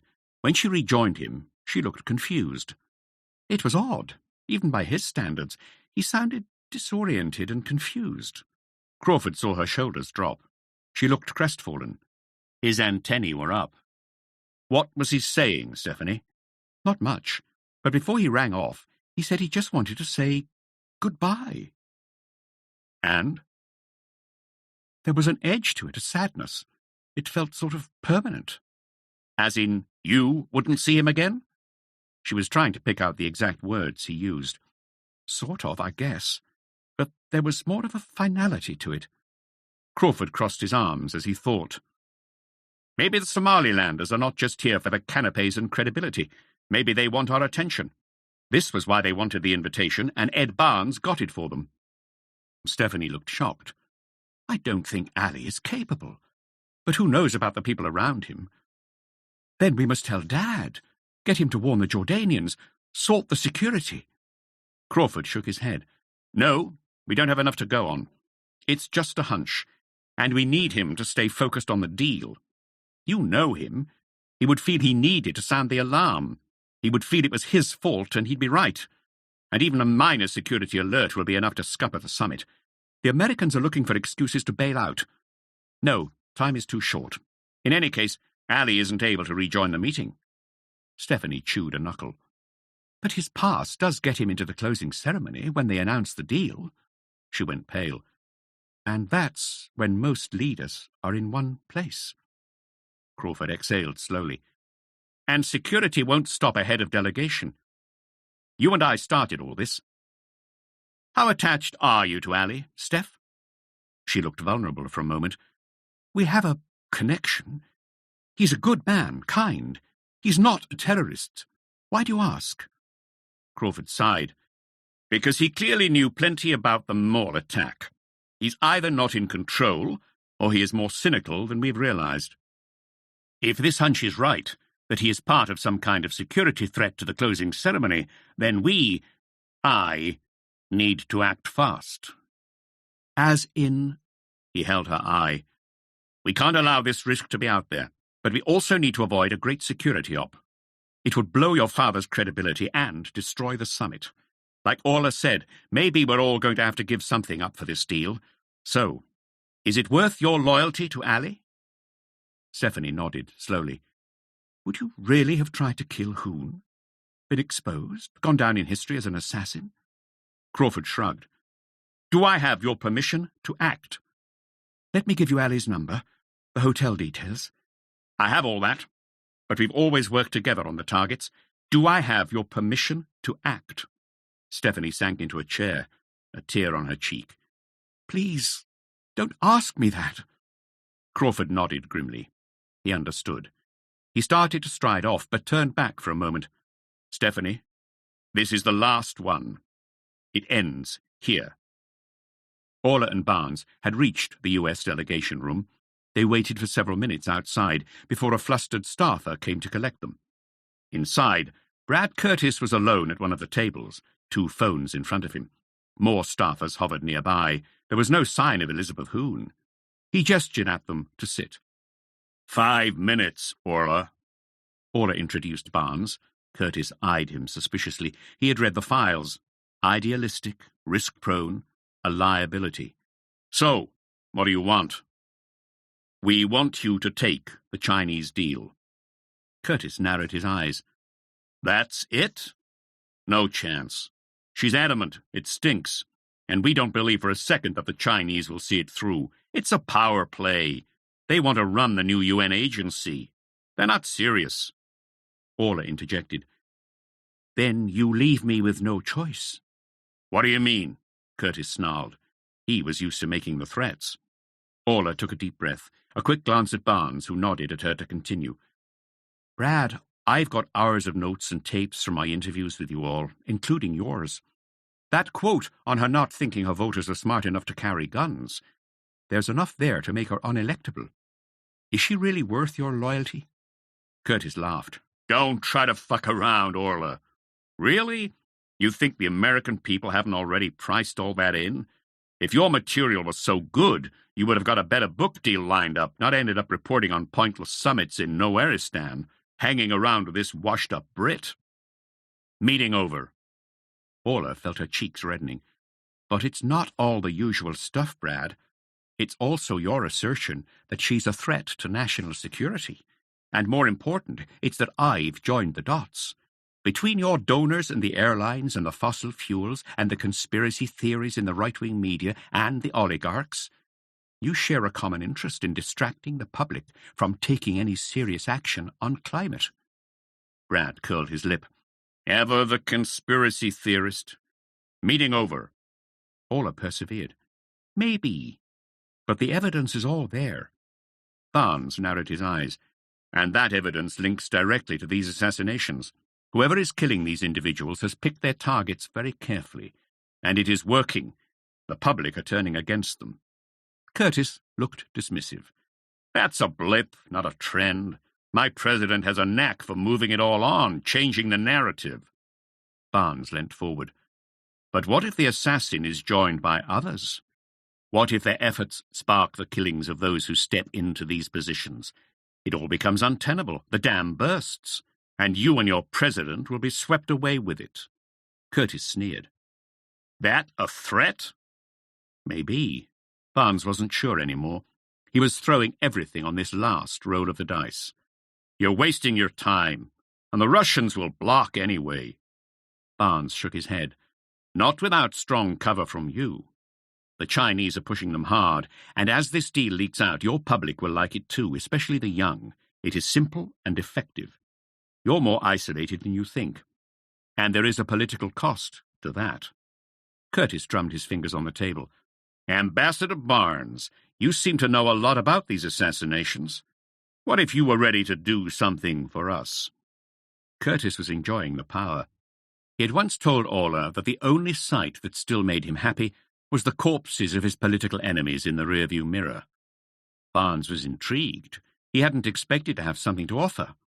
Curtis continued, What if I were to tell you that we had almost completed our own investigation of this assassin who you seem to know so much about?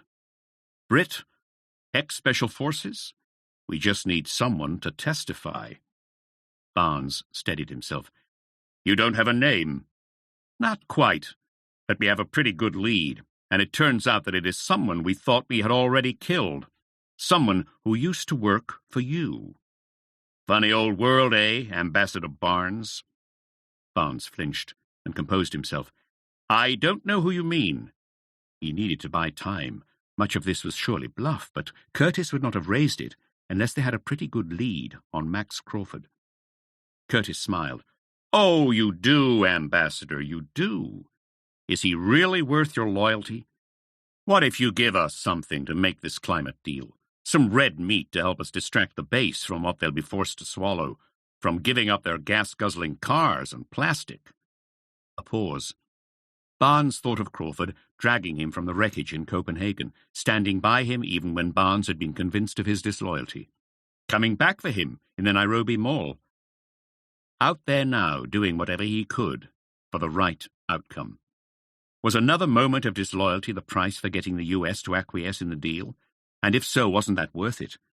Given how far he had come, Crawford would think so. Barnes held Curtis's eye for a moment and shook his head.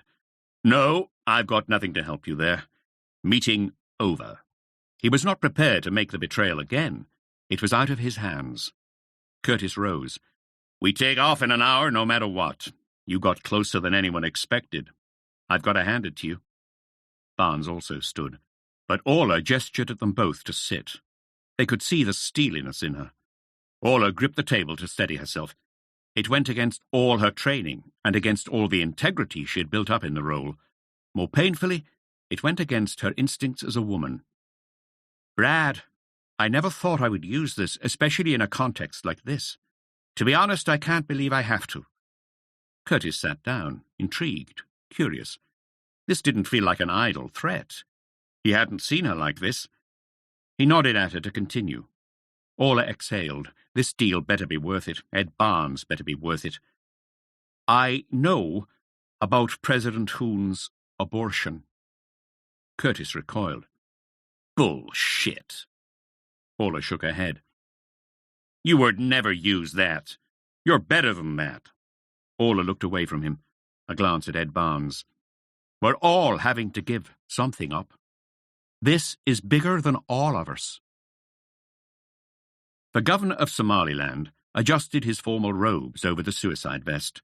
The heads of delegation line into the conference centre was moving swiftly, not going through the same security as the rest of their delegations. He felt hot and yet cold, almost dreamlike. He muttered a silent prayer to himself that Stephanie would be far from the building. 53. Endgame. 30 minutes later, Omar and the Jordanian king stood at the podium to close the conference. The packed room was hushed as Omar produced the final communique and began to read it. The leaders had taken their seats. Ed Barnes was stood to one side among the observers. He saw Ali, sweating in his traditional dress.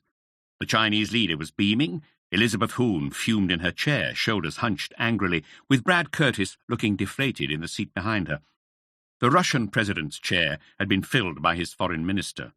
The UK PM looked earnest, satisfied. Everyone would claim credit. Barnes caught Hermione's eye in the chair behind him. She winked and raised her eyebrows. Bloody Ed Barnes. Omar read the introduction to the text slowly, the exhaustion on his face. He knew with certainty that this was his last summit. He paused before the final section. The room knew what was coming and prepared to applaud. They had for once done something important, genuinely world-changing. It has been further agreed in the last hour that we, the global community, will take much bolder and more audacious steps. The governor of Somaliland felt his heart racing. Part of him had hoped that security would stop him, prevent him from going through with this. He looked around. How many would die, and with what consequences? Would his people remember him? It was hard to go through life believing in hell. And how could he know what he now faced? He had wondered whether to say something, reveal the suicide vest before detonation, but the militia leaders had been firm, no theatre. There was too much security. Someone could prevent the detonation. Get it done. Become a martyr. Change history. He was stood in front of a curtain. He glanced up to the balconies from where security was scanning the room. They would issue his statement posthumously. He had expanded it to include the climate crisis alongside Somaliland. Perhaps people, Stephanie, would be more likely to understand. The world's leaders have shown that they are part of the problem. We and our descendants can wait no longer. Only by resetting the system can we deliver the change that we need. He watched Omar as he prepared himself to share the 7 points in the agreed text. What did it matter what they said in summits like this? He looked across at Ed Barnes. He looked exhausted but elated. The room slowed. He felt lightheaded. Ali thought of his mother, of the home he had grown up in. He heard the sounds of children playing in the tent in the refugee camp in which he had studied so hard, knowing there was a way out. In his pocket was the only memory of his younger brother, a crumpled piece of paper with stick men firing guns at other stick men, drawn a week before he was killed in a militia attack. He remembered the feel of the cool river on a hot day. He heard the slightest of sounds in the curtain behind him, like the first cool wind at the end of the dry season. They called it the Yarea. It brought relief, the promise of rain. He steadied his breathing and reached inside the tunic. Stephanie and Orla were watching on a big screen in the media room. Orla was barely able to watch, crestfallen at having used the threat against Hoon. It went against everything she believed. That she wouldn't have to see it through was no consolation. In her own eyes, she was no longer a journalist. Stephanie paced nervously, unable to tell Orla what she and Max feared, hoping that they were wrong about Ali. She felt again the chill that she had experienced when Hussein pointed the gun at her father's head. Time slowed. What hubris to try to make peace with a planet. The world would carry on turning long after the humans had gone, and yet she could see her father in the corner of the screen, excited but weary. Was that not enough? She saw Ali by the curtain. Where the hell was Max? How long did they have? Barnes felt his phone vibrate. The message, "Proud of you, Pops." He felt the tiredness overwhelm him, and he smiled, the tears rolling down his cheeks.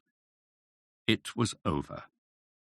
Behind the curtain, Max Crawford took a deep breath and reached his hands towards Ali's neck.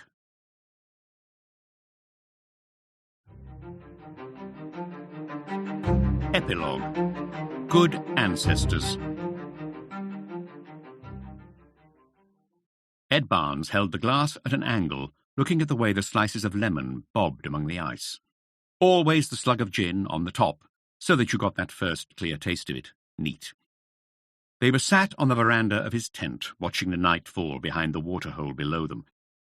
While they could still taste the heat and dust of the drive, they had watched the warthogs come, tails alert like antennae, snorting as they played at the edge of the water, the mother keeping a more wary eye out for crocodiles.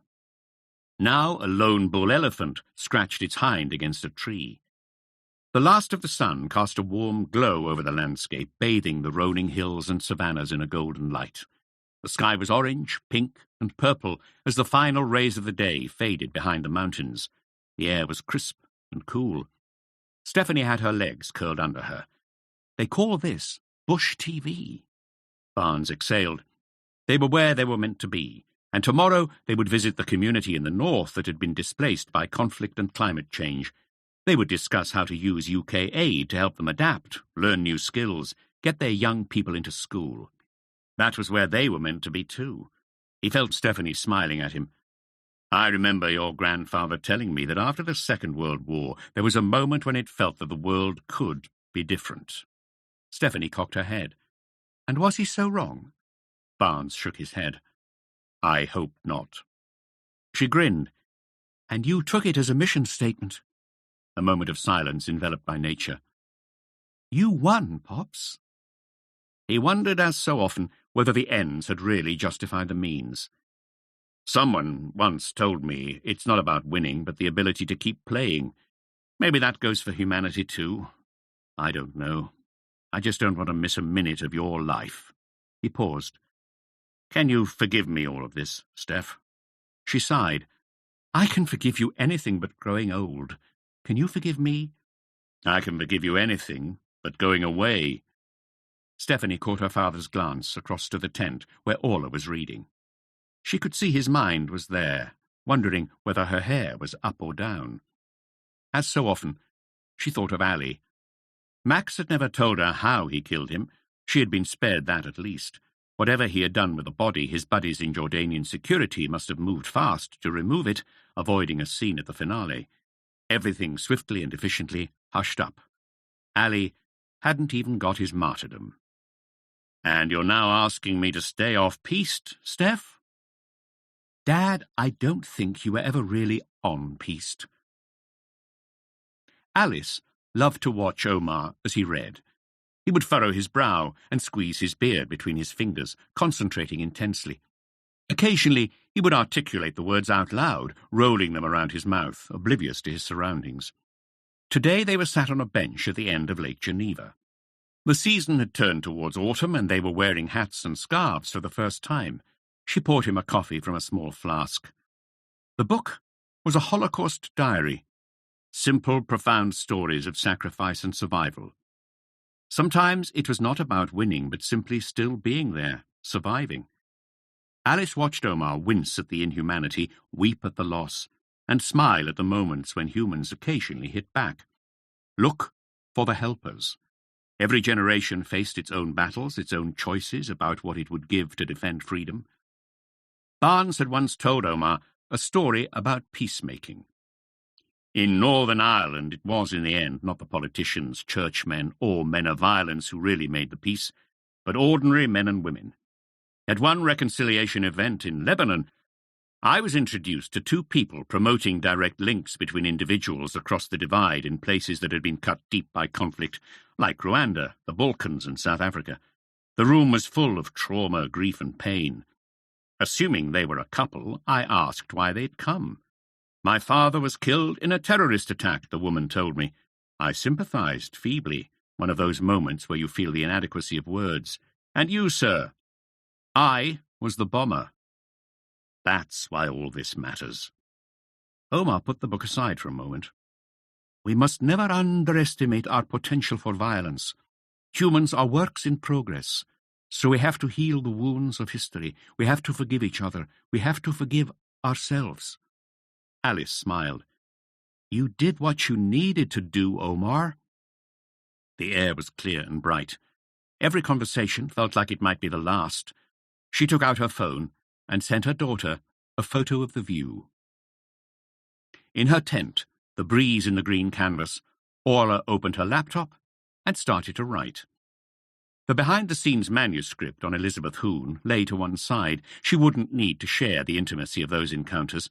It felt somehow prurient. The characters were too preposterous. It was all too farcical. It was still too painful to reflect on whether she would have been ready to see through her threat on revealing Hoon's abortion. Of course, it was about hypocrisy, not the abortion itself. but part of her integrity had died in using it to get Brad Curtis to acquiesce in the climate deal. Early evening was the best and the hardest time to write, but you had to keep showing up, getting words, any words, on the page. She thought of how many politicians had disappointed her, and how many men, lives eaten up with failure, envy, disappointment. She thought of Brad Curtis. What does the man of destiny do when destiny is eluding him? He frets and manoeuvres. He makes joyless money and dubious friends. He seethes at his enemies and resents his allies. He settles scores. He writes books that don't get read, bar the index. He gets more obsequious with those in power and more obnoxious with everyone else. He invents new ways of describing old ideas. He watches friends die or peter out and celebrates or mourns their lack of impact on history. He becomes a bull with no china shop. Pity the ambitious man who does not attain his ambitions. And pity the man who does. Ed Barnes felt different, but didn't they all at first? It would be worth finding out. The cursor flicked on the screen. Only when she started writing a book did she realize that it had already taken her a lifetime. But where to go next? How to tell the story of the lengths that humans might have to go if they were to stop climate change? The sacrifices they would have to take and the risks they would have to run. Would it take the upending of moral and ethical codes, the transformation of ingrained ways of being in the world? The science and the numbers were obvious and yet impenetrable. Humans struggled to go there, and so ultimately the subject had to be humanized to be understood. Imagine a world in which we fail to do that, and fail to unleash great waves of creativity, innovation, discovery, and opportunity. Imagine a world in which we succeeded. Orla relished lining up the shoe boxes and starting to fill them. Write what excites you. She said the words out loud, to no one and to everyone. Very well, then. A novel. Follow the story. Stephanie had led her to it. She would tell the story of an assassin. Bring it to life. Try to change the world, not simply describe it. The sunset was blood-red behind Mount Kenya. The heat of the day receded as the dead man drove towards the trophy hunter. That was enough for now. It was time to see if Ed Barnes still made a great gin and tonic. Max Crawford took his father's arm briefly as they descended the rough track up the old man's favourite mountain. They had wanted to do it together one last time. So many climbs it had been Max, stumbling as a child, who had needed to be coaxed and carried, shown where the rocks were less slippery, kept fortified by biscuits, and kept distracted by stories and songs. Now it was his turn to point out the peak in the distance, to try to discern the sheep tracks that would take less scrambling, to pretend that they were closer to the summit than they were. For periods, Max would go ahead, clearing bracken to make the route easier to see. On more straightforward stretches, he would walk behind, placing his boots as closely as possible in the prints left by his father. 50 years ago, his father had told him the stories of the early mountaineers. He had always been struck by the image of Mallory on Everest, a speck on the ridge as the clouds rolled in. He had heard from his father the mountaineer's prayer, "O Lord, spare me from death in valleys." The old man was stubborn, refusing to let on how much it was already hurting, silent for periods, but Max could hear the quiet groans as knee and ankle and hip were pushed through the pain. The man who had carried him up this mountain so many times was now leaning more and more heavily on his stick. Max had noticed himself getting more sentimental as he got older. He had made sure he had brought the custard powder. Our ancestors had a much stronger sense of the circle of life, the passing of the seasons and years. It was hardwired into the social calendar, the rituals and the rites of passage, and was often the glue that held together communities. The stories were preserved, embellished, cherished, shared. His father had once said to him that one of the hardest things about losing parents is the realization that you are now the story-bearer. At moments, he had wondered whether to insist they turn back, leave it for another day, take in the view from lower altitude. But he had known better than to try. His father would not take this path again. He was seeing these views for the last time. But Max would take this route again, alone on days of remembrance and gratitude, and with his own boys, probably when his own joints were too old to heave up. He would keep the climbing stick. Max wondered whether to articulate any of this. What did it mean to be a good ancestor? What were the patterns of habit and DNA that we had to strive hardest to pass on? Or to filter out? What made life worth staying alive for? What's your song? And is it unsung? He wondered whether he should ask his father what he should say in his eulogy. Tried to articulate the question in his head. They walked on in silence for a while, and then Max Crawford gestured across the valley at the fine mists rolling towards them. So familiar, and yet always so different. Max felt time slow for a moment. "We should be getting down."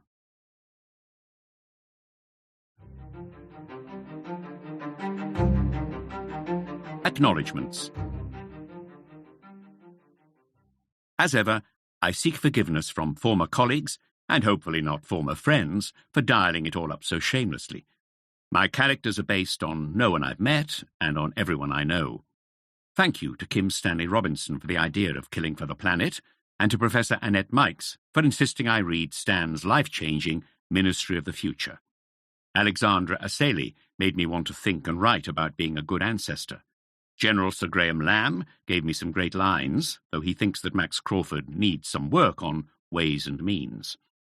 Thank you to Sony TV and Elizabeth Kesses for their faith in Ed Barnes, and for helping me think more cinematically. Russell McLean has been heroic in helping me understand character agency and jeopardy. There is an actual ticking clock in the book for him. Thank you to Michael Baskar, Hannah Taylor, Miranda Ward, and the rest of the excellent Canelo team for giving me the chance to do this and for helping to conceal the flaws. Charlie Brotherston and Sheila David are brilliant agents, always a few steps ahead of me. I'm grateful to Andy McNabb, Frederick Forsyth, Alistair Campbell, and Matthew Dancona for their encouragement of this strange zag away from my normal zig. Guy Winter, Sarah Zaid, David Cameron, Cathy Ashton, Sarah Brown, Antonia Romeo, and Colin Firth helped with advice on specific characters, plus many serving colleagues who can't be mentioned, including 2 former High Commissioners to Kenya, and a cast of bad guys who I've met along the way.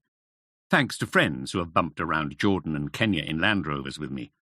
Rebecca Cox and Danny Godry helped me to manage a complicated life in a way that allows time to write.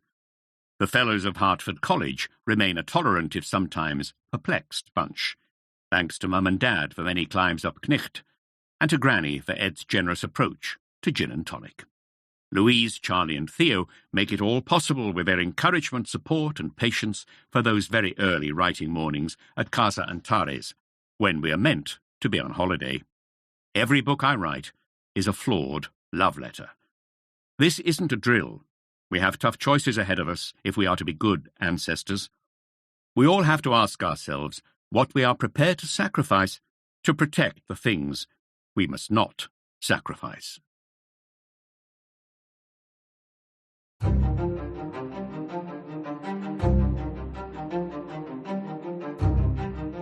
Belinda hopes you enjoyed the reading of The Assassin, the Diplomat Thrillers Book 2, written by Tom Fletcher and read by Gareth Armstrong. Our audiobooks are becoming increasingly popular among travellers, families, and people who are on the go. If you really enjoyed listening to this audiobook, please introduce your friends and family to the experience. We're sure they'll love you for it. If you want to hear more about our fabulous range of titles, please visit us online at belinda.com. Thanks for listening, and remember to always take a Belinda audiobook with you. Text copyright Tom Fletcher, 2024. Recording copyright Belinda Publishing, 2024.